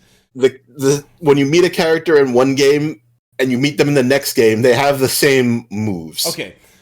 And maybe they like upgrade it through like, you know, experience and whatever, but like they play the same, like they're like character action, but you know, they have the same things, so you should feel familiar with them. Okay, now my next question is the story in these games, does it feel like it has a unified narrative that is planned out and not just going by the wind of the sails here? Oh yes. Okay, so there's a very planned out. Okay. There isn't a single game that I've played where it's just been like, this game itself feels like it's filler. Every game in the franchise that I have played has felt that it's important and it's built on something. So like, and it's part of a linear timeline. Okay. So the person responsible for people responsible for the story, it feels like they know exactly where they want it to go, and they're okay. It doesn't meander, it doesn't wander, it doesn't feel aimless. That's really important in a series that has this kind of level of story. Multiple 100-hour games. Yes. It's important. Exceedingly important. I guess so. I mean, that's kind of the series, but this game specifically, it changes up the system. So now you have like manual combat on the overworld, and then you can transition into turn-based battles if you so choose. So the basic gist of it is you hit the enemies enough to stun them, and then when you stun them, you transition into turn-based, where you can get a whole bunch of uninterrupted turns. And then if the enemies hit you with a strong enough attack, they enter turn-based, and you can't escape that turn-based, and they get the first turns. So it's not just, I'm just going to mash on them mindlessly in action combat. Because it's not really like a penalty in most of these like action combat-y games. Like, you get hit, oh well, it's not a problem. In this game, like, if the enemy hits you with specific attacks in action combat, then you're at a bad disadvantage. They get the initiative, basically. Yeah, they get the initiative. You can't run. You can really cheese the game, too. With, like, you go into action combat yourself, and you get, like, 3 or 4 attacks, and then you run, and then you're back into...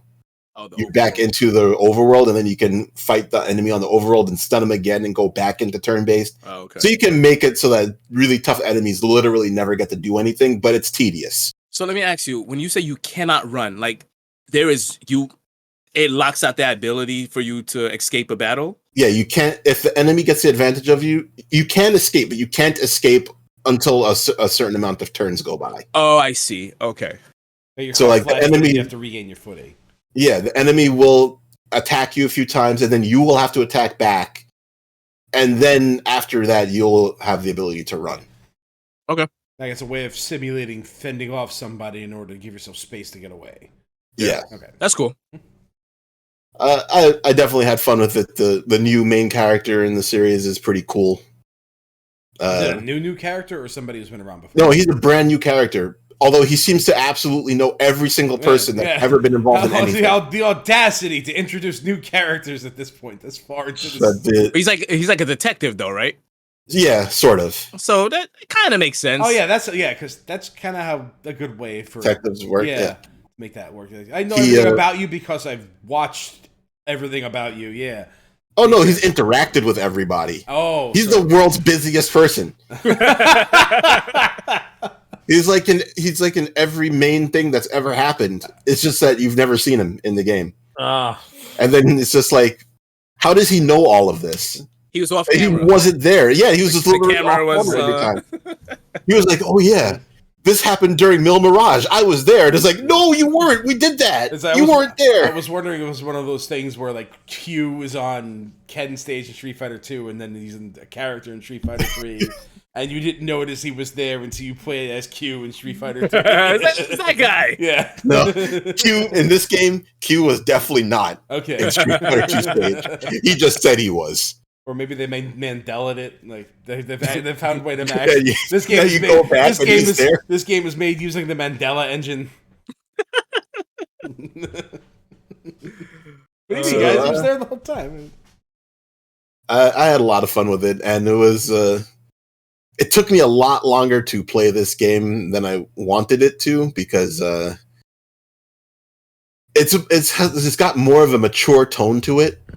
So they don't have a problem dropping the curse words here and there, especially the main character. Mm-hmm. And considering the main character has no problem dropping the curse words here and there, can't play it around Alex. Mm-hmm. Yep. How hard are we going? Like hard F? No. Oh, okay. No hard F. Wait, are we going Australian? Nope, not taking that bait. Okay. Come on, you know what that means. I don't know what that means, but okay. Like, foul mouth like an Australian. That's Oh, well, I mean, sure, I guess. He's not that crazy. Not the Breath of Fire 3 Australian. That's not what I'm talking about. Okay. That's the best Australian. But I don't know, recently my kid told me to shut the F up. So he's already picked up stuff from preschool. I mean, preschool. He's picked up the F word from kindergarten, not preschool. preschool. What a world we kindergarten, live in, right? But yes. Wow. He's picked that up, and I absolutely cannot be playing games where they are dropping curses around him. Fair enough. Yeah. Sounds like your daycare center really needs like some Japanese yakuza. Okay, I misspoke.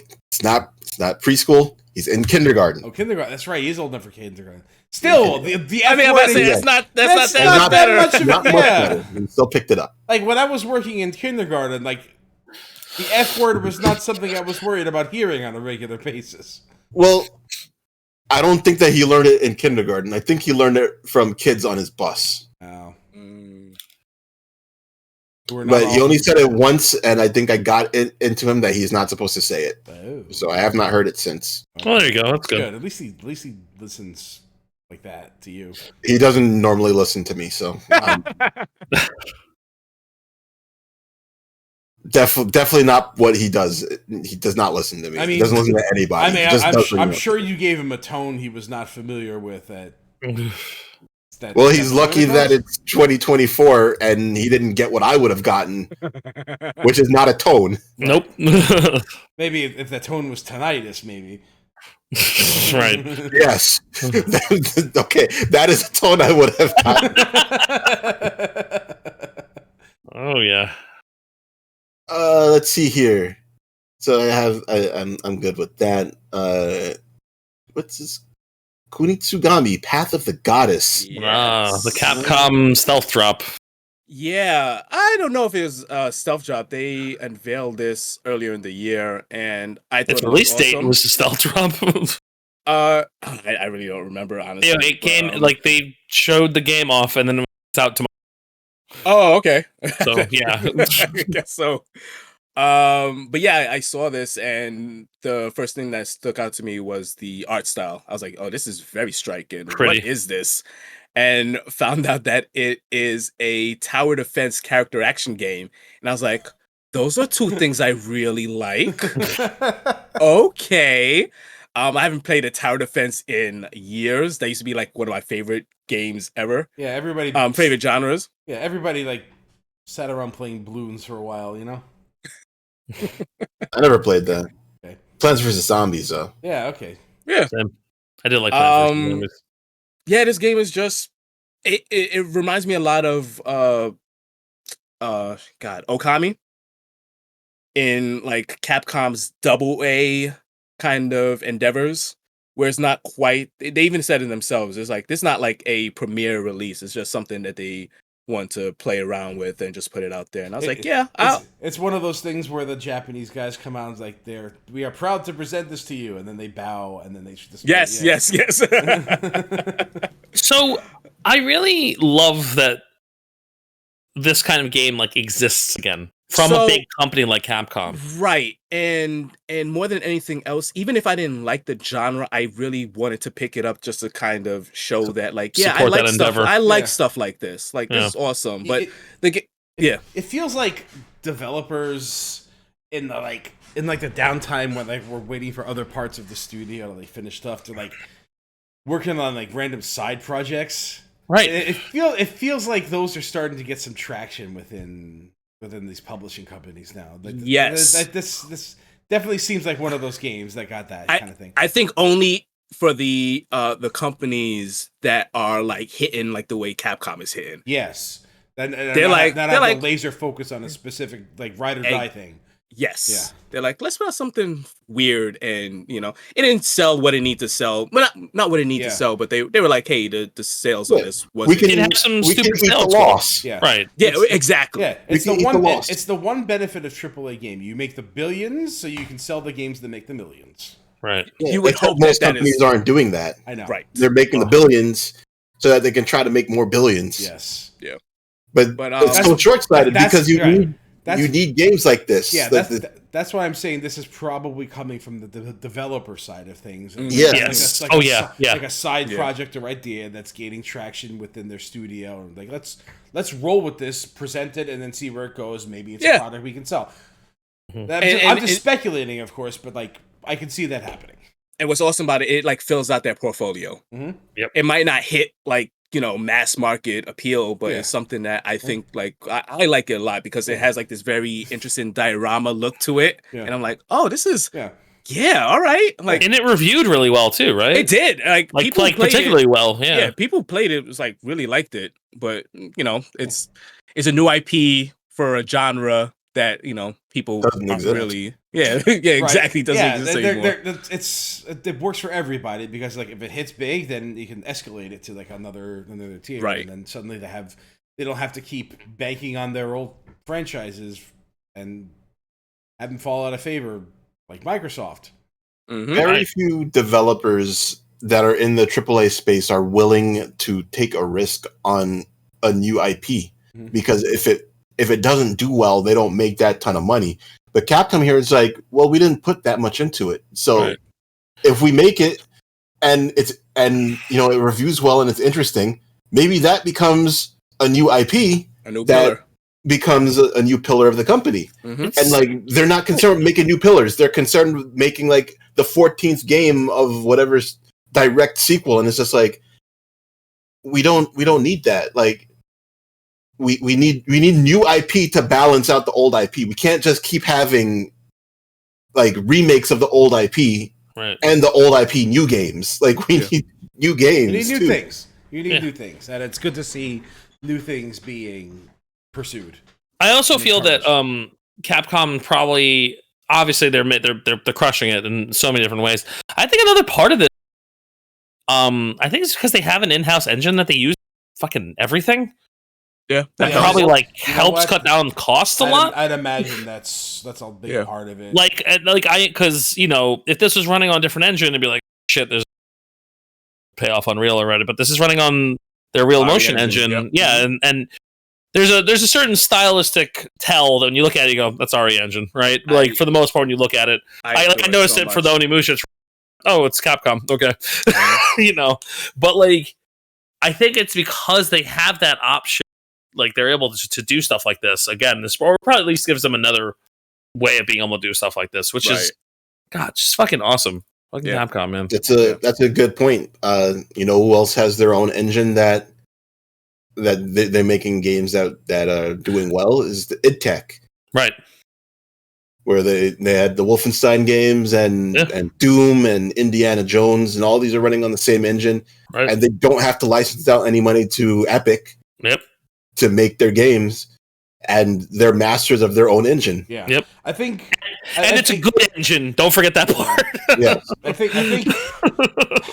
think people in the gaming industry are starting to see that the Unreal Engine is becoming like it's Ouroboros. It's eating its own tail now. Oh yeah. Absolutely. It's kind of reaching as like a singularity point where it's collapsing under its own weight. It's and they're trying to get away from it. It's just too omnipresent. It's hard. Yeah, it's hard to make your own engine. Really? So there's a lot of development costs behind that and everything. Like EA had their own engine, and it was Frostbite, right? Frostbite. And like it wasn't really good, but they tried. It worked well for the game that it needed to work well in, which was Battlefield. Yes. Anything outside of that is like you can't develop an engine for one game, but you should definitely have like an engine. A game engine is something that I think obviously you want to have your own engine. There's just so many benefits to having that. Yeah, suddenly you can control everything that happens within your own space. You don't have to license the engine from an outside party. All your developers learn how to use it because you developed it in house in the first place.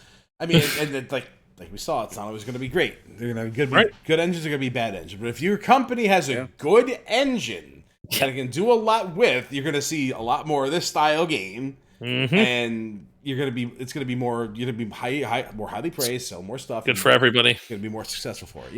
Yeah, that's what messed up Square for a lot of years. Yeah, like you can tell just from looking. Oh, this is Square. Right. Yeah. Yeah. And when you have a company like Capcom who's using their own in-house engine and everybody has a mastery of it, they can pump out games like this, and then they can make an announcement of, hey, you know what? Our main games are doing really well, and because our main games are doing really well, we have a chance to focus on some of our older IPs and reestablish them. They said they're doing so much. Yeah. Yep. They are having like such a renaissance. Like they're unreal right now. What they're doing. Capcom is. Do you guys remember like 360 generation Capcom? Yeah. It was terrible. It was Dark Void, like dog shit.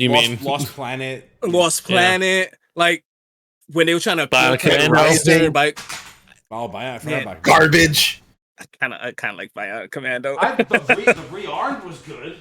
Yes, I liked Rearmed. Rearmed was great. Yeah. I like the other one too. When your wife was in your arm. Oh my god! We didn't have good Spider-Man games. That was a good Spider-Man game.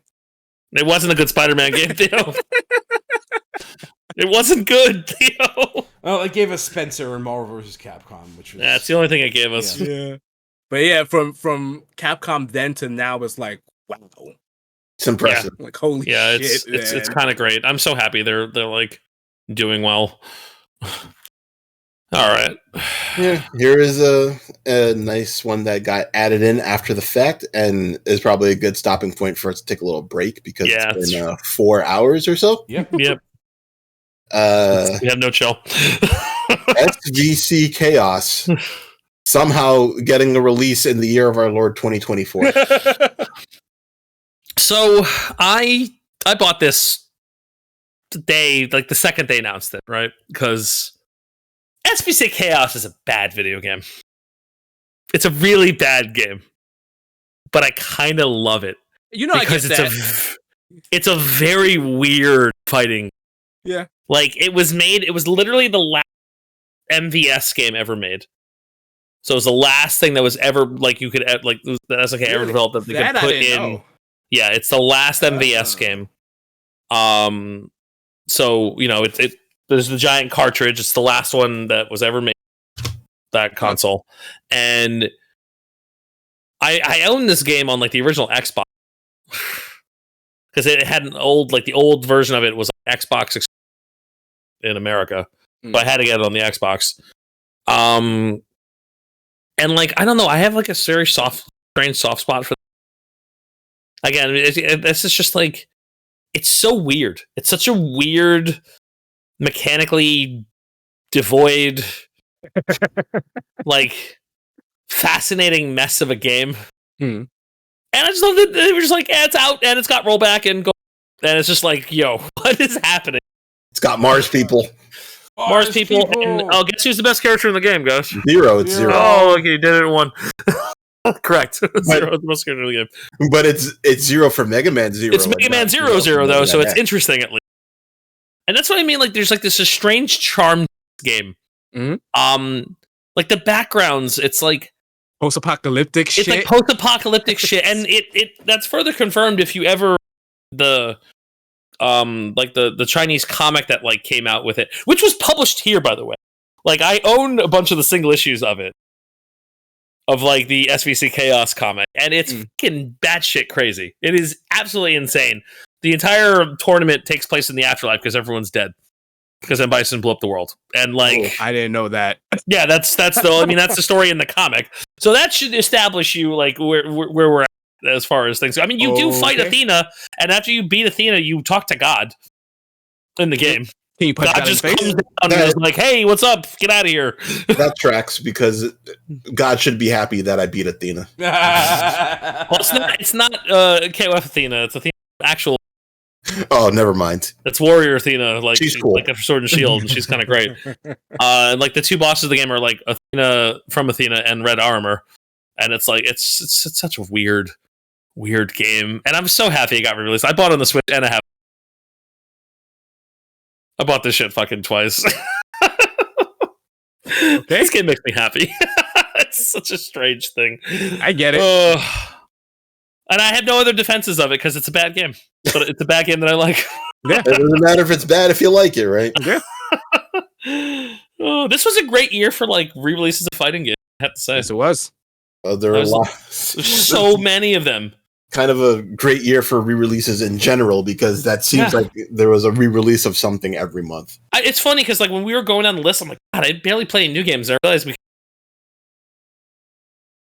like in these that were released in these collections or just getting re-released in general. I'm like, okay, I feel like I played more video games this year than we're on this list, but here we are. Yeah, we played just from years past. That's all.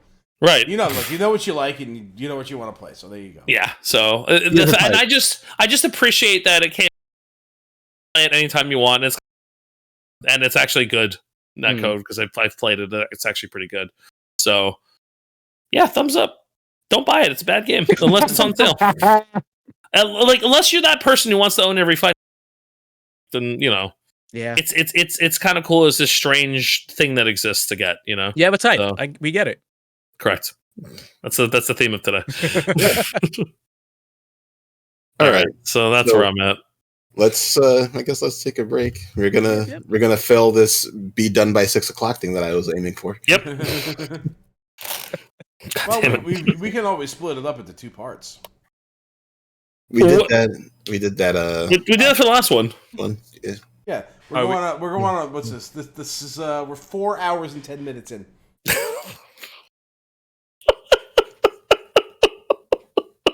Dude, it happens when we don't talk every month.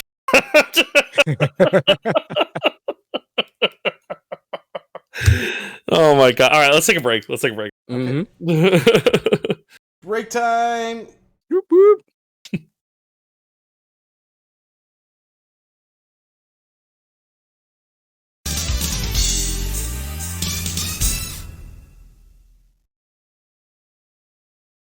Re-welcome to the 4205 cast. Quick food break. And Fantasio. And I have a fire truck passing by. Just in time. What great timing. Yeah. The 7th member of this podcast? Well, that's the bus sometimes, or it's the bus. Motorcycle. Hutch. Has been there. The China cabinet actually in China this, cabinet. China cabinet's here and always and forever. Mm-hmm. We have a cat. There's a cat. Yeah. That's Sans. Yeah. Hey, buddy. What is he without? Yeah, what is he without? What, without Sans? Sans what? Sans means without. Sans is in, well, I mean, it's Sans as in Sans the typography, the style of lettering.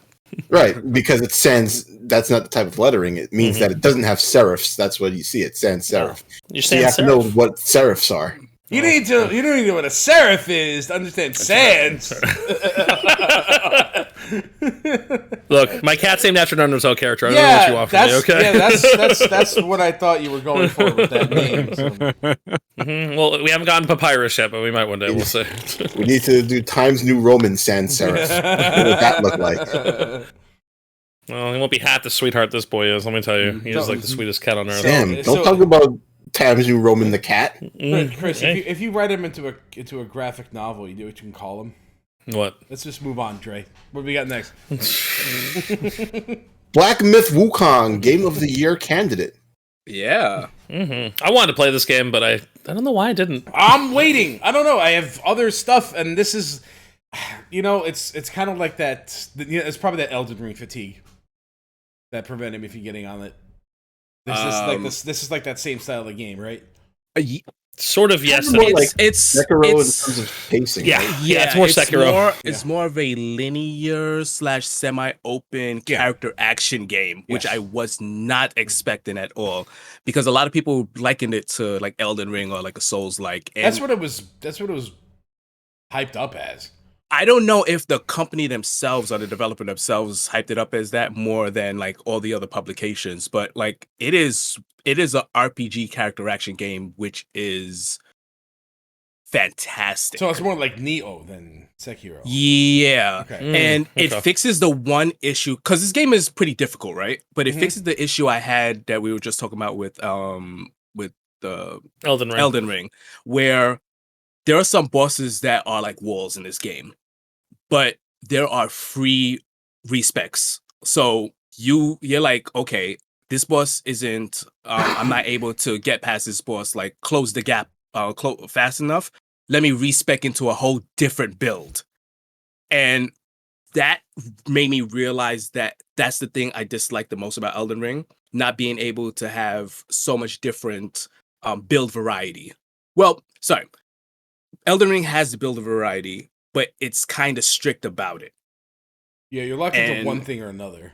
Yes, and this game is just like, hey, that isn't working for you. Just try something else. And the game kind of teaches you to do that early on, where like you're building in a certain way, and you keep losing against this boss. And I'm like, man, what the fuck is happening?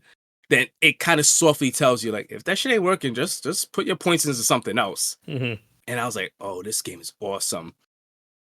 Just let it happen. Just let it happen. This was close to being my game of the year because I love the opening hours of this. Like, absolutely adore it. The problem is it overstays its welcome.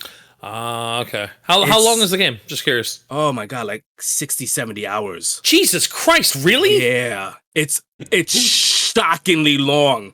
Like, I was like, okay. Why? Yeah. Because it's based off of Journey to the West, which does not fucking end. Yeah, but like, fuck, dude. Like, come on. It's an action game. What the fuck is an action game? 70 hours. So there's 6 chapters. The first chapter is like, okay, this is pretty breezy. You get the second chapter, it's like, this is a little long. The third chapter is like, holy fuck, this is a whole other character action game in this game alone. And then there's like 3 more chapters after that. I'm like, I'm done. Yeah. Like, this game is incredible, but fuck, it does not end. Yeah, that's a lot, man. It's a lot for like. That's a lot. I love character action, but they should not be 50 plus hours, like, at all. But I'm glad to see that it was nominated for Game of the Year because while I wouldn't necessarily call it my Game of the Year because of the length, it does some really great things, and I can't wait to see what else comes from the studio. All right, well, that's good. I mean, yeah, this is their first game, right? Yes. Damn, that's a hell of a fucking way to debut. Yeah. Probably the like Final Fantasy VII exists. Probably like the best looking game I played this year. There's some shit that like I had to pause and had to take screenshots, like artistic moments in this game. I'm like, fuck, yeah, the game is gorgeous. That was like apparent from like the first time we saw it. We were like, this looks too good. We didn't believe it. It looks so good. Right. I remember watching the initial trailer and I was like, that's not a real game. I don't believe you. Yeah, I don't believe this shit. And like, it was real. And because I remember when it got framey, we were like, oh, it is real. Oh, shit. Yeah. No, that wasn't the game that got framey. It was Crimson Desert? No, Crimson Desert 2, but I remember watching this game too and thinking the same thing. And then it got framey at one point. I went, oh, okay, thank God. Yeah, it's not that's real. Yeah, like it's real. And that's how you knew it was a real game.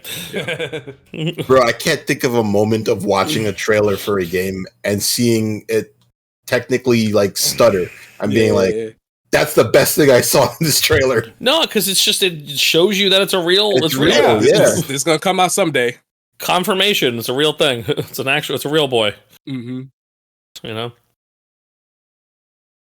Yeah, I'm sorry, I had to like step away for a second because the fire trucks sounded like they were stopping. Oh no! And I was like, let me just make sure that I'm not in imminent danger. Yep. That's probably the right move. But I think we're good.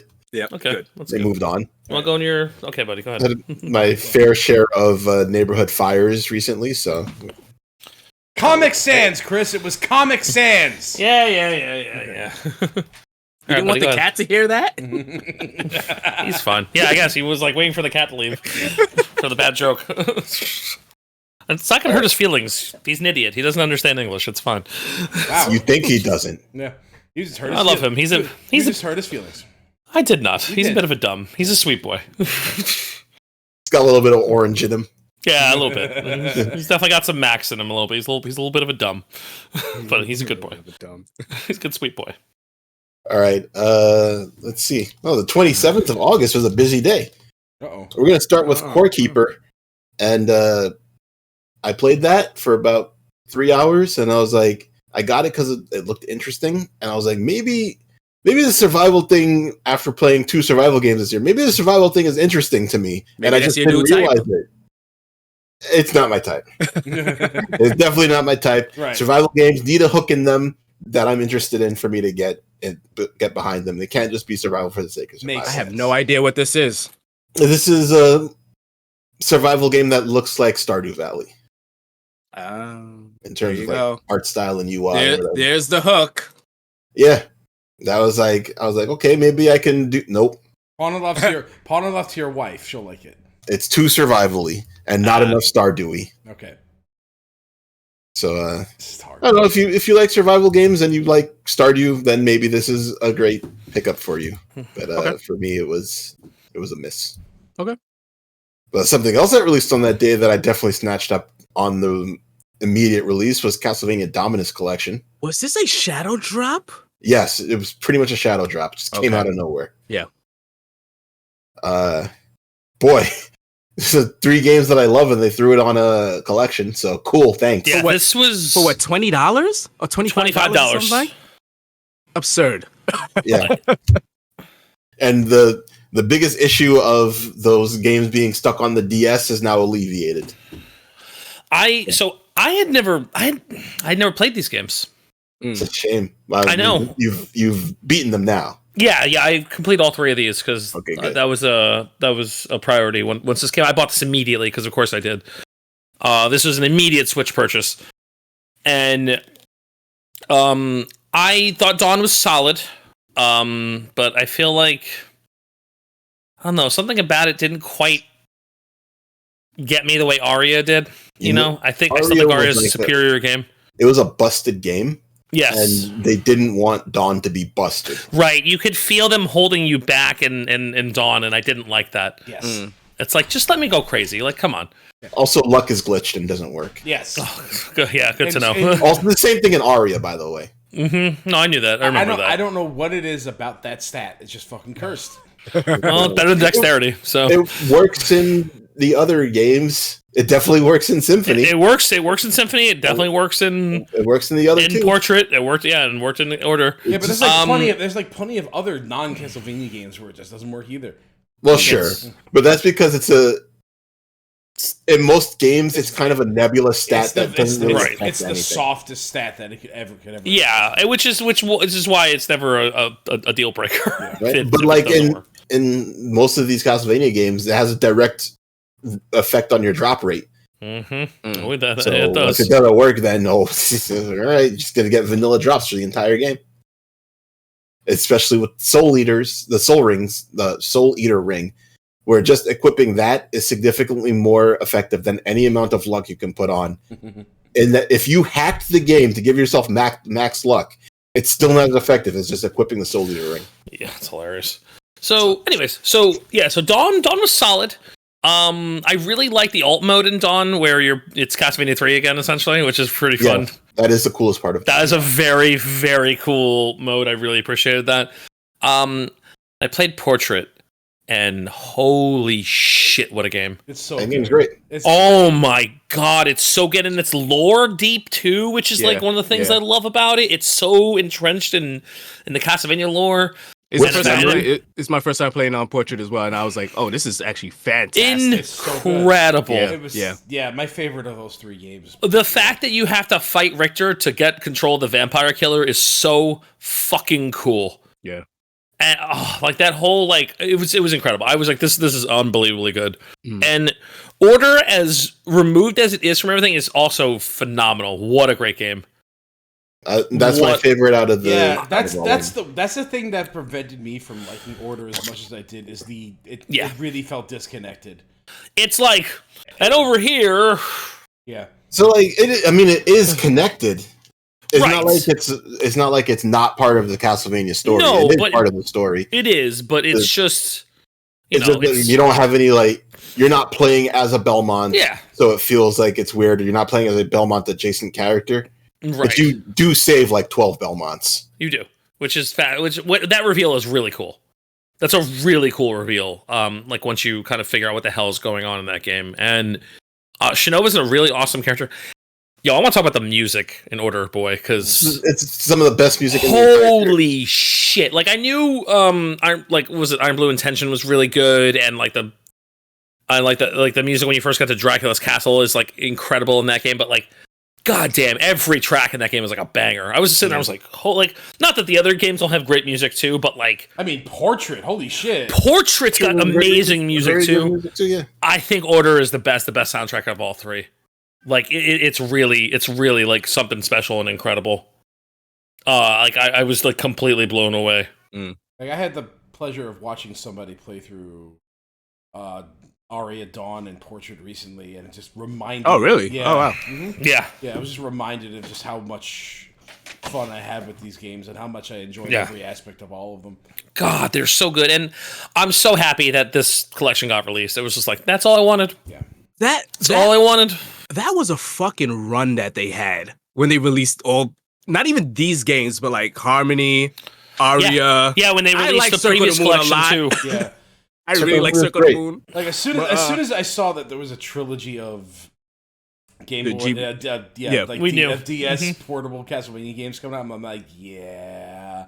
So I have theories that like porting of DS games is clearly possible. Obviously, they did a really good job with this game. These games, because thankfully they didn't have a ton of touch screen functionality, but how they handled it was pretty good. Mm-hmm.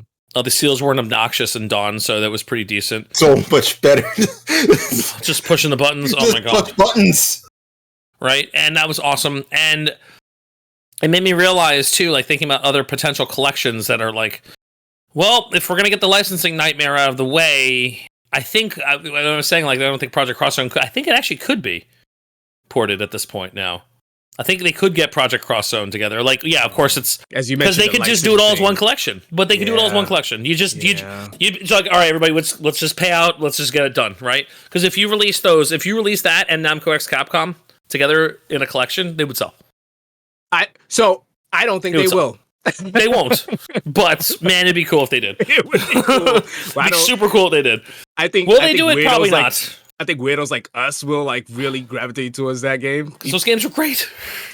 They were all right. Yeah, they're too long. They're too long. Yeah. That's kind of my point. Is like they're cool for what they are, but I don't want to call them like fun. Yeah, they're fan service the game, and like that goes a long way in video games. Yeah, when you're playing, it's like Smash Brothers. You're not really playing Smash Brothers to necessarily enjoy the game, but just appreciate what's in it. Yeah.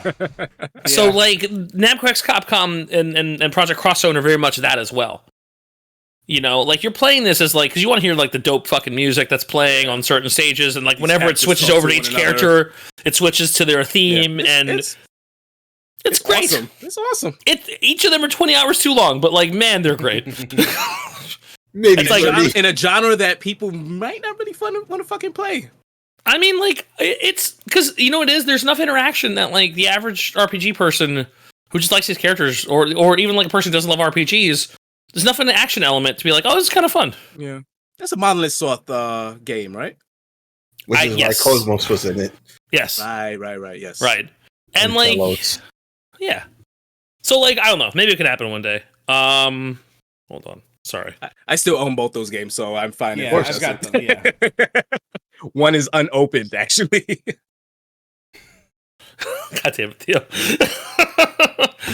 I never thought those games would come over to the States, so I was like, oh, well. I know. No, I get it. Like, it's one of those things where it's like, what the hell? Like, I can't believe this game even exists and got translated. It's a miracle because Namco X Capcom is stuck in Japan. It got translated twice. Yeah. I didn't think we'd get the second one either. Yeah, it's insane, right? But back to Castlevania. I'm just happy it exists. I'm happy that they poured all these games. Now you can play all your Castlevania, Metroidvania likes all in like pretty much one place, with the exception of Symphony, because that's never going to leave Sony's library. Alucard might as well be a Sony character. You might as well be a Sony pretty character. much every Castlevania game that's been released on your PC now. Yeah, that's true. Except for Symphony. Yeah. And that's just awesome that you can do that now. That makes me happy, because like, yeah, that was I haven't bought a game that quickly in my life. Oh, yeah. There's as many of these games that have been released, like I've really hard pressed to find anything I'd liked as much as Symphony. Symphony, like even the later games like Portrait and stuff. Yeah. Okay. Like something. I mean, like something about Symphony, just like the importance of this game. It was your first. Yeah.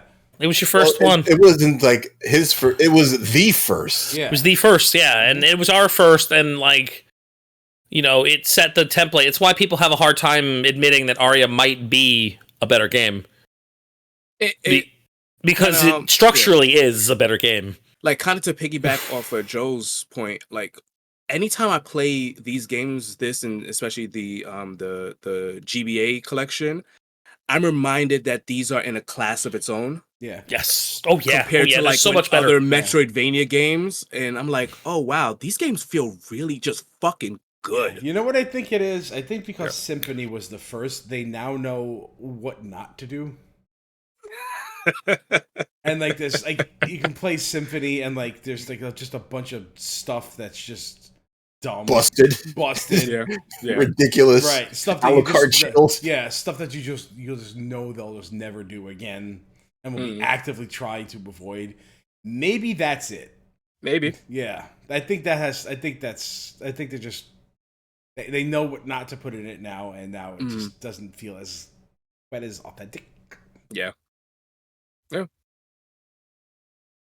Also, just like that experience of that first time Symphony of the Night playthrough, hearing that music for the first time, seeing those graphics on, like, because that was in the era of PlayStation 1 where you were not getting 2D games. If they weren't a fighting game, you were not really getting 2D games that often. Somewhere on this bookshelf is my Symphony in its original casing, so we'll pull out later. It's no problem. Also, you can play it in a CD player and be warned that it is a PlayStation Black Disc.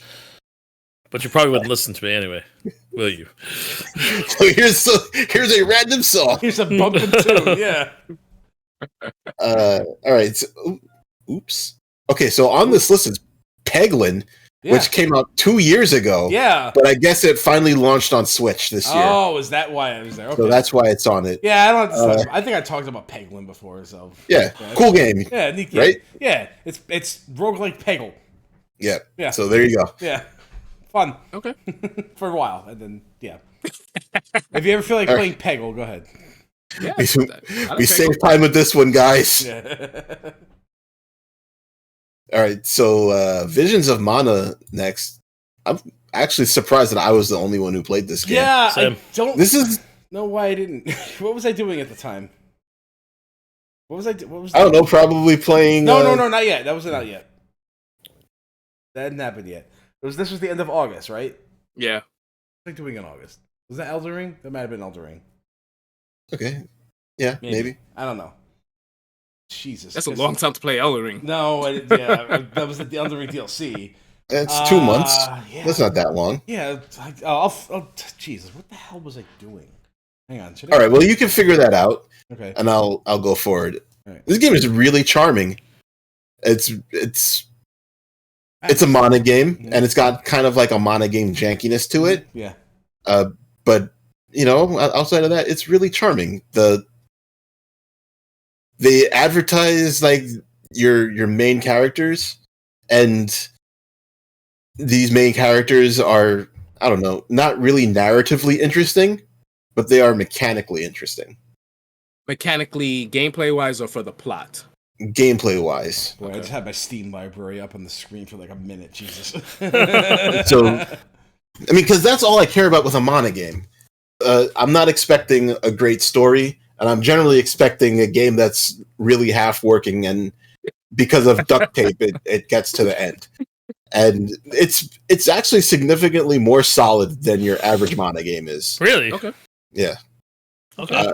It might be the best Mana game. Okay. So the last time I played Elden Ring was August 30th, so yeah, it had to be that. Okay. Now I have to exit Steam again. Excuse me. Okay. Sorry about that on my screen, by the way. Didn't even see it. No, but anybody viewing this will... Theo, your face is going to be covered by my Steam library for a minute. It's okay. Oops. Anyway, so that's probably why, and then, like... I don't know. So I do this thing where I play Secret of Mana every year, every Christmas, and I'm in the middle of it right now. And after playing that game once a year, every year, for the last 20 7 years. I kind of understand what kind of games that the Mana series is, and I don't actually think I really like it that much. Subsequent games after Secret, or just wholesale? So you just figured out you don't like Secret of Mana? I mean, I play it because like it's nostalgia, right? Okay, but like, oh, your cat's loud. Sorry, he's he's climbing on something and it's like, look at me. Yeah, that's exactly what's going on actually right now. But like, there's a lot that's wrong with the way that the combat flows in this game, in these games, I guess. It just doesn't.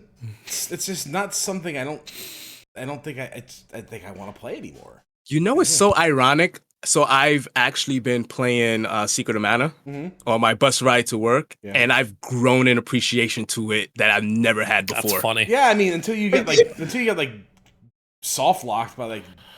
Oh yeah, that's dumb. Yeah, boss is chaining. Like, it's a basic enemy just chaining shit on the floor. Yep. Yeah, that's why Rewind is great in those games. Oh, that's why you can handle it. Okay. Yeah, fixes all the jank. Yeah. Like, I don't know. I've always acknowledged that the Mana games I like are not like masterpieces. Yeah. But like I still like them. Yeah, same. And I'm pretty sure that this is the best Mana game that's ever been released. Which is very sad because they destroyed the company that made the game literally like a week after they made it. I thought it was shorter than that. I thought it was it might have been. I don't know. Yeah, I was like, oh my god. Yeah, I was looking forward to it. It came, and then I'm like, I don't need it, and then just never jumped on it. And who knows now?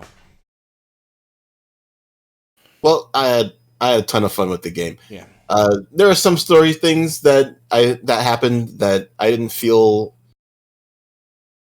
How to describe it? Like, I don't feel like. Well, I don't want to get spoilery about it, but there are some story things that I didn't really particularly like about the game, but it wasn't anything that was bad enough to make me not want to play it. Okay. So the gameplay of the game is really good. The customization is pretty good. It is very annoying that you unlock the full ability to customize after you beat the final boss. That is awful. That sucks. However, the one thing that it does do very well is your choices matter, because you can do some limited respecking, but it's not cheap. And the things that you choose, you basically will have to run with, and for better or for worse, those are going to be your builds. Got to make it work.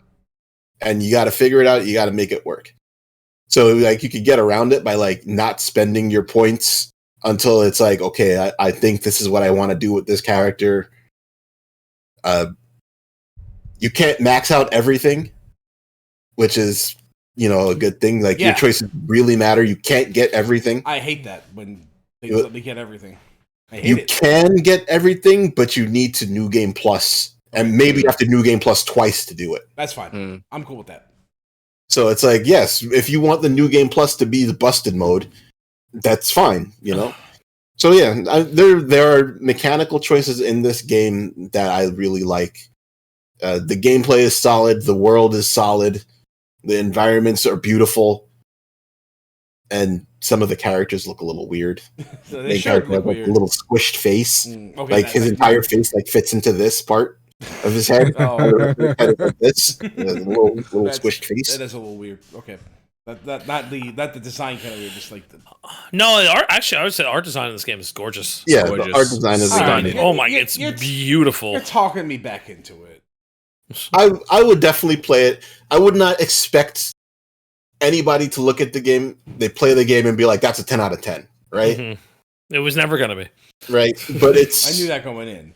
It's a game that you can play it, you can enjoy playing it. It's not perfect. It doesn't have to be perfect. It just has to be fun, and that's what it is. Yeah, good. Okay. Nice. Perfection is the enemy of good. Yes. And what is apparently not the enemy of good is our Game of the Year 2024 Astro Bot. Apparently. when this won, it kind of took me by surprise until I thought about it for like 2 seconds. And that's all it took. 2 seconds. I remembered the joy I had playing this game, like just constant smiles. Like Kayla would watch me play it, and then she'd be like, "This is fucking charming as shit. This is the best 3D platformer I've ever played." It's a shame I'll never play it. Yeah, this probably never coming to PC. Oh, this is not a chance in hell. This is, hey, isn't the PlayStation cool? Like it is almost an advertisement. It is an advertisement. Which is what the Astro Bot that launched at the PS5 was. And they were like, one, I really want to get this game because I love platformers, but the studio that made it, Team Asobi, they are remnants of Japan studio that Sony closed a few years ago. And like, I wanted to support this game with everything I had. And I'm glad it did really well because I hopefully this shows Sony like, hey, we have fucking cool IP. We don't have to put Concords out. Bro, they released this and Concord in the same year. It's crazy. What a disparity. Right? Like, which game you think costs less? Yeah. Right. Astronomically less. Like I'm playing this and I'm like, this is just a joyous reminder of why I love Sony. Well, and then they remind you why you don't like them with the other stuff they did this year. So that's the other thing, right? Where like I feel very conflicted with this game. Like I love it. You can love Sony's development studios and still not like Sony. Yes. Right. And it reminds me of a Sony that just isn't Sony anymore. And I'm playing this and I'm like, oh my God, this Crash Bandicoot, like all these like IPs. And I'm like, man, that's the Ape Escape level in this game retroactively made me be like, yeah, Ape Escape was fucking cool. Like, oh shit. It was like, oh man. And then that's just not Sony anymore. They don't care about the weird kooky stuff anymore. And it's like, oh man, like this cat's doing it. I don't know what he's doing, but he's doing Astro Botting. Comic Sans. Oh, meow, meow, meow. Don't move me. Meow, meow. Oh my God. I'm platforming over here. He's platforming. Sorry. Yeah. He's platforming over there? Yeah. Yes. I had a real life platforming character doing his thing. Doesn't seem to mind very much now. No, he's fine. He wanted the attention because he's a brat. All right, we'll leave him on camera, sure. Let him get some. But yeah, sorry, Theo. No, I mean, derail. No, it's fine. No, but this game is just wonderful, and I'm happy as getting. Fire truck's back, cool. I think it's me now. Oh wow, it gets around. Dang, it went that far. It went really far. Like holy shit, that's a Newark real quick. We're blazing down. Yeah, that's why it's really great. If you guys can play it, you should. Mm-hmm. Well, I will be picking it up because my kid has. So I turned on my PlayStation with him around the other day. I normally try not to because he's like he doesn't really care about it, and like he like push things or whatever, or try to touch the TV because he wants to interact with it. And touchscreen is his controller. Yes. So yeah, and he's already ruined one TV, and I don't need him to ruin more. But I turned on my PlayStation with him around, and like I'm scrolling through the PlayStation Plus games, and he's like, "I want to play Temtem." I'm like, "Okay, sure." So I download Temtem, and obviously he doesn't want to play. He wants to watch me play it. Yeah. But then he's like trying to name the Temtem things, but his creativity for naming things is not good. So he sees the thing and it has its Temtem name, but then he's like, Bird is his name. Okay. Is it actual bird? Yes. I was hoping it's like a snake or something. No. He's just naming them what they are. Okay. That's hilarious. So then I'm like, Alexander, we don't like when we name something, we don't call it what it is. Like I don't call you human, right? I call you Alexander. Alexander is your name. So we have to give it a name, but the name can't be what it is. So then like the next one is like, okay, this one is Aki Daki. And I'm like, what What is better? Okay, you know what? Fine, you listen. Just saying. Yeah, you asked for this. This is what you asked for. That's right. He's only giving what you asked for, Dad. Yep. I'm just saying. Mm-hmm. So, yeah. I figured Dacky it is. That having Astro Bot will be a good way to be able to get him into actually playing a game. Yeah. And I can give him I have to give him my not Edge controller to play. There we go. Yeah. Because he's not touching that. For safety reasons. Yeah, he ain't touching that. And financial reasons. He will never touch that controller. Yeah. All right, next up is Astro Bot. No, next up is Warhammer. I got distracted. Space. I got distracted. You're distracted? It's okay. That's what distracted me from Vintage of Mana. Because, there you go. Because I was. But it's not the 30th anniversary one, unfortunately. Somebody else has that. Here it is. Here we go. God. Oh, that's fucking beautiful. Holy shit. It is. God, that's gorgeous. Remember when things were that color scheme? Jeez. We did like gray. It's all right, too. We moved on from gray to white, and everything is white and now. it's a downgrade. Yeah. I agree. Can we go back to black? Black is also good. Black is beautiful. Yep, black is good. All right, so Warhammer 40K Space Marine 2. Yeah, so this was coming out at a time where Helldivers was at one of its like lower points. It was really booting it when this game came out. Yeah, I remember. Joe was so excited for this game because Helldivers was shit in the bed at the moment. Yeah, and the regular crew that I had been playing Helldivers with is really, really into Warhammer video games. So I'm like, all right, I'm gonna go all in on this thing and get on it, and we're gonna play Warhammer and like smash like giant space bugs and like big beefy men and big beefy armor and big beefy hammers.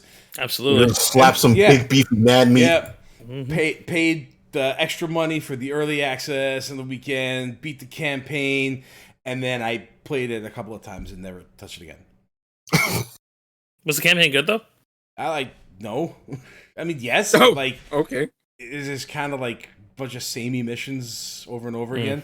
I mean, it's not bad, but like, I don't know. I think it was only okay. I think I like the idea of Warhammer more than I actually playing it. Yeah. Mm-hmm.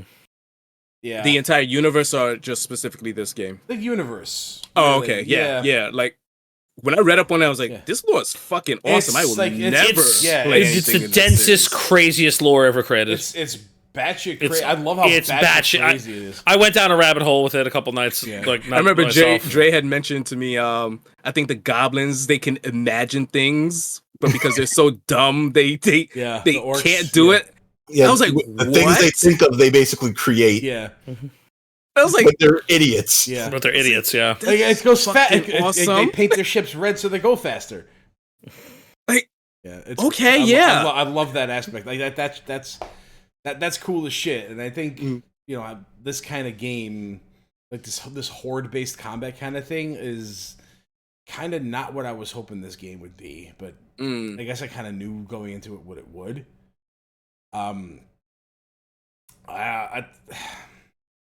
As I was progressing through it, I really only settled on one play style, and that was swinging around a giant hammer. That's cool. That was fun. Yeah, I had fun. I had a lot of fun doing that. But for whatever reason, it just you would get hit a lot, and you get animation locked a lot, and like certain counter prompts would pop up, and they just wouldn't work sometimes. And I find myself just getting hit and taking a lot of unnecessary damage, and like things would just spiral out of control. So every time I played it, I'd just be like, I would just rather be playing Helldivers at its best rather than playing this. And this was, I was kind of hoping this would spur Arrowhead back into getting stuff back to where it was and back up to the point where people would like it. Because I liked playing Helldivers a lot more than I like playing this. But I guess that's just because Helldivers is more of a tactical style game and less of a forward base, just get in there and mush face until everything dies kind of thing. Yeah. And to be fair, this game is not something that you just you need to take care in the higher difficulty. It was very, very clear right off like if I'm not enjoying this on the lower levels, then I'm probably just not gonna. Yeah. And then nobody played it anyway, so it was like I could never jump into a game. So I feel like this is kind of like a miss for me this year.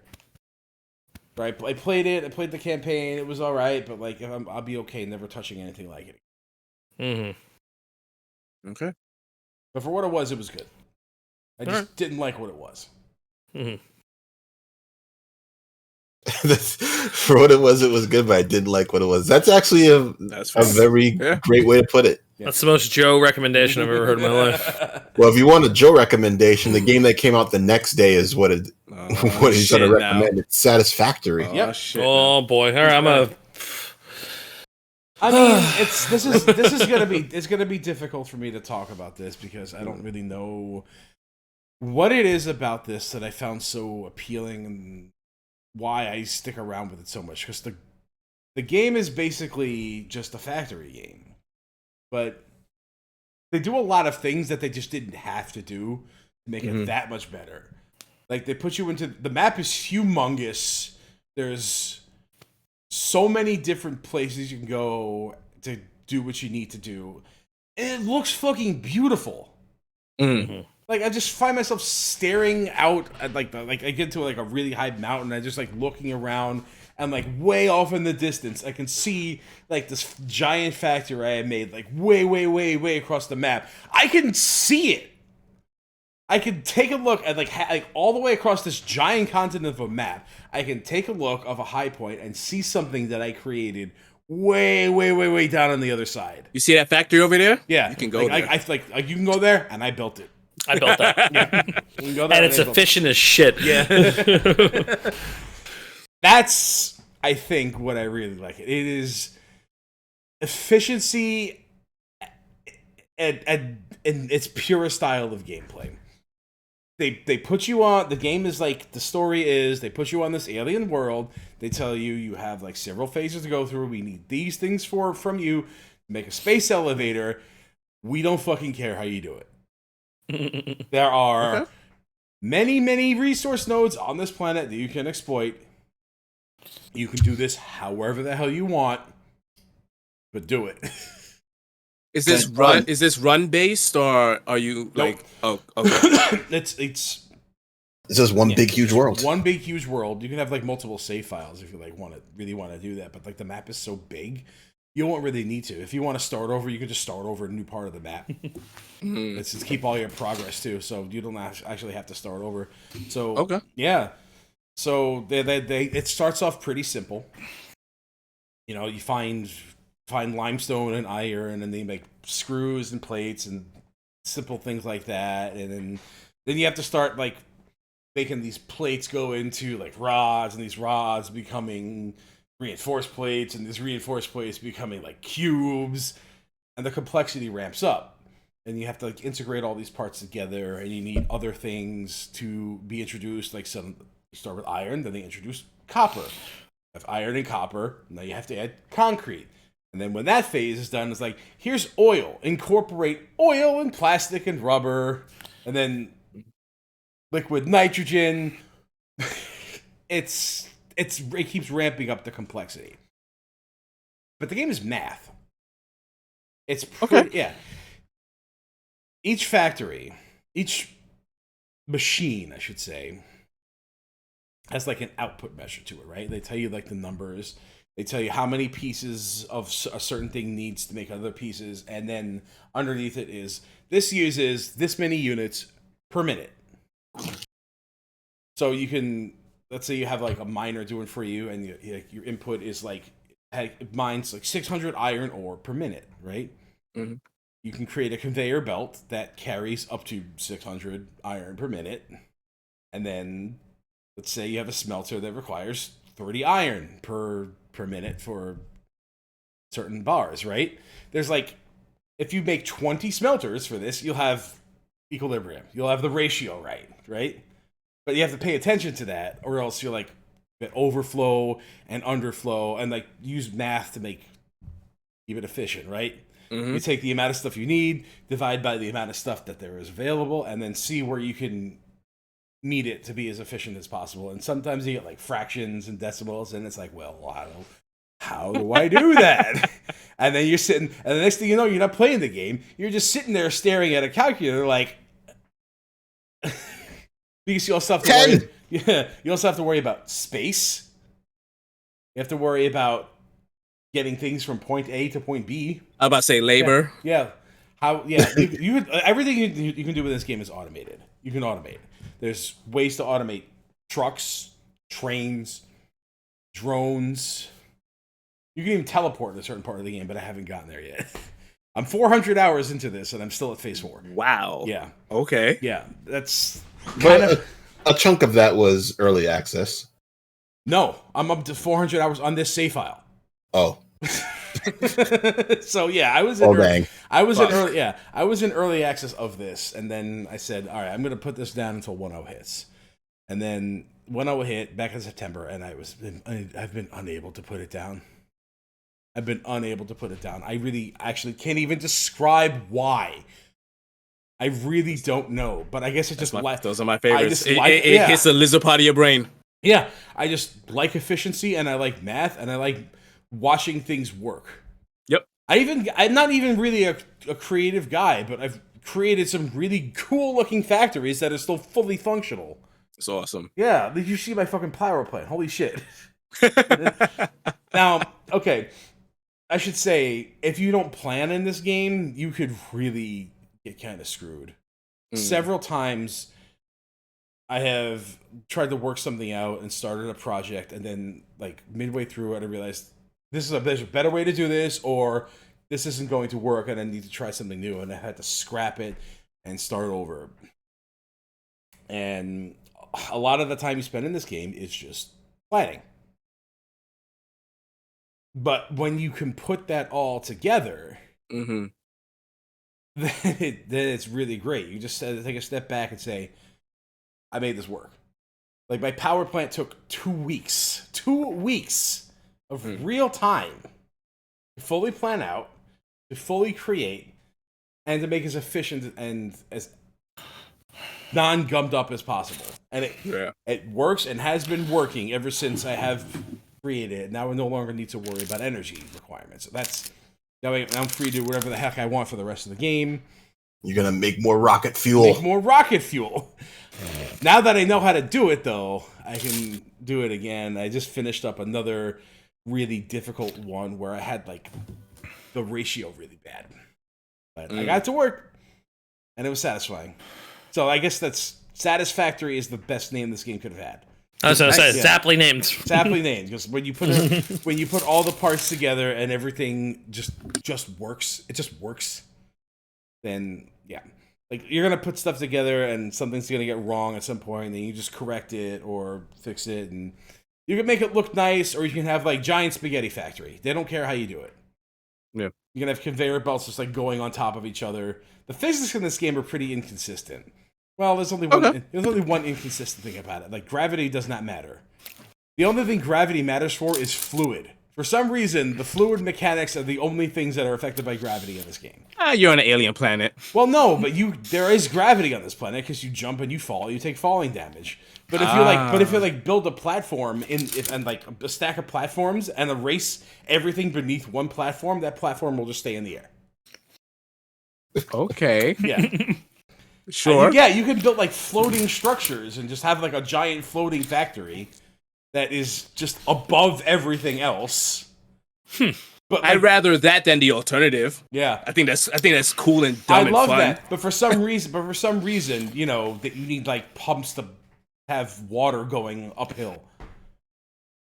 Yeah, so that's right.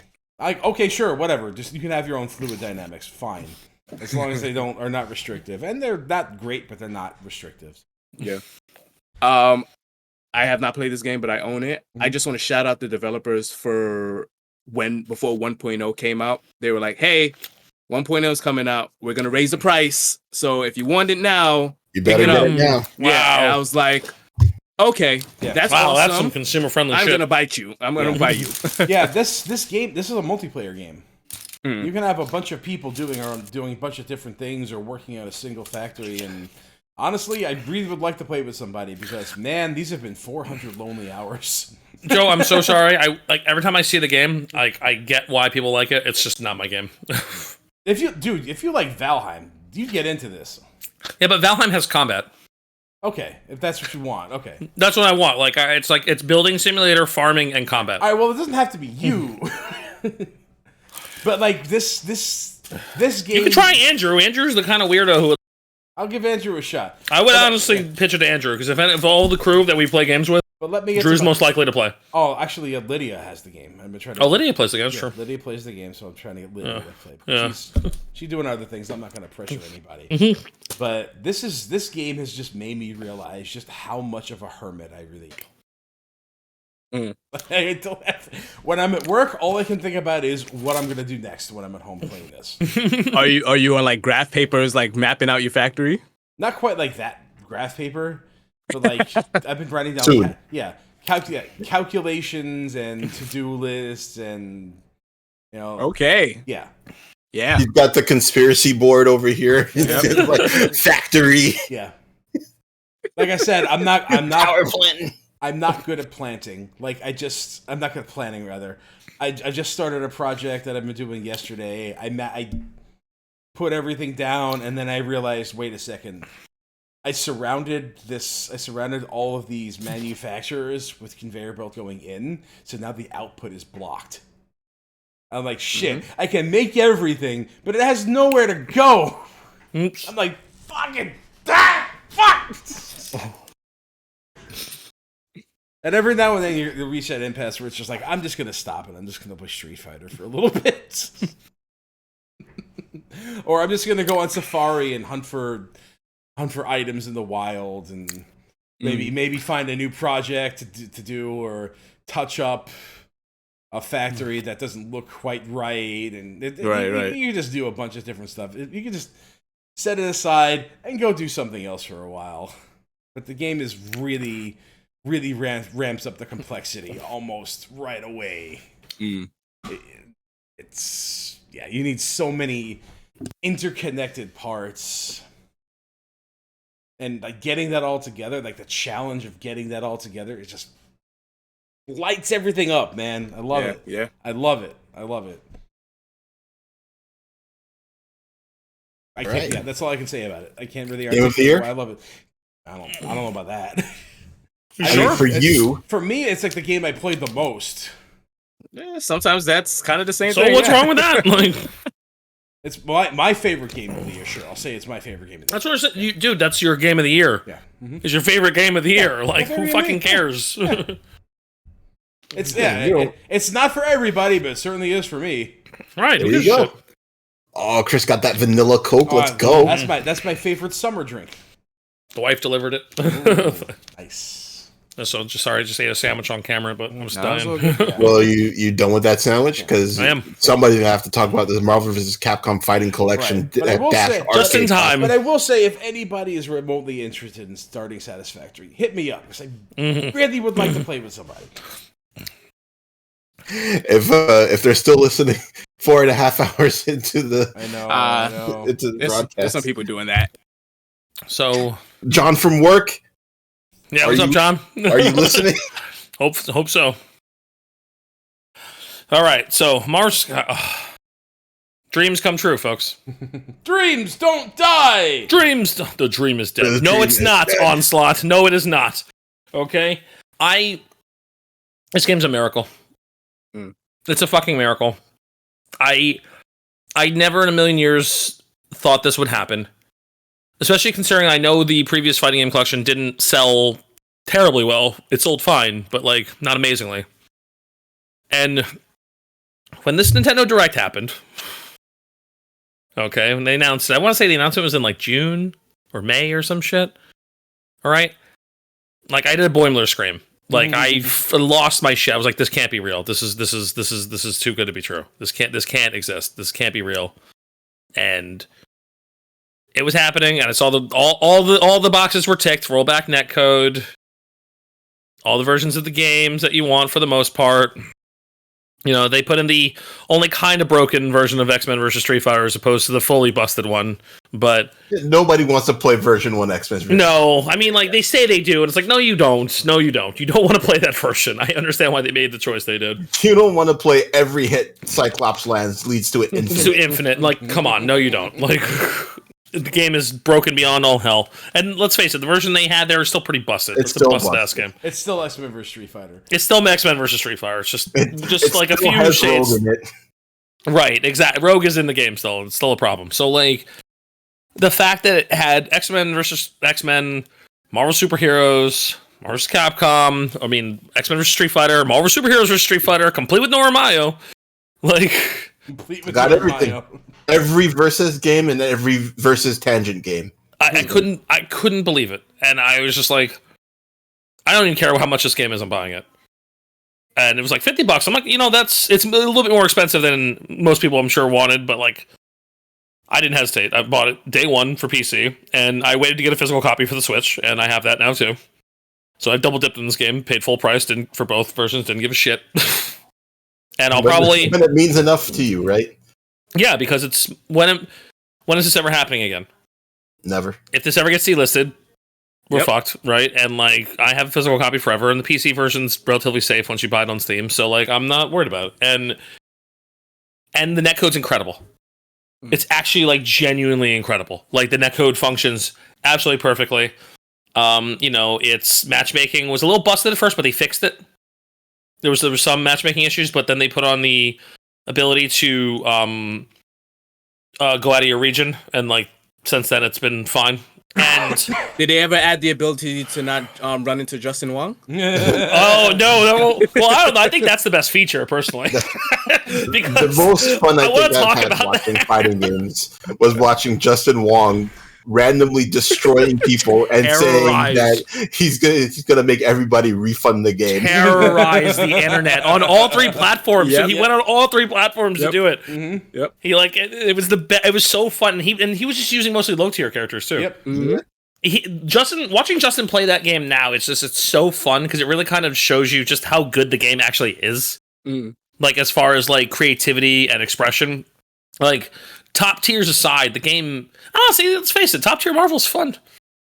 That game is just like Third Strike. It's well balanced within its tiers. Yes, and very similar balance. If you cross the tiers, you don't have a fun time. But if you stay within the tiers, it is a relatively balanced. Like weight classes. Yeah, that's exactly what it is, right? And Justin actually developed a ratio system with another player, like a couple years ago, where he ratioed the characters to like, and he actually gave an updated list once this version came out too.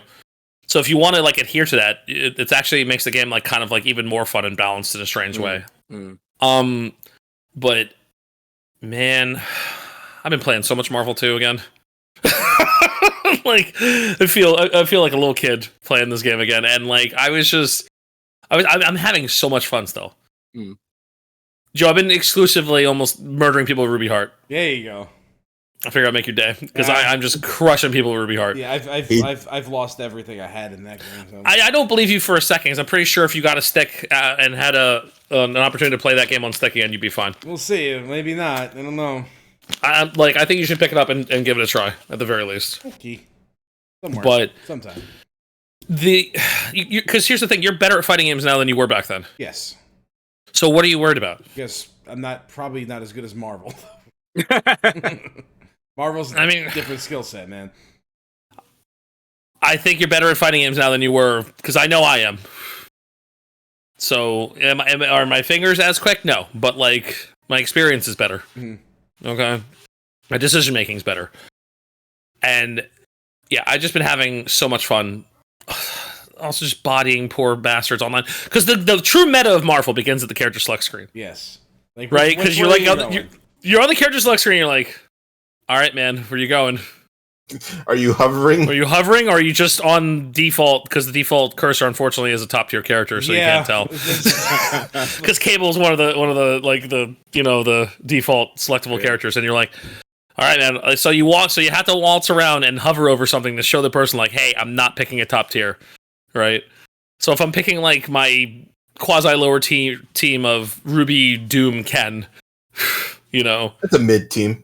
Yeah, it's mid. It's a mid tier. It's mid tier. So I pick Doom first. See, the thing is, I do the glitch thing that not everyone knows about, and I feel a little bad about this, but not everyone knows. When you change about that, when you change, so when you switch your character, you get first hit advantage. Essentially, if the person doesn't switch their character, it's like a bug in the game that they left in. If you pick your character, you pick your point character second, and you switch to them. And if you do that, you can hold down light punch or light kick, and it will come out on frame 1. Yeah. Oh wow. Yes. So if you don't know that, for every character, so if you pick Magneto, who has a three frame ducking light kick, 2 frame. It's basically unreactable. It's stupid. It's unreactable essentially. It's kind of dumb. Also, Magneto breaks rollback netcode. We figured out. Yes, he's too fast. He's too fast. Like he literally you can't actually see what Magneto's doing. Yeah, it's like Magneto breaks rollback netcode. Like it's really funny. I'm like, if anybody was gonna do that, it was gonna be Magneto. In Marvel 2 specifically. It's there's something just like beautiful about it, right? Where like if you're on a bad connection and you're playing a Magneto, you're like, oh God, like this dude is warping all over the screen. And you have no idea what the hell is happening because even with the rollback, it's like this is he breaks the netcode. He's too fast. And predict Magneto. No, it's beautiful. Like that's what I'm saying. It's like it's really like a thing of beauty, right? And this collection just made my day and made my year. And like honestly, probably if not for Helldivers, it probably would be my game of the year just because it exists again. You know, because like my favorite things in the world are like my second favorite fighting game of all time is back. And also kind of made me realize that like, no, Marvel 2, I still like Marvel 2 the most. I love that stupid game. That stupid, busted, bullshit, piece of crap, weird soundtrack having game. I love everything about it. Yeah. I love everything about it. It just makes me happy. Official Mugen. It's so good. It's such a busted mess, and I wouldn't change a goddamn thing. Freaking Morrigan's right. I'd change a few things. You know, maybe I'd change some things. But speaking of changing things too, it's something I appreciate. When they ported the game, the Juggernaut power-up glitch was fixed. And everybody was like, oh, now Juggernaut's bad, right? So they put it back in. They put it back in. They're like, there's just a toggle now, and it's like the default toggle. Oh, wow. They just put it back in, and it's like, oh, you guys get it. And this is the thing that I was talking about, and I want to talk about this, roll this into like announcement for next year too. There was another fighting game collection that got announced this year for next year, which is like a dream come true, and I didn't think was ever going to happen. And that's the Capcom Fighting Game Collection 2, which is going to have CVS Pro, CVS 2, Plasma Sword, Project Justice, Power Stone 1 and 2, and nothing else. And that's it. Yep, I can't even talk about the other one because fuck that game. But it's in there, right? The one we which doesn't deserve to be in there, but it is, right? And the fact that exists is insane. That's a crazy thing. And I owe it all to the dudes who are clearly... This is the Street Fighter 6 producer and director. It's these guys. I know it's these guys. Because they just get it. And I said this years ago, like when I said this last year when Street Fighter 6 came out and I was talking about it, how like Nakayama-san and the other dude, like they just fucking get it, man. They're just giving me what I want, and I refuse to complain. So that's where I'm at. Marvel Collection. Now I can die happy. Good. Mm-hmm. All right, next up, we've got Legend of Zelda: Echoes of Bed. Ooh. Comfy bed, baby. It's the game about beds. Beds and water blocks. And water beds? But now no water beds. But you can put a water block on top of a bed. Yes, you can. What about still drown enemies? What about a bed of water? I mean, you can make a bed of water if you put a whole bunch of water blocks around each other. Mm. I like that game. You can approach the puzzles in the game with many different things. However, they pretty much all pale in comparison to bed and water block. Like this is the major complaint I had about this game. I heard about this game when I was watching people were playing it. It's like they give you a lot of options to do things, but there's really only a small amount of solutions that are better than anything else. And It like kind of disincentivizes you from being creative. What disincentivizes you from being creative in the game is that it's using the Breath of the Wild and Tears of the Kingdom like inventory quick swap. Oh man, which is not good in a game that doesn't have different categories for those quick swaps. It is horrendous in this game. So I also played this game, and man, it is so close to being my favorite 2D Zelda game. It's really fun because it does the thing. I don't particularly like combat in the Zelda games. It's like a means to an end type of thing. Right. It's never the focal point. Yeah, but this, I love having minions in games, and the fact that you can have like minions. Sorry, no, it's all right. I had to wrangle him before. This is my life now. I'm sorry. Yeah, I get it. He's Siamese. He talks. That's what he does. The fact that you can summon like minions to do the fighting for you and like find creative solutions to fight enemies in the game. So I played this game. I put it on hard mode and promised myself I would never turn into sword fighter mode, right? Because I was like, this. I'm playing this game as if it is just Zelda, and I want to figure out solutions with just her toolkit. And came up to like some really fun solutions with a lot of the puzzles in it. Mm-hmm. And man, that inventory is bad. Not good. Once you get past like, because you get a lot of echoes in that game. Once you get past like about 50, it kind of becomes a little unwieldy to the point where you're like, I'm just going to use the old favorites. Yeah, that's the issue. Yeah. There's too many options. Yeah. Because when you do experiment, there's some like interesting things you could do with some of the echoes against like enemies or like the environments of the world. But then to think about, oh, okay, is this an enemy? Is this an item? Do I have to scroll past it? It's oh man. So like early game traversal is kind of like not that great. You don't have many echoes. You can't really do too much, but like. The creativity of the game it shines through as long as you're willing to try to find it. The problem is that finding the creativity among the tools that you have sometimes takes too long. Yeah. But like, let's say early in the game, right? You kill a crow, and crows fly, but they will fly toward things. So you can kill a crow, and it will fly towards things. You can then make a meat. And the crow will fly toward the meat. And through a nice like series of chaining, you can use the meat and the crow to fly.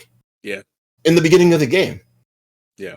And it's not something that you will just figure out if you're just like, all I want to use is the bed because the bed is the most effective. Yeah, the bed is the most effective thing because it's a two block wide thing and will get you over every pit. But that doesn't get you, flight. Yeah. Or things like that. You need meat crow before you can fly. Yeah. Like, who would have thought about that? I mean, obviously people did think about that, but like if you're just focused in on finding the most efficient solution, you're not gonna get that. Yeah. I actually very seldomly use the bed to cross gaps. My favorite use of the bed is like in a boss fight, just fall asleep. just have some minions fight for me and just like you do heal when you sleep. Yeah, I was like, okay, yeah, this is that fancy bed. Oh yeah, the princess bed. Oh yeah, great. Man, this sounds like the opposite of satisfactory. But I will say that the water block is too good. It's once you realize you could drop enemies off of cliffs and drown them in the water blocks, you're like, okay, I solved this. Or you don't even need to drop them off of cliffs. You can just grab them and drag them into your water block. Well, that as well, yeah. So it's a little too good. So yeah. I mean, I will say that, it's kind of hard not to use your best tool. Luckily, it doesn't work against every enemy. Right. I mean, if the enemy can deal with the water, then it's not going to work against them.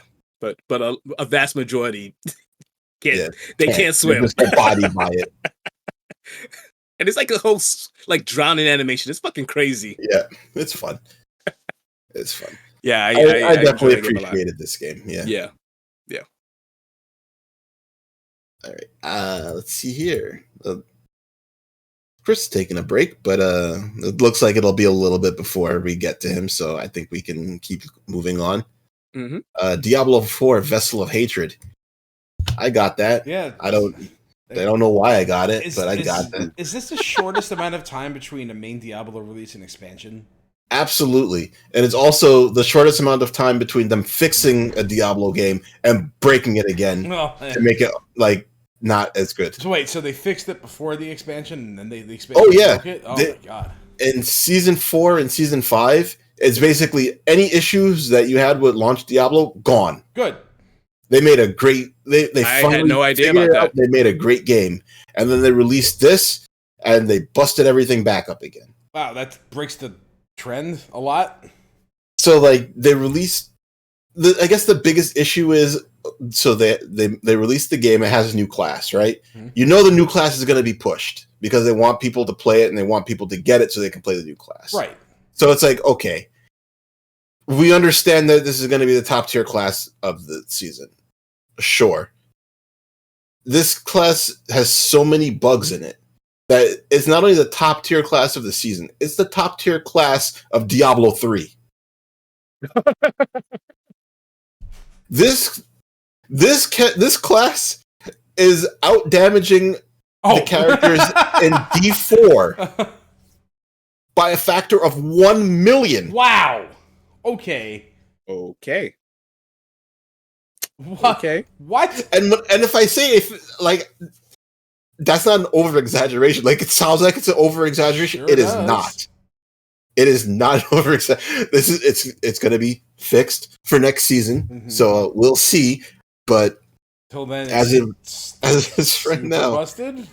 It is ridiculously super busted. So the cynical question I want to ask is: was this done on purpose? No. So they are saying that it's from bugs that are unintended. The purposeful part is I 100% expected them to make the class the strongest class of the season. Yeah. So like I don't think it's cynical to say that they expected it. They made it that way and expected it to be the strongest. I don't think that they expected it to be stronger than any D3 class. Okay. Because in D3, when I got my class like moving, it's doing hundreds of billions of damage. Mm-hmm. This class was doing like quadrillion damage in D4. Okay. This is after they said they were doing a stat squish. Wow. How's that for a game, by the way? They had to stat squish it on expansion 1.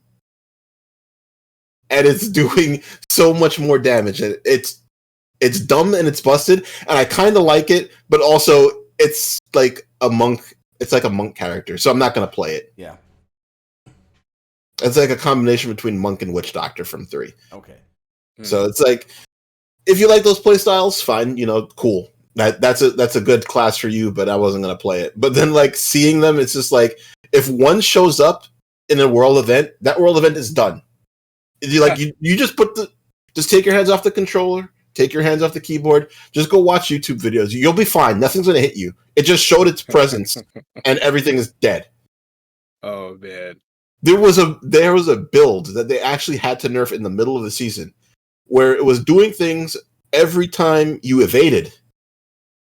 I like that. Dodge tanks, let's go. So you would evade, not tanks, it was damaging. So you would evade and it would damage like everything.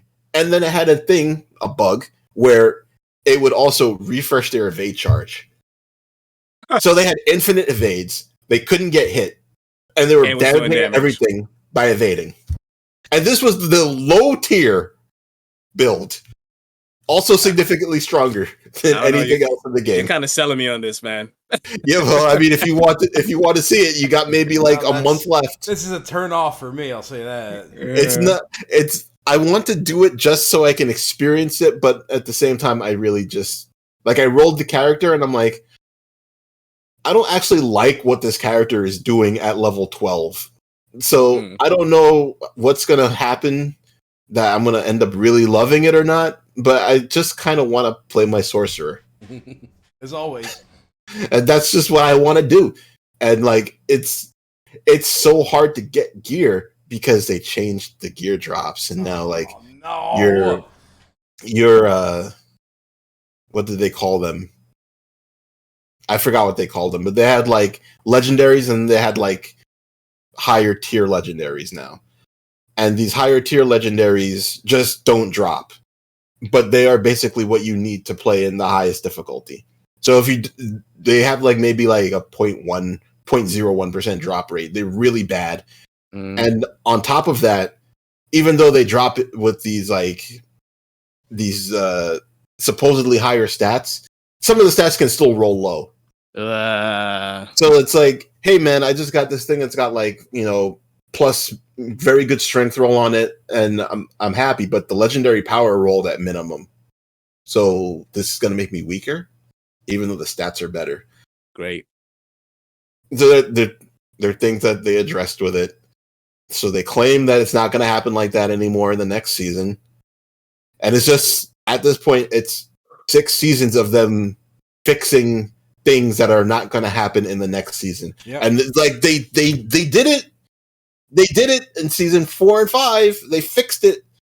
Then it's just like we had to change the loot again. Loot 3.0. I don't know why they did it. I mean, it does. I mean, it's only happened twice before that a Diablo expansion has essentially fixed the Diablo game. But sure, I guess of course this would be the one that they meatloafed. It's just like, they already fixed it before the expansion. Yeah, it was fixed before. So naturally, man, like, this is why I just won't go back to Diablo 4 even after it's fixed, because it's just been a mess since the start. It's like nobody seems to have, after playing a bunch of different ARPGs, nobody seems to have the magic formula that is right for me. It's like there's always something wrong with any one of the top options that I just don't, makes me just not want to play it. Like, this is fun, but the end game sucks. This is fun, but the loot is shit. Like, this is cool, but there's just too much time investment into every aspect of the game. Like, there's just no perfect ARPG out there. I've actually been hearing very good things about what's the new one that just came out? PoE 2? Yeah. Yeah. I have heard complaints. Not playing it. Not even trying it. Also, it's in early access, so of course I'm not touching it right now. Oh, is it? I didn't know that. No. The skill. So the old skill tree was ridiculous, right? In PoE 1, let's call it a skill forest. Yeah, because that's not a tree. Which I kind of liked about it. Actually, I kind of liked that was there. Well, right now it's a skill galaxy. Yeah. It's bigger. I thought it was actually smaller. No, it is ridiculously bigger. I thought it was wow. I was just like, there is no way. And then they were like, I guess, inspired by Dark Souls or whatever, so everything is harder. Yeah, and like if you die, everything respawns, and there's like one-shot mechanics everywhere. And it's like you're slower than you were in the other games. It's just like, yeah, I don't like fucking one-shot mechanics. Like, keep it out. I don't want. No. I'm not. I don't care. I don't care how good it is. Yeah, I saw what this company was about in the first game, and it looks like they're doubling down on it for the second. Okay, bye, Chris. Yeah, later. He said that he was going AFK for 10 minutes, so he might be in the AFK channel, and he is. He is, okay. So I will just move him back up. Yeah, okay. Forgot we had China Captain is here. Well, let's. He would have been confused. Like, what? Where did everybody go? Right? Yeah. Did we finish? He's not playing Diablo, anyways. No, he's not. As Path of Exile 2 got closer and closer to that early access release, I was closer and closer to biting. Mm-hmm. But the more I hear about it, the more turned off about it I get. Okay. Yeah, I mean, let's see how it is after early access is over. If you hear about it from me, I am very negative on it. I know you are, which is, but yeah, I don't really judge it by what you say, because what you hate about it, I kind of like about it. Right, and I mean that's fair. So there are people who obviously love it, but my main Diablo 4 content creator, his name is Riker. Very I think very balanced in how he approaches it. And he's the person who was like, you should give Last Epoch a try if you're looking for something to fill that void that D4 is not filling. And, he was mostly correct about that. The game needs a little bit more polish, but like, I'm not disappointed that I bought it. And he's basically just, if it's an ARPG, he's going to give it a shot. He's going to give it a fair shake. So he was just like going through all of the stuff that he liked and did not like about Path of Exile 2. So I recommend, if you guys are interested in playing that game, that you look out for his video on it. Riker. It's like Rhykker. Very knowledgeable on it. And he was a video game journalist at one point before he went to Twitch content creation, and not one of those like I can't play games video game journalists, because he could actually play games. We've probably moved past that at this point by now, right? Oh, I don't think so. I don't. God, I hope so. Mainstream stuff? No, like IGN? No, I don't think so. Okay. Yep. All right. Before we get to the next Game of the Year nomination, we can touch on Sony shuttering Firewalk Studios. This is around when it happened, on October 9th, and the next game came out. The next game we're going to talk about came out on October 11th. Firewalk Studios are the guys who made Concord, so didn't work out well for them on pretty much any metric.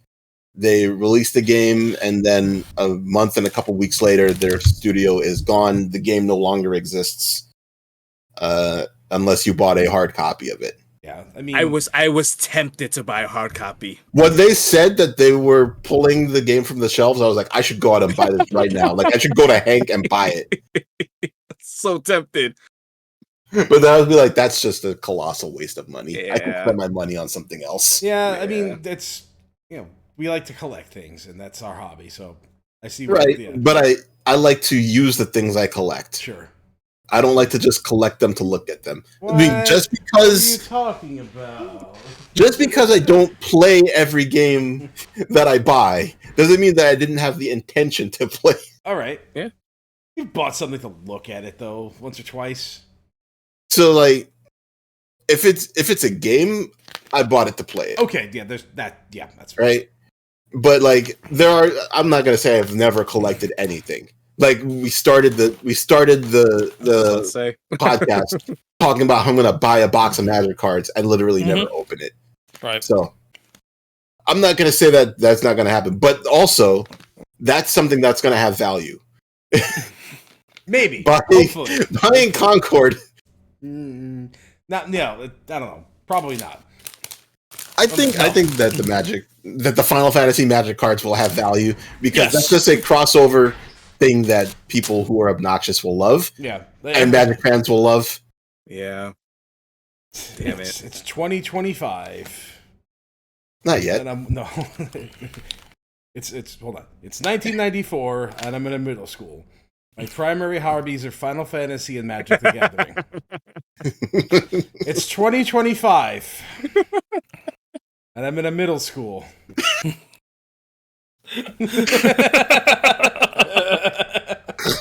The more things change. All right, Doc.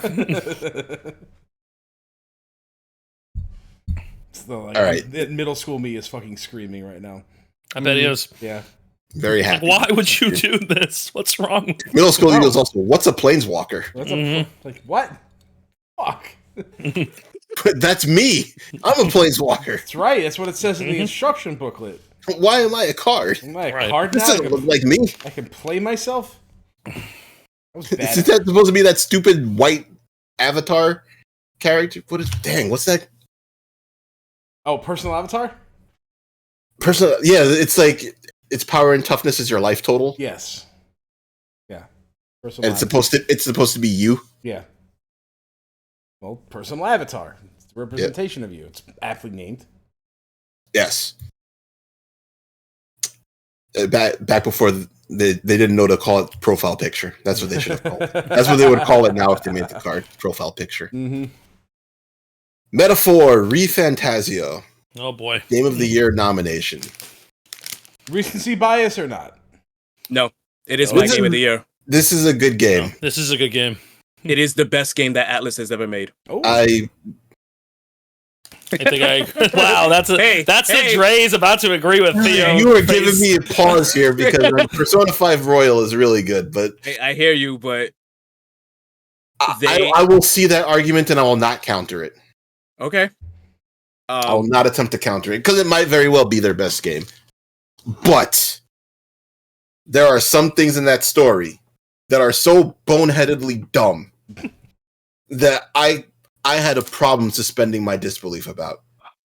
We gotta do a spoiler cast about this because I think I know what you're talking about. So I'm just gonna say it in a very broad sense. Okay. At one point in the game, you have to infiltrate an airship. Okay. That entire section is the dumbest shit narratively that I have ever heard of in a video game. What they do and what happens and the events that unfold around it is so vapid. It's dumb. Counterpoint. Okay. The villain just admits fucking raising your town, and that's the most baller shit ever. Sure. I was like, oh, okay. I have with Atlas games, especially the games following in the Persona vein, there's always a moment where it starts off really strong. And then it gets really slow. It gets really slow, and it ends and really then it ramps strong. up. Ramps up. This game doesn't have that. I think it does. Are you talking about the island? Yeah. The island is the lowest point it gets, but I think the payoff for what happens brings it back up. It's not a long stretch. It's a cohesive story that has its rising action and its falling action. So, sure, I don't mind it, but like it does have its lull moment. I think the thing is most special about this game for me is Kayla was actually playing this game at the same time. We were like kind of like neck and neck. We're in points of the story, and when it ended, we had a really long discussion because this game is framed as like a political, like we're gonna like put magic democracy out there and not managed democracy, magic democracy. Like, hey, we're gonna fucking put democracy out here through magic, right? And where it goes from there was very different than what I expected because it touches on anxiety and fear and a lot of different things. And anxiety is actually a debuff in the game. Yes. And some of the stuff the characters say, it goes back to like translation and transliteration, where one of my biggest problems with Persona 5 is that it was literal in a lot of its context and in the script. And I couldn't really gravitate with the characters and what they were saying. This game, it told a story that made me be like, wow, like we really sat down and was like discussing like stuff about anxiety where like it's not necessarily a bad thing. It's another form of hope. And like the way they form it, I was like, wow. I am from coming from Persona 5 to jumping into this game, the writing is so profound. There is a villain in this game, right? One of the early villains where she is doing horrendous shit. Absolutely, like the most horrible thing you could think about, she is doing it, right? And in any other game, your characters are saying like, hey, you can't do that. That's bad. And then it's like, yeah, what? Shut up. But you get a party member who is going through the exact same thing that she went through, and he empathizes with her. And like, it brought tears to my eyes because I was like, oh shit. Like, she broke free of like this malaise that she was under, and it was so fucking believable. And I was like, I never had a moment like that in a RPG where like you're saying to the bad guy, like, that's a bad thing to do. And the bad guy's like, yeah, shit. You're right. Oh my God, you're right. And it feels genuine. Like I was ahead of that part where before Kayla, so I watched her play it, and when she got to it, she turned to me and was like, "Is this one of the greatest fucking games ever made?" I was like, Yeah, probably. it's pretty high up there. Strong. It's the writing is really good, except for that one part that I pointed out, where it's dumb. Or it's dumb as rocks. Yeah. But like, dumb or just contrived. It's both. Okay. Because it's like this is a vehicle to move the story along, so it's like sure it's contrived, but then the reasoning behind it is just dumb. It's not great. To me, it's unsalvageable, and like it brought me out of the experience. How bad I thought it was. I get that. Did it keep you out of there, or did it bring you back in? Well, I just pushed through it because I'm like, it can't be this. It cannot continue to be this bad. Okay, and it wasn't. Good. Okay, that's important. And it wasn't. I really appreciated the story that it was telling. And when I finished the game, like the day I finished the game, like it was kind of like a day where I needed it. And I don't know if it's just like the timing of when I played this game and how it all came to with what was going on in my life at the exact same point. But it was just like this felt like so much better of a game ending than anything else I've played in recent memory. Yeah. Just around the events happening in my life at that time. Yeah. And I don't know how much it would hit somebody if they took the game up and they played it like 2 years later when they release the Metaphor Silver Streak Edition or whatever. That's like factually better than every version that they put before it or whatever. But like it ended up resonating with me in a way that I didn't even expect it at the beginning of the game. Same. Bro, like the game it's always tackling things like racism in the story, but then like you listen to the battle theme and has a chanting guy and everything. The guy is chanting in Esperanto, yes, which is a language created to break barriers. Yeah, it's man, like I'm thinking about some of them events in the game. I'm getting teary eyed because it transcends, I think, just this medium. And to Dre's point, like it came out in a time where like I can only speak for myself. I needed it in a climate where it's like kind of not where hope is lost, but it's like, man, it's it's like, man, things are cynical. Kind of miserable. Yeah, cynicism is overwhelming people right now. Yeah. I know the feeling. And this is the game about like conquering your anxieties about the bad things that are going to happen and looking forward to hope. It's a great narrative. Yeah, a great overall narrative.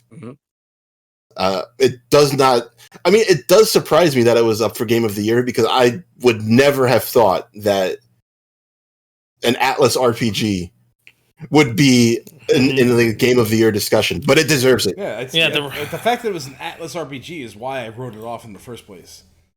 That's fair. And you know what? I wouldn't even say that you should go out and buy it because I firmly believe that they will release a better version of this game in 2 years. And then I'm going to buy it again and feel like an idiot. And because I do that, I'm going to be like, get away with it. Will they fix the goddamn part of the game that I don't like? Do they change the airship narrative?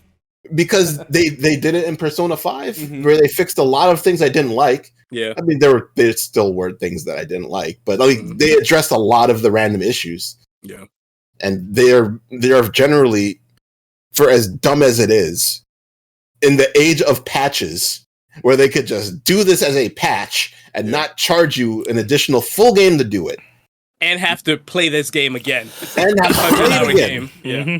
That they could just fix the random things, but like I feel like they're gonna do it again because like some of the like the late game skill unlocks and whatever are so prohibitively hard to get without ridiculous level of grinding or know exactly it up to do it. Yes, yeah, because like I luckily was taking characters down the right path because there's a job system in this game. and I was taking characters down the right path where I'm like, okay, yeah, this to get the final job is not so difficult. Kayla was doing a completely different thing, and when she found out she was like, "What the fuck?" And I was like, "Yeah, if I had one critique about the game, I feel like I wish the game didn't funnel you down into certain jobs for each of the characters. I wish it was more free form. Yeah, the characters have like certain stats that make you feel like they should be built in a certain way. Yeah, but then like you see like one character, it's like, oh, this is my tank. They have tank stats, but in order to get their best thing, you have to make them go into the mage, right? And it's like, okay, yeah, sure. I spent 0% of the time with this character as a mage. Yeah. In fact, the game kind of actively makes you feel like you need to be the mage because it gives you a whole bunch of strength characters to start. Yes. So it's like, well, I gotta hit weaknesses somehow. I got all these cavemen with me. I really like that shake up in the beginning too, where they give you one of the characters, Grius, and you're like, well, he's a sword dude. There's no way I'm gonna put him as a mage. It's like, no, I'm gonna make him a mage. Yeah. Like, I need somebody as a mage. Yeah. Yeah. I mean, I was the mage, so I was just like, all right, whatever. You're a sword dude. I'll be the mage. It's fine. Yeah. Don't mind that. Never minded that. Mm-hmm. Yeah. And mages are generally extremely good characters in early Atlas games, in early game of Atlas games, and then they usually get eclipsed by strength characters. Yep. So you can build your character as a mage for like the first several levels, and then switch them over to strength, and you're not losing much by the end of the game by doing it. Nope. Which is what I ended up doing, and then I have almost capped out strength and magic without having to really worry about it. Yeah. Which is probably not ideal if you're not trying to do everything at once. But I mean, it's nice to do everything at once. I mean, you're the main character of an RPG. You probably should be a little bit more powerful than the average. Damn right. Yeah. Just amazing game. Yeah. My game of the year. I loved it, and it's. Well, I'll say my top 3 are this, Rebirth, and Balatro, and I just don't know where I'd put them. Mm-hmm. Yeah. I think I would rank this over Rebirth because I feel like Rebirth was trying to swerve me just for the purpose of swerving me and not to tell a better story. Yes. It's like, hey, I'm going to be unpredictable right now just so you don't predict me. Yeah. And like that kind of annoyed me, but I still really enjoyed playing the game. Like I really enjoyed playing the game. The gameplay is so good. I mean, that's the thing they nailed immediately from the first one. Yep. Yes, and they made it better. Yeah, that's much, I remember. Much better. Which is crazy. That's a crazy statement. I guess I should finally get around to playing the first one. Jeez. You probably liked it, Joe. It's a good game. I'm sure I will. I started. Good game. I started it. I just didn't go back. I started it. I literally started it. I got past the first boss and everything. Great game. Yeah. Well, from that height, we drop all the way down to Dragon Ball Sparkling Zero. Goku the game. Tell me about the 42 different Gokus that you can play as. So I'm glad you mentioned hype because the hype definitely got me with this one. Like between the trailers that were coming out and like people like just like talking about it, I was like, I don't even like the Budokai series, honestly. I love those games. This is not Budokai. This is Budokai Tenkaichi. Yeah, okay. Whatever. But they're different. They're fucking different. Sure, I don't like any of them. So when this bad I was like, naming convention aside, yeah. Agreed, but yeah. I remember saying Kayla's like, oh, a new Dragon Ball game's coming out. And I was like, yeah. She's like, you gonna get it? I was like, nah, because I was like not gonna get this out. She's like, yeah, right. I was like, yeah. Sure. I was like, hey, you're married to that woman for a reason, bro. She's calling you out on your bullshit.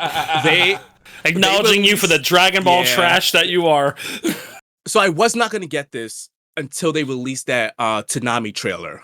And I was like, that was so good. Oh shit. That was so good. Ooh, this is so okay. Let me watch this a little bit. Then they had like some more stuff.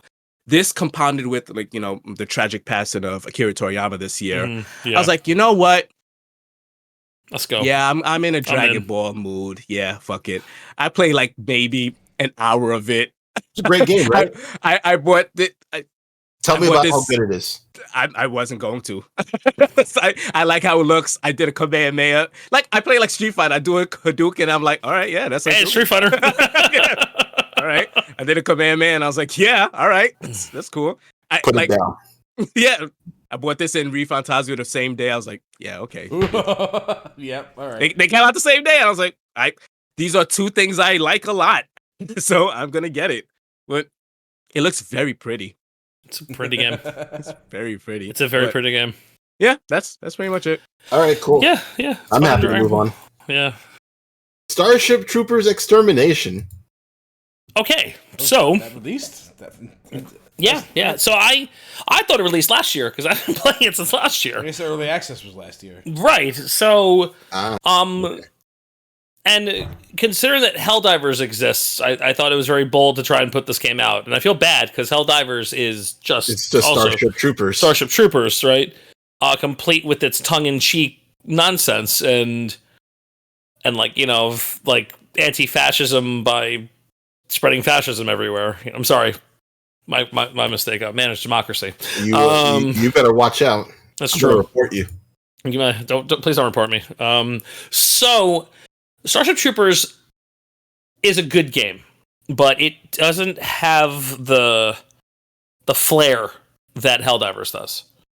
Right? The juice. Yeah, it doesn't. Year to release then. I feel bad because any other year, like it would probably be like much more well received, and because the game itself is really fun. Because it's squad based. Okay, you everybody goes in. There's usually about 20 people to a map. That you're all cooperatively fighting the bugs together. 20 people. Yeah. Wow. Yeah, it's a big game. So you're fighting, like everybody like goes into squads, and you can like communicate using ping system and whatnot. But like for the most part, like the game itself is actually like what's there is really fun. It's first person. You will like build up like defenses and whatnot, and you have to survive waves. Okay. In some stages you just have to survive waves. Sometimes you have to go out and get stuff, and like there's like some kind of like thing you have to go mine for and then bring back, or then like kill a specific like nest of bugs or whatnot. And then there's like the defense times where shit just gets wild. And when things get really crazy, the game is really fun because like shit gets hairy. Like they throw so much crap at you, and your ability to kind of like deal with things, eventually you all end up escaping just like Helldivers. Like it's like the end of the mission always ends with you guys right, mass evacuation. Except there's 20 people all running for their lives, and it gets like I said, the chaotic element is really fun. It's the one thing it has in common and is almost as successful as Helldivers is the chaotic element. Like you can't TK as people as often as you do in Helldivers. That's the only like downside I would say. Because in Helldivers, it's part of the fun. For a while, yeah. I just think it's part of the fun because you'd be like, bro, really? If you don't take Helldivers seriously, it's part of the fun. Yeah. Unless it's it part keeps of the fun happening, and then it's I'm talking about people griefing or being assholes, but like I'm talking like pure accident. It's funny. It's funny when it happens. And one bad grenade could ruin the whole game. You know what I mean? And sometimes all you have to do is laugh at it. Shot.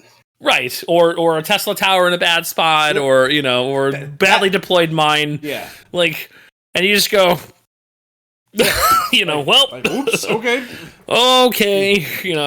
and so that's like the thing that Starship Troopers. It's a solid game, but it's not Helldivers, and that's its biggest sin. Mm-hmm. And ultimately, I mean, like I think it's a worthwhile game to play. It's on the cheaper end. I don't know how much it is on Steam right but now. It just got zeroed. It got zeroed on.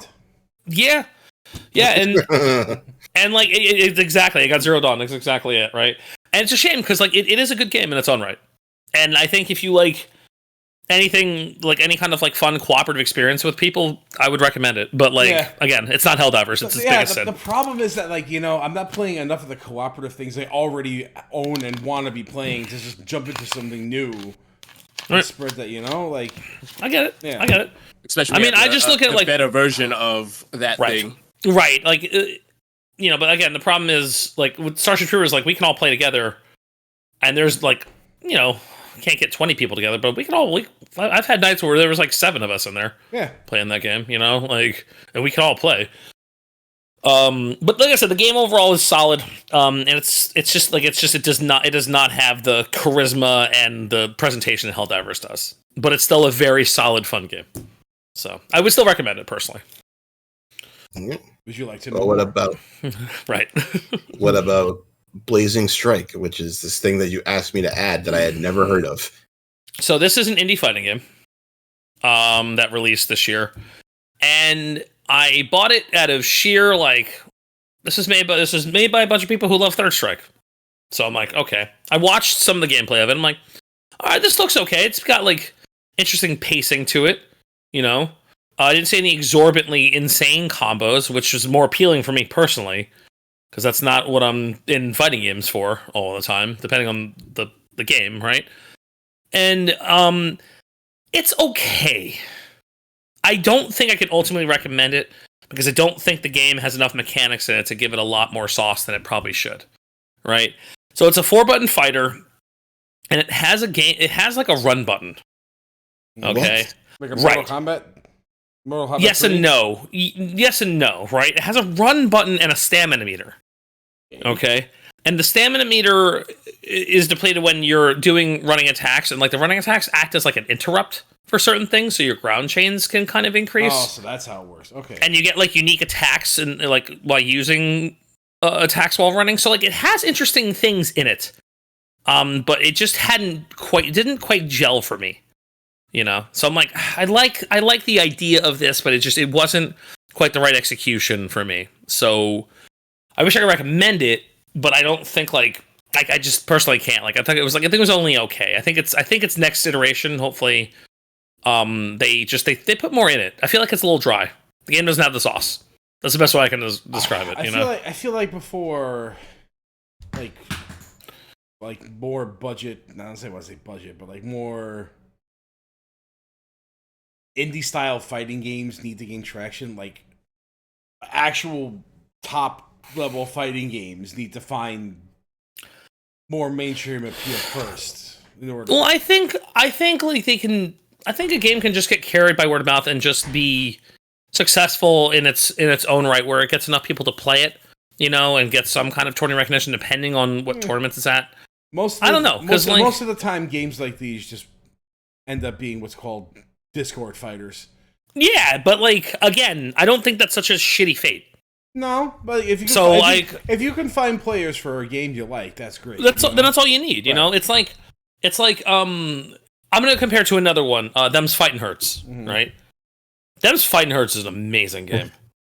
It is. I'm sorry. The game always cracks me. It's funny and it's silly, but that game's got sauce, dude. That game is fun. Yeah, that game's characters are great, and the gameplay is smooth and snappy and fun. Nobody's playing it. Well, yeah, because the fucking development team gutted the game essentially. They got bought out, and they a bunch of crypto bros owned the game, and then rushed out all the fucking DLC, and it broke the game, and now no one cares about it. That's why it died. Nobody was playing it at its height either. Some people were playing on it, so people were playing it. I was say that's not true. There were some people playing it. There were people telling you should play it, but there's a very tiny player base for this. Again, if you have 400 people in a Discord to play with, that's 400 people to play with. Mm-hmm.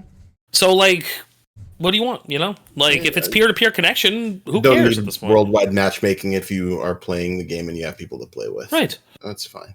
I think it's fine. I don't think it's a big deal. I think there's a space for these kind of games to exist. I don't see a big deal with it, but the game's got to be good. And Blazing Strike just not quite the snuff, unfortunately. I was disappointed because I really like the sprite work and some of the character designs look pretty cool. So I was disappointed. Look more interesting than Concord character designs, at least. Absolutely. Not a high bar to clear. So, yeah. All right. I guess here we got the Theo Hour with the Pokemon trading card game and Nintendo music. I will not make this an hour. Go ahead and talk about which one of those two you want to talk about. I'm going to talk about the least interesting thing first. So the Pokemon trading card game came out. And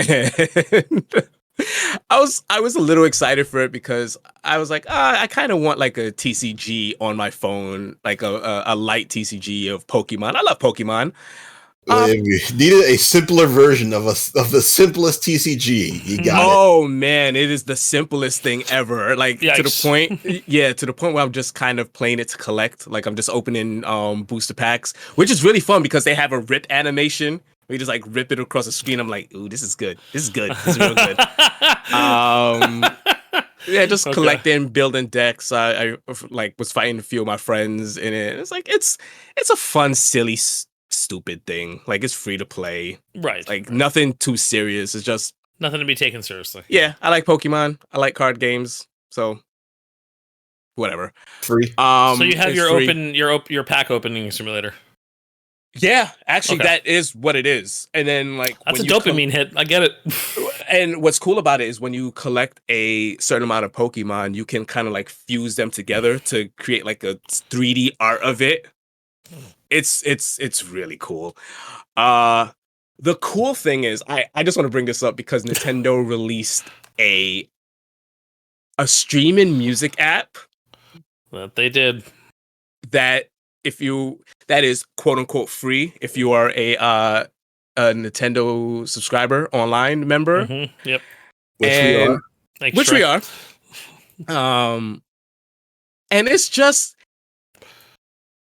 in a world where we know, so it is bad because like Nintendo doesn't understand like infrastructure and like how like modern apps work. Yeah. So put it on like Spotify, you idiots. No. So here's This is why I want to talk about this, right? I don't even like Spotify. I don't like Spotify that much either. Everybody is shitting on this thing because they have a very curated number of albums and soundtracks that are out, right? And every Monday they put a new soundtrack out for like vast array of Nintendo games, right? Mm-hmm. One soundtrack in all of Nintendo's like history, right? That's insane. And it is insane. At first I was like, that's insane. Really dumb. But there's a thing that I've grown to really dislike about the streaming culture now where like I have infinite like access to everything that you listen to nothing. I listen to nothing because I don't remember what I want to listen to. Right. Like I scroll for so long and get like choice paralysis on it and I'm like, man, this kind of sucks. So have you tried the DJ feature on Spotify? It's actually very bad. Yeah, it sucks. It's terrible really because it plays the same. Like I have a curated Spotify playlist of like a lot of different things, and it just play. I have like 700 songs in one of my playlists, and it just plays like the same 12 songs. Yeah, I was hoping to use it that it would like introduce me to some music that I nope. It just no. It's just like here's the things that are the top of the playlist, and I'm like I don't want to hear the top shit. Like fuck you. It's not good. No, it's not. But I hate that guy's voice so much. But with the Nintendo Music app, because they drop a album every Monday, I kind of have this thing where I'm like excited, like you don't know something what the album's gonna be. Yeah, it's something to look forward to, and like it reintroduces you to like certain albums you haven't listened to in forever. So like they had one Monday. They usually drop it before I get to work, right? So they had the Donkey Kong Country 2 soundtrack just drop, right? Oh man, you're not gonna do better than that. Oh, beautiful. Man, I forgot how fucking good. Like I'm listening on my way to work. You did not forget. Oh yeah, he did because I heard crazy things fall out both your mouths saying that DKC's 1 soundtrack is better than 2, and you're psychotic for saying things like that. I don't remember saying that. I do. That does sound crazy. You and that other one on the bottom there, I remember vividly. And Dre and I were looking at you like you guys were fucking insane. But I'm on my way to work listening to this thing, and like I'm like, fuck, man, this soundtrack is really good, and it made me want to play that game again. Yeah. And I was like, God damn it.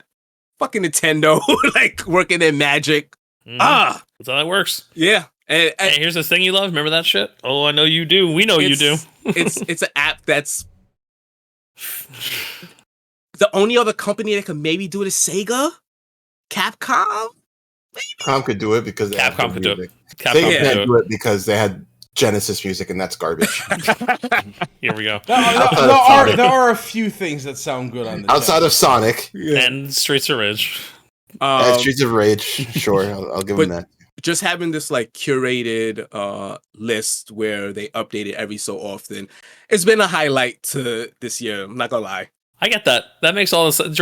I mean, the way you describe that, it makes all the sense in the world to me. I completely get that. Where it's like, yeah, here's all this good shit. Yeah, Spotify all in one place. It's not a good place to discover new music. No, it's what the place to listen to the music that you like. Yeah, it's exactly. It's good to place which listen I to music that you had. like. And also sometimes like it sucks because like sometimes there's like albums just missing from artists like Two Mellows. Some of his music isn't even on there. It's gone. That's like, why isn't this on Spotify? That's why I just use YouTube. Yeah. So bad. I get all my music off of YouTube. All right. Next up is Horizon Zero Dawn Remastered. It's just a shame that we didn't quite get this up a little bit higher with Dragon Ball getting Horizoned. I mean, this is just a remaster of the original game. Oh, so so I did play it, just not. Okay. Yeah, I thought it was.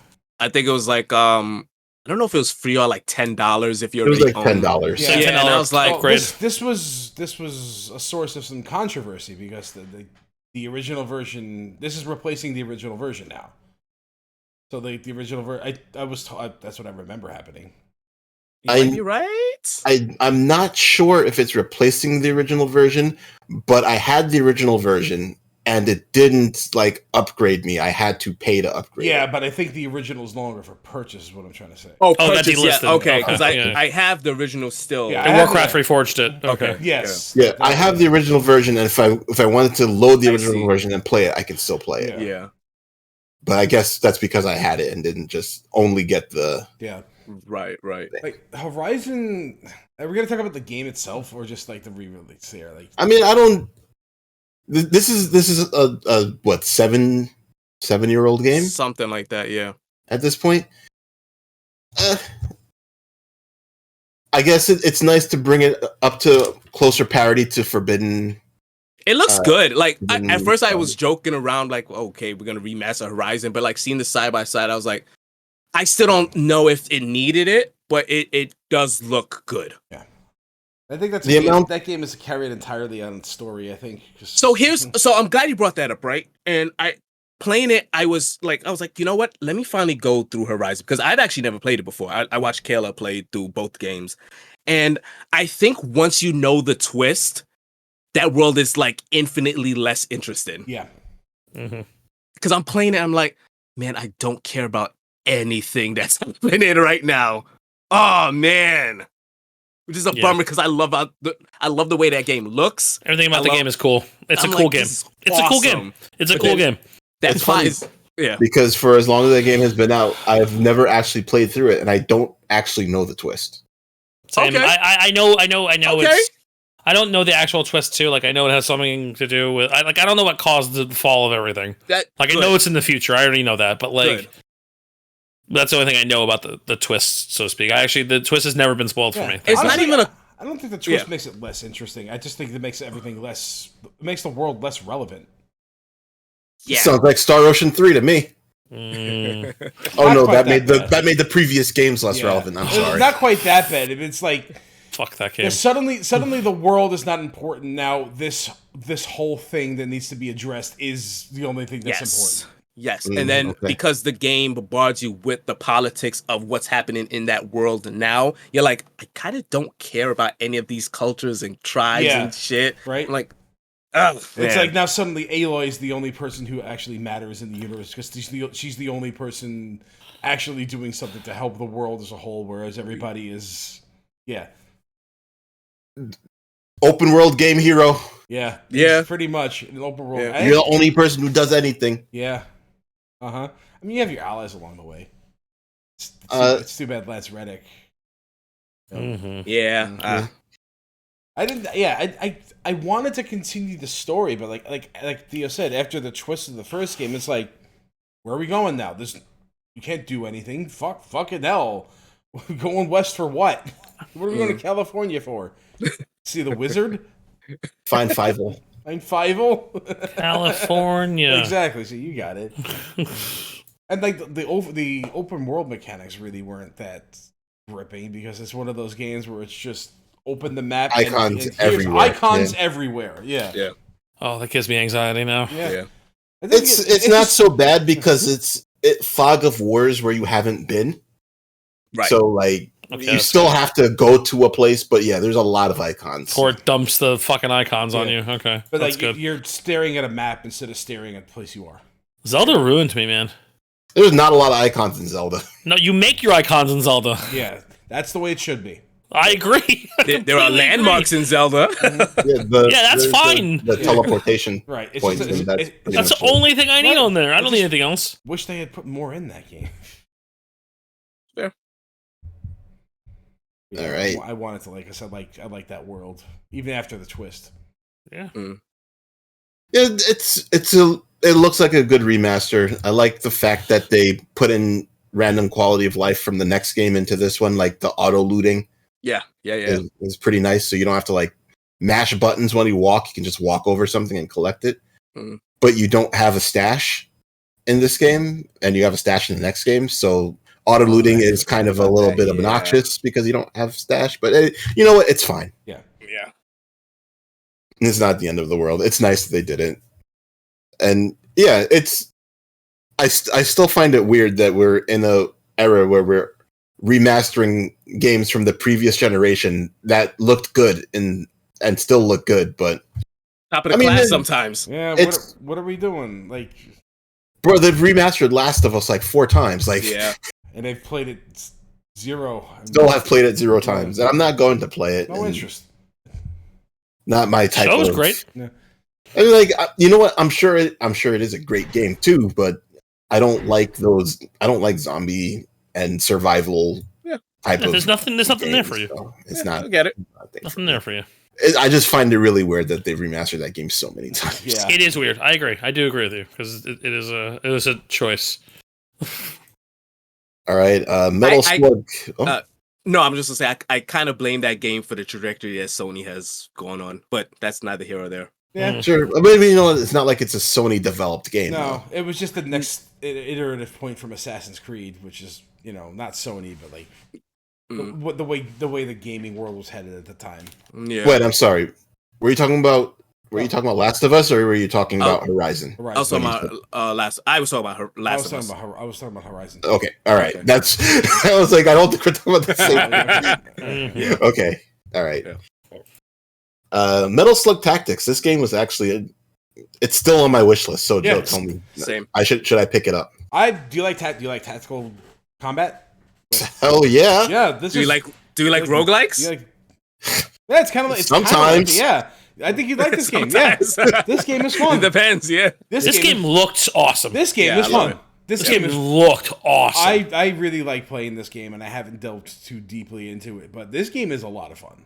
Okay, and it's not oppressively difficult, and you feel satisfied after completing a mission on every map, and you may not get what you want, and you may not be able to get everything done the time you want to do it, but it is really not oppressive, and it is a fun game, and it has that Metal Slug charm, and love Metal Slug so much. I really do. Like, I love Metal Slug so much. And it has KOF characters in it who are actually. Yay! I assume Ralph and Clark are in there. And Leona. Yeah. Awesome. The SNK has a bunch of interchangeable franchises where they could do stuff like that. I mean, the Ikari Warriors have been in Metal Slug games before, so this. Yeah, they were literally in Metal Slug 6. Like, Ralph and Clark are just characters in that game. This is not unprecedented. So when I saw that there was like 7 characters, I took another look at the startup screen. I'm like, Ralph, Leona, Clark, great, yay! And it's like, all right, there's just like what? Isn't there like a new character? There's like Tarma, Marco, Fio, Eri, and then the Ikari Warriors. I think that's it. I thought there was like some random. I think you sure there's 7 and not 8. There's the other French dude from 4. I'm pretty sure there's 2 new characters in 4. Because it's Marco and Fio, and then there's 2 new characters in Metal Slug 4. Right. So right now, I've only gotten so far in the game where it's just Marco, Eri, and Fio. That's it. Nice. Okay. It's just you start with 3. I don't know how to unlock the new characters. Theo is best girl. She is. She still is. Theo is best girl. Yeah, so they each have. She manipulates the battlefield, right? Yeah, Theo manipulates the battlefield. She's a strategist. Yeah, Eri is the demolitions expert, and Marco is just your foot soldier. But the game has like a system where you can place your characters, and if your character takes its turn but is in a position to like shoot an enemy that is within its range, it will synchronize, and it will do like an assist attack. It's also momentum based, right? Where like it try to stop you from turtling behind like cover and stuff. Yes, the more you move, the more evasion you get, the more adrenaline points you get, the more abilities you can use. So movement is so awesome. Yeah, that's so cool. And it doesn't punish you for doing it because you can just go right. You can just use your full movement, go right into somebody's face. They shoot you. It does no fucking damage. And they do that Metal Slug laugh, like, ha, ha, ha, ha, right? You know what I'm talking about, right? I do. It's nice because the problem, I generally don't like tactical games where you only get to use 3 characters. No, and you don't only get to use 3 characters, but right now that's always the only 3 characters I have. No, but like that's the maximum amount of characters you can bring in a mission. Oh, okay. In that game is 3. There's more than 3 characters that you can select. I thought it was 4, but okay, no problem. I believe it's 3. 3 is enough. 3 is enough. It's because you feel like you don't have enough options, but there's so many more enemies. But in this game, you have things that even out the fact that you only get 3 actions essentially. Yeah, you have the assist feature and you have the momentum thing that makes it so that you are able to dodge more. So it encourages you to be more aggressive. Yeah, like that sounds like it's good. It's definitely nothing like Persona Tactica, which is not like that. There's a lot of options you can have at any turn, and all of them usually end up pretty well. And you can like take back something you didn't need to do if things didn't go as planned. And it gives you like a few rewind options, which is nice and convenient. It's so unoppressive, and I gotta tell you, I did a couple of boss fights in this game. Some of the most fun tactical combat I've ever done. Nice. Yeah, This game is like getting like pretty high reviews too. Actually, I saw. If you have any interest in this game, either from a tactical combat side or a Metal Slug side, like Metal Slug aesthetic, get this game. I like both of those things. Game. So like, this is going to be. I don't know why I didn't get it. I think I was playing something else at the time, but I'm going to get this. It's not going anywhere. Get this game. I didn't get it on release because it had a couple of like bad bugs. Yeah, I heard about like, hey, sometimes you'll be fighting and like the boss will appear over here and then it'll transition, but it won't show on the screen correctly, and you don't know where the boss is anymore. Or things like that. So it was like it had a couple of things to work through. So I'm like, I'm gonna wait for a few patches and then I'll get it. Yeah. I have had no problems with it, but yeah. If it's working as intended, you're gonna like it. Awesome. Yeah. That's exciting. Joe, if you like it, that makes me really want to play it. I'm not gonna lie. I really, really enjoy this game. Well, it's on sale right now, so it's only $20. Go ahead and buy it. I mean, it's not like it's not enough to pull me away from Satisfactory, but nothing is. What is? Right? Every now and then I'm like, I've been playing Satisfactory so long, it's time to start playing Metal Slug Tactics again. Then I'm like, well, maybe if I do this instead of this. That's your tactics. Yeah, right. It's making because it's a Dotemu game, so you know they're generally fine. Yeah. You know that like I don't when I see that these guys put out the game, I'm like, okay, I'm not gonna have any major issues. I'm pretty sure I'll like it. I just want to make sure that when I get it, it's ready to play and not like. I don't know if there's any co-op in this game. I don't think there is. I don't believe so. I'm pretty sure it's just a single player experience. Which is a weird thing for Metal Slug. But then again, it's like it's a tactical game, right? Yeah. So it's a hard sell to be a multiplayer. But I gotta tell you, this would be a lot of fun to play with your friends if you could. This would be if there are any game that could like tack on multiplayer, like this one would be a good one to do it. This is it. Yeah. Oh, Metal Slug X is $2 right now, by the way. Ooh. Which is my favorite Metal Slug. It's a good game. It's everyone's favorite Metal Slug. Not mine. Mine's 3. Okay. I love 3 the most. But 2X is great. X is real good. All right. Next up, we have Mario and Luigi Brothership. I picked this up, and it doesn't feel like it has the heart of Mario and Luigi. That's what I keep hearing. And that's why I skipped this game got dragged. I'm not far enough in it to be like it's not getting better or anything like that. I'm really only like 5 hours in it, but like it doesn't have like the expressive humor that Mario and Luigi had. So like, sure, they say they're gibberish Italian when they want to talk to each other. Yeah, but like it doesn't have a fawful. You know, it's missing that character that appears in the Mario Luigi games. That it's like, oh, this is ridiculous and dumb, and that's why I'm playing this game. Right. Like I haven't found that character yet. I don't know if that character exists. I feel like you would have found it already if. I feel like I would have, because like they introduced those characters really quickly. Also, there's a lot of load time. That's another reason why I was like, I heard the performance stuff is a little iffy. Like specifically the load times, and I was like, ugh. It takes a long time to get into a battle. No, that's a death knell for any RPG. Yeah. Sorry. No one likes the battle loading time. Yeah. It's always a bad feeling whenever that happened on the PlayStation. Yeah. Like, is it done? Am I cooked? Thank you, Final Fantasy IX. Gotta it's always swirl fun. into battle and then camera pan around everything, and it's just like, okay, all right, come on. Yeah, worst thing about that game, I agree. Also on this date, the PlayStation 5 Pro released for $7,000. Might as well have. So and it's selling very well. So I came home one day. I went shopping. Oh, so you had one. And you know that this is where this is going.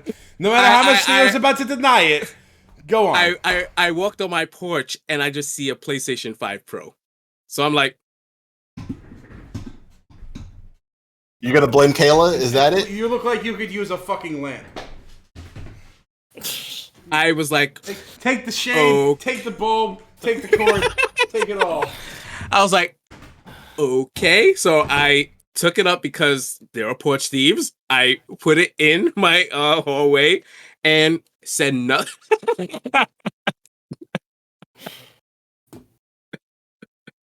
Joe's holding up a fucking lamp shirt. Yep. And I was like, I'm not gonna say anything about this. I went upstairs, just minding my own business. Kayla comes downstairs and she's like, "Oh, what the fuck?" like just like cursing. So it was supposed to be a Christmas gift. Yeah, I was gonna say that's what that was supposed to be.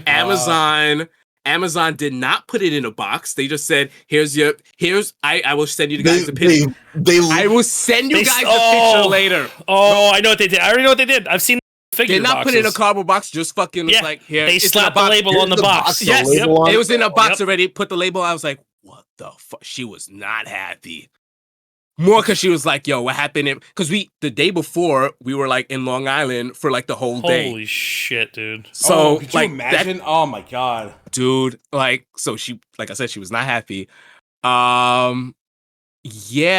Did you record that phone call? Because I want to hear it. No, she did not. Oh, man. Yeah, I've heard Kayla get tight. I can imagine how that went. Yeah. So that was fun. Totally forgot that the PlayStation 5 Pro does not come with a disc drive. Nope. Got to get that separate. Which is apparently very hard to get. Okay. It's sold out everywhere. Yeah. I had to download a hot stock app. That's what the pirates went on, by the way. They went on the disc drive because they knew people were going to want it. Oh yeah, but like there was a point pirates, where the scalpers. The scalpers. Same difference. Same difference. So I had to wait for that to come. Wound up getting one. So yeah, the PlayStation 5 Pro. Cool. Was it the PlayStation 30th anniversary version? No. So I do kind of want to talk about that a little bit. Astro, like going back to Astro Bot a bit, it made me remember how much I like PlayStation. And then when they said like, "Hey, here's all the 30th anniversary shit," I was like, man, I fucking love that gray. I love the way my PlayStation boots up now, boy. Let me tell you. I love that gray. That controller, like, I got real bad with this 30th anniversary. I so wanted to get that Edge one. I so wanted to get that. Hold on one moment.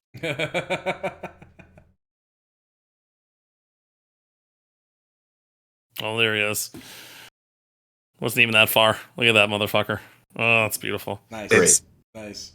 Yeah, that's beautiful. That's really pretty. Yeah, it's very nice. Look at that gray. Just sell the gray. Just sell it normally. Stop being weird. Stop being weird. Subtle off-white coloring. Yeah, like that 30th anniversary made me like really was like, oh man, fucking PlayStation. I don't think I would be, as much as I like talk about how much I love Nintendo and stuff like that. Mm-hmm. PlayStation was there for me in like the formative years, and I don't think I would be the person I am today slash gamer I am today if not for the PlayStation. Well, yeah, of course. Like it introduced me to like a whole new world of like media. Yeah. So, yeah, that makes sense. Why don't we see Zen Master's controller? Why? What? Season Master's controller. God, when let's continue the American Psycho joke, okay? When did you get so fucking tasteful? Only one controller in right now. At the moment. Hey. Yeah. Actually, I use my PS4 controller actually for my computer if I'm using something with dual analogs. So the thing I've been using, Saturn style, black. Yeah. Mm-hmm. So the thing I've been using the PlayStation 5 the most for is to play PS4 games. They run a lot better. They do. I'm actually going to use this system to play EA and Ubisoft games. Because you don't care about it? Like what? Well, what a way to be like, I'm gonna shit on your birthday present. Well, no, not because of that. But like, I don't want to play them on PC because I have to deal with their launchers. Okay, that makes sense. So I'm like, okay, they're all on Steam now, by the way. Yeah, those launchers are being eliminated slowly. I think you still need, like, the launcher still needs to be in the background. For now, I think it's in the process of being. Once that happens, I will happily come back. But as of right now, yeah. It's crazy. Yep. Yeah, it's insane. You know, I've talked about having every company having its own freaking launcher within launchers within launchers before. I didn't care as much until I got the Steam Deck. Yeah. And then you couldn't play anything that off the Steam store without a massive issue, but that's a Steam Deck problem. Yeah, I guess. It's still not a Windows handheld. It's still not a Windows handheld. It's all right, baby. ROG Ally. Now I don't gotta worry about it. I just install it and it works when Windows feels like working. That's the key, isn't it? I'm so glad I don't have any Windows problems. But then again, you just jinxed it. Well, let me tell you the bad part about that. Since I've had no Windows problems, I forgot everything I know about fixing Windows. I've had a lot of problems recently. Right, so now I'm an OS Luddite again. So when I inevitably have to switch to Linux after Windows 10 support goes away, I'm not going to know what the fuck to do. Yeah. Yeah. I don't got a problem. I'm on Windows 11. Yeah. Okay. I'll be on 11 at some point. And I'm not gonna bother trying to learn another OS right now. I know. Yeah. My mom Linux is hard. I hate it. Yeah. I hate it. Hard. Yeah. It's I get it. My mom has a iPhone for her job. Mm-hmm. They gave it to her so that for the days where she's on call. So she wanted me to look at one of her alarms to make sure it was working. And I took one look at this iPhone, which is supposed to be the easiest phone to use. And I had no idea what the fuck to do with it. Not even a clue. And I'm just like, where's the back button? Yeah. And I'm like, you know what? Have Nina do it. Because she understands it and I don't want to learn and I'm not interested in learning. And at that point, I'm like, yep, now I'm old. Now you're old. Now I'm old. Now you understand. I've reached my tech limit, That's the line. We're not. Do you call things the wrong name and you know the right name, but you just don't care about correcting yourself? I don't think I'm that bad. Okay, well, that's the next step. Kayla's that bad. I do it on purpose. She constantly calls the Steam Deck the Switch and vice versa, and I'm like, it's not that. She's like, whatever. Did you kids watch that on the did you guys watch that video on the Tic Tacs there? There you go. All right, home stretch, guys. I love Henry Porter. Dragon Quest III HD 2D remake. Mm-hmm. If you haven't played Dragon Quest III, here is your chance to play it after its 17 different remakes and remasters and re-releases. It's a good use of the engine. Yeah. Is this like pixel remaster stuff style? Is that no? HD 2D. It's like Octopath. Oh, like Octopath. Ooh, probably the best looking one. I will disagree with that because it's still first person battles. Okay. Can't fix that ugly, unfortunately. And it's like, bro, Dragon Quest 11 didn't have first person battles. Like, why are we doing this? I mean, to zoom out a little bit. Like, is there ever are there any good first person RPGs? Probably not. What the Dungeon Crawlers? What are you talking about? Phantasy Star isn't a first person RPG though. It's just the battle scene is in first person. I mean, that's what I guess there are a few good ones out there. Okay. Yeah, Phantasy Star is incredible. Phantasy Star is good. Yeah. I mean, like the Earthbound. Yeah, that's true. Yeah. I mean, like it's not like it's uncommon, but it's just like we accepted this for what it was, even though we already saw characters in battles back in 1989. Well, I'll take my stubby swings, please. The reason Earthbound did it was because it allowed it to be more descriptive with what the battles are trying to convey. Sure, there's great reasons for it, but this one has no reason for it. Okay. Tradition. They broke their own tradition with 11. So like, come on, now it's time. Let's get modern. 8 was the first time I think. 8 didn't. Oh yeah, 9 didn't have it either. Yeah, I think it was 8. Yeah. So like, come on. Let's get with the modern time. Let it die. Yeah, let it die. It doesn't need to be first person anymore. Music's great, but unfortunately, because it's Dragon Quest music, and they just use the same music in every game, it feels like we've heard it all before, and it's Dragon Quest 3, so we've already heard Dragon Quest 3 music before. A lot of times. Yeah. In other games that's not Dragon Quest 3. Right. Yeah. It's essentially remastered Castlevania. It's 3. If you've heard these songs before. So, for better or for worse, it's pretty much the same game, except the difficulty curve is lighter. Less brutal. Yeah, say less brutal. I heard that. Yeah. And it wasn't really a hard game to begin with. It just had common Dragon Quest difficulties of you don't really have any MP to do what you want to do. Yeah. But this game kind of fixes it because you gain a little bit more experience, so you gain a little bit more levels, which means you have your MP refilled a little bit more as you're adventuring. Yeah. There's a ton of seeds, so you have a ton of extra stats. So if your hero doesn't have like 7,000 HP by the time he's like level 20, then I don't know what you're doing. It's the same thing as what you would expect from Dragon Quest. Except that it's a fantastic game. Yeah. And it's fun, and it does what it does. So I think that's why I didn't jump to get this, because I beat 3 fairly recently, like within the last 2 to 3 years, and I was like, I don't know if I'm ready for, to play through 3 again, despite it looking the way it looks. I was like, I know this game. I'll get it at a point. Yeah, I mean, I could see that, and I knew I was gonna get it, and I'm gonna get 1 and 2, and maybe I might actually beat one of those 3 games. It'll probably be 1. I don't know. It's a very short game. I don't know if I'll end up beating 3, but I've done enough that I'm probably close enough to beating it that I probably should just do it. Is Dragon Quest 1 the only RPG where you're the only character? Like what, in history or in the series? Yeah, no, period. Like, you don't have a party in that game. It's just you. No, it's just you. But I'm sure there's other RPGs that you just play as one character. or could choose to. Right. Mm-hmm. I think so. Dragon Quest. Yeah. Because 2, you had what? A party.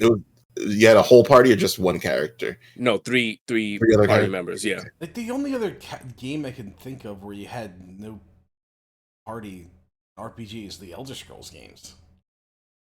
Yeah, you don't have a party in them. Yeah. I mean, you effectively don't have a party in Final Fantasy 16. Oh, really? True. Okay. I mean, they're there, but like it's a Devil May Cry game. So like, you're the main character. What do you want them to do? Man, it's kind of a shame that Final Fantasy was such like the quintessential JRPG that now it just I don't think it has an identity. Did it ever have an identity? It was because of the type of game it was. It was kind of it kind of set the standard for what that genre was, and now it's like everything is that genre. But each game changed drastically. Sure, but like it still had the footprint. You know, it was just another step. Now it's just like a game to just make a game whatever they want it to be and just call it Final Fantasy. I think that like 15 and 16, which are the most drastic departures from what the game was initially, still do a good job of being Final Fantasy games. It's just that the combat system is different. And I'm not one to say that Final Fantasy games should only be based on what the combat system is, because they change the combat system in every game. Okay. Yeah. I guess I'm having a hard time. I don't know. Articulating. I guess so, but like I just want Final Fantasy to be something. You want it to be menu based and not action based. I want it to be Final Fantasy. You know, just if it's not Final Fantasy, call it something else. Playing 16 kind of had me grappling on a real tangent right now, but playing 16 had me grappling. What is a Final Fantasy? Yeah, like that's the question I'm asking. And to me, it might sound silly, but to me it's a game that gets really silly at the final third. It's like, oh, we're about to do some dumb shit, huh? All right, yeah, this is Final Fantasy. I guess they didn't start doing that until like 7 or 8. No, 1 time travel shenanigans. Is that really silly? It's pretty silly. Yeah, man. It's really out of nowhere in terms of the narrative. You beat the final boss in the opening hours. When did Back to the Future come out? Maybe 5. So I don't think it's that silly. It's time travel has always been a trope of fantasy. Yeah. I guess it's more of a sci-fi trope than a fantasy trope, though. But well, sci-fi is fantasy. Yes. So it is. So I mean, like, I don't know. I don't have a problem with them making Final Fantasy games that are not turn-based or menu-based or anything like that. I don't know, but like, because I play the game and it's like it's hitting Final Fantasy tropes. Mm-hmm. It's just not using a traditional Final Fantasy battle system. And that's okay with me. I don't even particularly like character action stuff. If I was going to bounce off of a Final Fantasy game, 16 would have been it, but I loved it. I think what you're looking for, Joe, is that it's not the marquee title anymore. Yeah. And I think I that's something I kind of had to grapple with, where I'm like, this isn't setting the precedent for other RPGs. Sega's doing their fucking thing right now. Like, between them having like Sega's shit and Atlas, it's like, oh, these guys might be like the RPG guys right now. And cool. I think because Final Fantasy is not setting the world on fire like how we used to, now it feels weird. Yeah. It feels like it's not important. Like I can skip a Final Fantasy and that it has a meaning. I mean, you skipped a few. Yeah, I did. After 10, I think. Well, it was a monetary issue back then at the time, and then just never jumped back on it. And what I heard about 13 kind of turned me off. Well, the gap between 10 and 12 was easy to make somebody not forget that Final Fantasy was a thing. Exactly. Shit. But like 10 and 13. Yeah. Well, now I look back. I just meant the time gap. Right. I didn't even mean like development time. Yeah. Quality. Now I look back at 13 and I'm like, yeah, I kind of want Final Fantasy to be like that again. 13 was a fine game. Yeah. As weird and it was not well received at the time. No, but you know what the funny thing is about these games that are not well received at the time? They always end up being well received 20 years after they come out. Yep. Yeah. There's 8. Someone's going to pick it up one day and appreciate it. There's 8 defend. I don't know if I can defend 8. There are no, but Theo's not wrong, unfortunately. Yeah. Because a lot, I mean, like, look, everybody's Final Fantasy, well, not everybody, but most people's favorite Final Fantasy is the one they started with. Yeah, I mean, I'm a 4-5-6 guy. Always. Yeah, I mean, look, I started with the first one, and I still love the first one more than most of the games in the series. And that game's a technical mess. It's a mess. It's good. Anyway, let's talk about Rage of the Dragons Neo. I have no idea what that is. That's a Chris-ass game if I've ever heard one. Okay, so Rage of the Dragons, the original, is a game made by a company called Imoga. And Imoga is a South American company, Brazilian, I think. Okay, and they made their own SNK fighting game. And what it was, no, I'm not kidding. That's what it is. No, it's funny. That is the most South American thing. That's why it's funny. Yeah, right. Yeah. So it's a South American company, and they made. Here's the real kicker.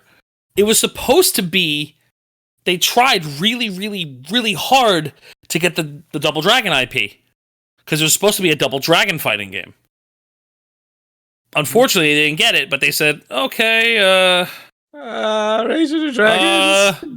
Rage of the Dragons, and their names are Billy and Jimmy Lewis. And he's a boobo. Okay. I'm not making that up. Those are the changes they made, and everything else is exactly the same. All right. Okay. And they really wanted to let you know that they were trying to make a Double Dragon game. It was a Double Dragon fighting game, and it was a 2-on-2 fighter. It is a very fun game. Very Garo-like sprite work, actually. Like, really nice sprite work. Not quite as fluid as Garo, but very close. Like, it's emulating Garo's sprite style. I don't know how you don't fail to get the Double Dragon license, though. That seems. I know, right? That's that should really say something. Right? It's not something like that. was. Yeah. It wasn't like hoard out like it is now, where every company can make a Double Dragon game anytime they feel like it. So you say 2002? This game? It's an old game. Yeah, it's very old. I discovered this game because of Mugen, because I saw these like Billy and Jimmy sprites, and I was like, "What the hell is this from?" Look right. I'm like, these look, but they look cool. Like their redesigns are awesome in this game. They look really cool. I would argue they're like one of the best like modern redesigns of the Double Dragons. Maybe they could try again. I would love if they did. Well, they did, and so Neo is a re-release of this game. Okay. And it's got rollback netcode, and it was like $20. It came out at $20, and I bought it immediately because I was like, I really like the original game. I know this game is a labor of love for the people who made it originally, and I thought it'd be really. I just again a miracle that it exists. It's crazy that it even exists. So I bought it for the Switch Day One, and I'll probably pick it up when it's like a little cheaper on Steam. Although it's it's only $20, I'll probably end up buying it at some point. But yeah, no, it's just a really cool, neat fighting game. It's got some interesting mechanics to it. It's got a decent tag mechanic system to it. Yeah, like it's a little simplistic, but overall, the game is really fun designs, and yeah, I was always pleasantly surprised by this game. So,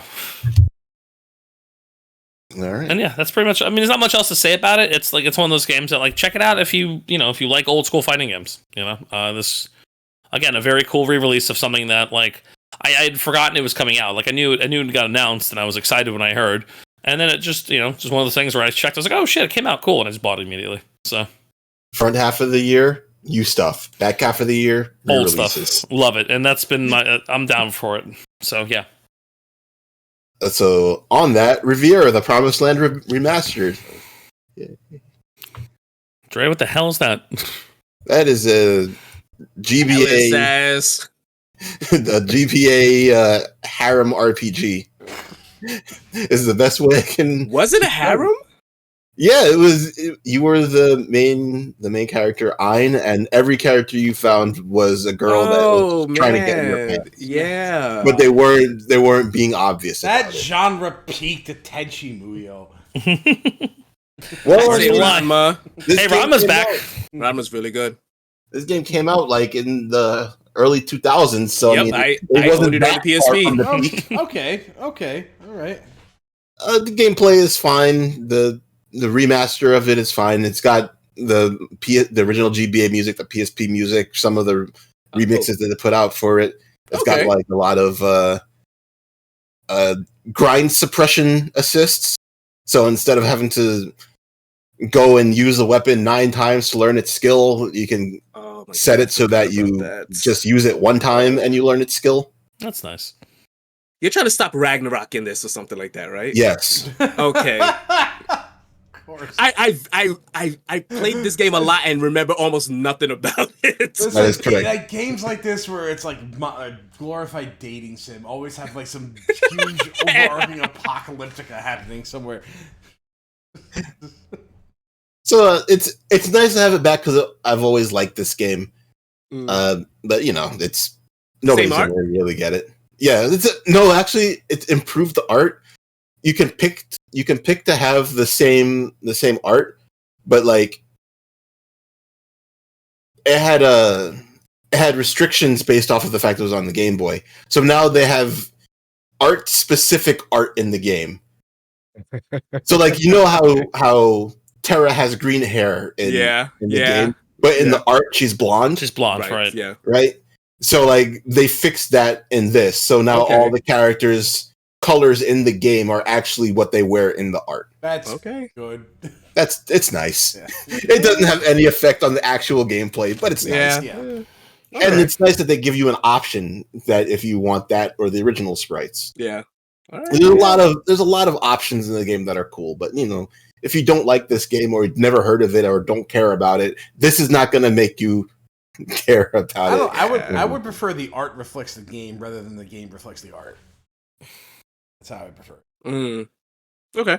Well, I'm pretty sure the art is made first before the game. Right. So the game should reflect the art. Right, okay. No, the blueprint, like the art design, maybe go into it, but then when you make the characters, any subsequent artwork should be based off the characters in the game, and you know what I'm trying to say. So you don't want Terra to have green hair? I don't. I mean, you do want her to have green hair. I want Terra to have green hair. Yes. Okay. Yes. And you want Amano to go back and change all of his art from blonde to green hair Terra? Yes. I'm for it. Okay, there is Infinity Nikki, which I believe had a different name. Is that what I'm thinking of? That's the name I know it to be. Is it? Like this was something. Yes. I don't remember. Preview. This is all I know it as. So during the time that I got the PS5, I didn't have a disc drive, so most of the games I have are on disc. So I was like, all right, what the fuck what do I have like digital that I could just download? And this free to play game came out. Free to play gacha game came out, which is essentially. Remember that Princess Peach DS game where it's a platforming version of that where you change outfits and you gain abilities because with the outfits that you have. I'm guessing the outfits are the gachas. Oh yeah, they are. And it's genre really cute. Adventure dress up. Wow. What is it called? Adventure dress up. It's the genre. Not even platforming in that. Okay. Dress up. It's so weird and cute and just charming. Yeah, that's all. The fifth installment. What you said? This game has 4 other games. I had no clue about that. I know nothing about this game other than like its name, and I played it for a bit. Wow. I mean, that's a series. I mean, I played dress up in Final Fantasy 13-3. Yeah, I was like, hey, it's kind of a job system, a little bit. I guess 10-2. Right? Yeah. Oh yeah. Oh yeah. It's I heard kind of good things about it. I was like, oh, let me give this a shot. It's cute. It's fun. I don't know. It's silly. They were killing time between disk drives. Yeah, that's really what it was. My disk drive came and I just deleted it. Before it stuck to it anymore, you started buying outfits. Okay. Yeah. Yeah. Okay. So how much have you spent on this? Too much. Cool. Come on. I didn't spend anything. I mean, come on, man. You're not fooling anyone. I didn't spend anything. It's a cute little game, though. Well, I guess Chris walked away at the wrong time because damn it. Next game up is Marvel Rivals. All right, I guess I'll there you go, take it away. Guess I'll head it up for a little bit. So I had a coworker that kept talking about this game, and I was like, man, I really am not in the mood. I don't really like. The older I've got, I realize I just don't care about online shooters anymore because I'm like, I don't care to get good, and I don't have that competitive edge in me to get better. So I'm like, you don't want to put up with the people who do care. Yeah, and I'm like, I'm a anchor to everybody, like my team. I'm just like, let me not even get into this. So came out, and everybody kept raving about it. So I was like, all right, I like Marvel. Let me give this a shot. It's fully featured in a way that is shocking. Talking about Marvel Rivals, Chris. Oh God, yeah. It's fun, but like I said before, I don't care to get better, so I kind of just I'm put on a back burner. I don't know how much I'm going. So when this game first got announced, I just went, "Oh, we're really going to eat Overwatch's lunch, huh?" Mm-hmm. I mean, considering how badly Overwatch dropped the ball, that's not surprising. And I was skeptical, honestly. I was like, okay. I saw it was third person. I went, oh, shit. Yeah. This is where they get me a little bit, right? Yeah. Because if I had any complaint about Overwatch, ironically, was the fact that it was first person. You're all these really cool characters, all these really awesome skins and really awesome designs, and you never get to see any of them. Mm-hmm. And here Marvel Rivals is like, well, that thing that you were complaining about, now you get to really enjoy the full visual splendor of everything, right?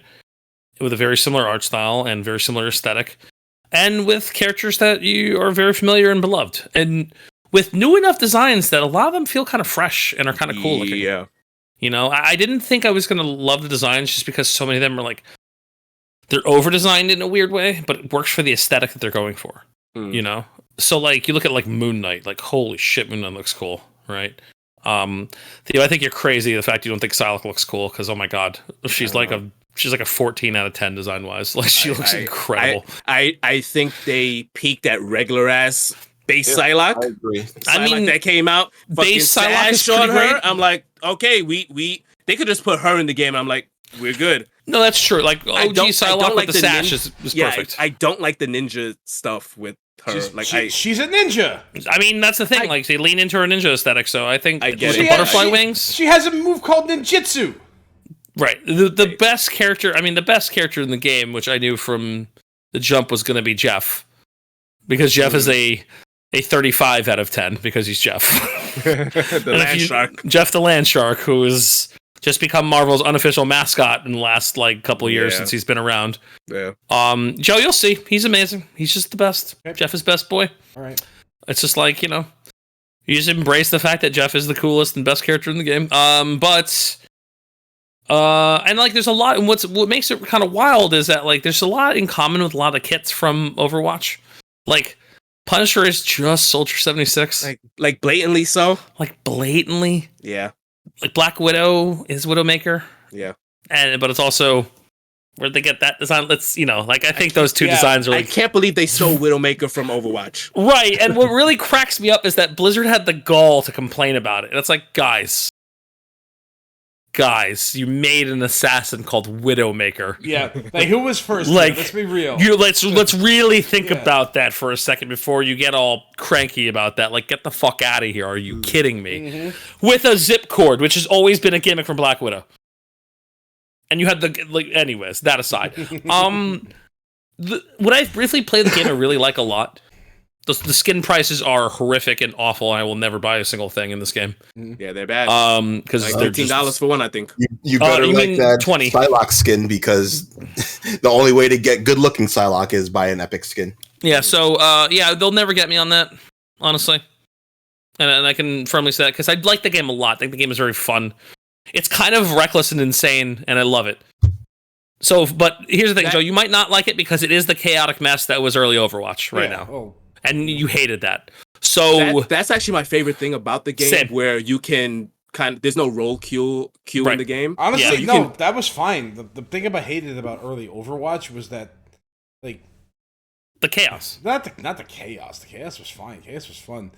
It's the best part of the game. You just die for no reason, and you can't really tell what it was. Exactly. Which is part of the chaos. Yeah. So that's what I'm saying. That's the chaos, though. Yeah, and there's a visibility issue in this game because like you kind of just die and you're like, I don't know what killed me because so many things is happening at the same time. Yep. And it's like that TF2 once again. Yeah, I guess. But I like what I played of it. I'm enjoying it. I think Iron Fist might be busted. Yeah, he can self-heal. That's stupid. He can self-heal. Yeah. That's stupid. He kind of flies. It's Genji without the weakness. His tracking is stupid. His damage output is nuts. I'm like, this character might be like, you can't play him like an idiot. Like, you have to play him well, but like, I think he's really good. That self-heal is busted. An issue in most shooters that allows a character to self-heal. Yeah, it's because if he starts to get trounced, he can fly and kick away like he's Liu Kang, right? And go hide in a corner and heal himself. And then he just waits for your front line to move up a little bit, waits for somebody to have used their defensive ult, goes back in there and just Genjis everybody. Like, activates his ult and massacres your entire team. It's just like Fist of the North Star. And it's beautiful. It's beautiful. I think Danny Rand is making that sound. Oh, it's not Danny Rand. It's the new kid. The new kid who's Iron Fist in the comics currently. Oh, okay. Lin Lu, formerly known as Swordmaster. Not as cool as Danny Rand, but still Iron Fist. I was genuinely shocked in how much characters are there day one. Yeah, there's like 33 characters in the initial ridiculous. Roster. It's crazy. It's a big starting roster. Yeah. I was really impressed by that too. That's the other thing that kept me like, ooh, okay. That's a lot of characters. I'm gonna check that out. So I think the game's fun, personally. I'm gonna play more of it. I'm gonna play it in a very casual sense though, and probably not past that. There's no way I'm not gonna play it competitively or ranked or anything like that, but like I'm gonna try my best to do well. I'm gonna have some fun. And if I get wrecked after a while, I'll keep moving on in my life. Yeah.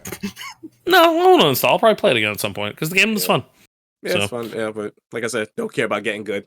Yeah, same. I care about getting good. I just don't care. I don't have that drive for every game.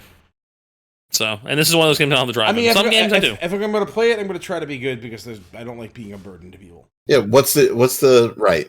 That's why I avoid certain games and genres now because I don't feel like I have that ability or drive to get good anymore. Yeah. So like, if I can get good and it's by myself, right, then that's fine. Yeah. So like, I see an improvement from day 1 to day 10 of me playing a game. Cool. Right. But if that improvement is in a multiplayer space and I'm dragging down my team because I need to learn and it takes me longer to learn and longer to get it done, nah. And you kind of have to learn the matchups in this game. Yeah, you have to kind of know what people are going to do or you're going to get blown up. And that's the same thing with Overwatch too. Yeah. So, speaking of which, this is a hero shooter that seems to have done it correctly. So take notes, Concord. Yep. Don't release your game to take any notes. Sorry. There's nobody to take notes. It comes in with established characters already that have been that helps. Yeah. Well, I mean, like they wanted to make a Guardians of the Galaxy game, so it kind of hurt them to not have any Guardians of the Galaxy in their game. Right. Established and free. Yeah. With oppressive monetization. Yeah, but you really don't have to engage with it at all. Yeah, but it's not related to gameplay. It's purely cosmetic. So yeah, but don't worry, they'll start charging you for passes. Yeah, for battle passes. Inevitably, everything free to play event inevitably goes to shit monetarily. Yeah, that's fair. I mean, if they gatekeep characters, this game is going to have a drop off. You're going to see that. Yeah, but if they follow, aren't free. I would say if they follow the Overwatch model and they keep the characters as like not paid DLC. Listen, if you want to talk about when Overwatch almost fell off a cliff, it was when they decided to start charging for characters. Yeah, and they took characters away when Overwatch 2 came out. And that was also not great. Mm-hmm. Yeah. Well, I mean, if you bought Overwatch 1, you had the characters. Right. But if you started playing with Overwatch 2, then you had to buy the Overwatch 1 pack to get the characters. Yep. Which is like, okay, guys, I know that the game is free now, but come on. Yep. So that's it for the games that we have played. Woo. And I guess I wanted to say something about Indiana Jones, but like it's been too long, so that can just wait until like we actually play the game. That works for if me. anybody does. But it looks cool. Yeah, that's cool. And, I think it's an id Tech game, and it looks great. Yeah, does look good. Does look really good. Ray tracing required. It's a bad precedent for things. Yeah, no good. I don't think it does because the way like you can't expect people to continually hold on to their hardware from 10 years ago. Well, then in that case, then NVIDIA is going to get a hard stranglehold on the video card market, and things are going to be even more oppressively priced than they are. I mean, they already do. That's the problem. Yeah, but we don't need it to get worse. We need to get better, not worse. I agree. But you know, it's one game, and most of the consoles do not use NVIDIA graphics cards. Right? They don't use NVIDIA GPUs. Well, hopefully. And Indiana Jones is made to run on the Xbox. Yeah. So it is not requirement that you have specifically a 20XX card. It's that you have to have that card or an AMD card that has enough GPU. I mean, not GPU. VRAM to handle that level of processing power. Well, you're not going to. Which I mean, right now it's not. It's not that great. You're not going to get the VRAM on an NVIDIA card, so that's AMD's fault. I know. That they need to get their game up with their graphics card, and they've already said they're not competing on the high end, so they need to do better. But hey, those Intel graphics cards are cheap, and they can do ray tracing. Yeah. You don't have to compete on the high end, but if you can compete on the gamer market, I think you do. That's just fine. Well, they don't. And see, I didn't really want to talk about it, but now we're talking about it, so let's. They don't need to compete on the 4090 level. Yeah. All right, that's fine. If NVIDIA wants to charge $2,000 for whatever the 5090 is going to be, which they will, then let them do that. Yep. But they should be competing on the 4080 and the 4070 and the 4060 levels, and they're not. They are just not, and they haven't been competitive for a long time. Well, hopefully that'll change, and maybe until we'll see. We could use some more hardware competition there before it gets way too oppressive. Well, hey, I mean, they're killing it on CPUs. I'll give them that. I don't like AMD, but they're killing the CPU market. Yeah. They're great. They're making Intel look like a bunch of rookies. Yeah, well, it's neither here nor there, so we'll see where it goes. And we have been going a long time. All right. I don't remember how to close this out. What did I say? I said cast off, right? Okay, yeah. Well, that's the main one, but you tell us where people can find us. They can't find us anywhere. Yeah. They're going to get the YouTube video link. They're going to get a SoundCloud link, and then like I don't even know if we're available on anything. We're on Spotify. We're still on Spotify. We're on Spotify. Cool. We're on most podcatchers. We're on iTunes still. I think we're on everything. Yeah. We're on everything. Yes. Yeah. All the podcatchers that are left, we're still there. And this will absolutely be on YouTube too. Yes, 100%, no question. Nice. I know YouTube loves 8-hour videos for the sleep meta. We may have to split this up. We'll see. Yeah, I'm not even joking. I'm not even joking. No, it's true. It's good. And like, if somebody decides to watch it while they're falling asleep, that's a whole video watch for us, baby. 100%. Let's go. All right. All right. So that has been 2024 year in review overall. Good solid year. Yeah. Yep. I love it. We're going to try and do more of these, but we'll see what we can do. We say that every time. We do. Look, we said that in February was our last one, right? Yeah. So God damn it, we can do this. I know we can. We can get monthly. I know we can get monthly at the very least. Yeah. I don't know. It's possible. It's hard. It's not hard. easy. I think I can't. The only reason I'm able to do this right now is because the wife and kid are at the mom-in-law's. Yeah, there's no small child running around disrupting your life. I cannot record this during the day. Yeah. And I'm right next to where he sleeps. For God's sakes, we've been talking since noon. It is. Yeah. Yes. It is. And it's time to stop. I love it. It's a good thing I ate before we started this. I had to eat during this podcast. It's a work day. Yeah. I still have to stream Secret of Mana tonight. Yeah, you'll be fine. Well, I mean, it's 8:30 now, so I mean, sure, you're going to be able to. I gotta freaking eat first, though. No, you don't. I'm hungry. Nobody needs to eat. I'm hungry. Drink some water.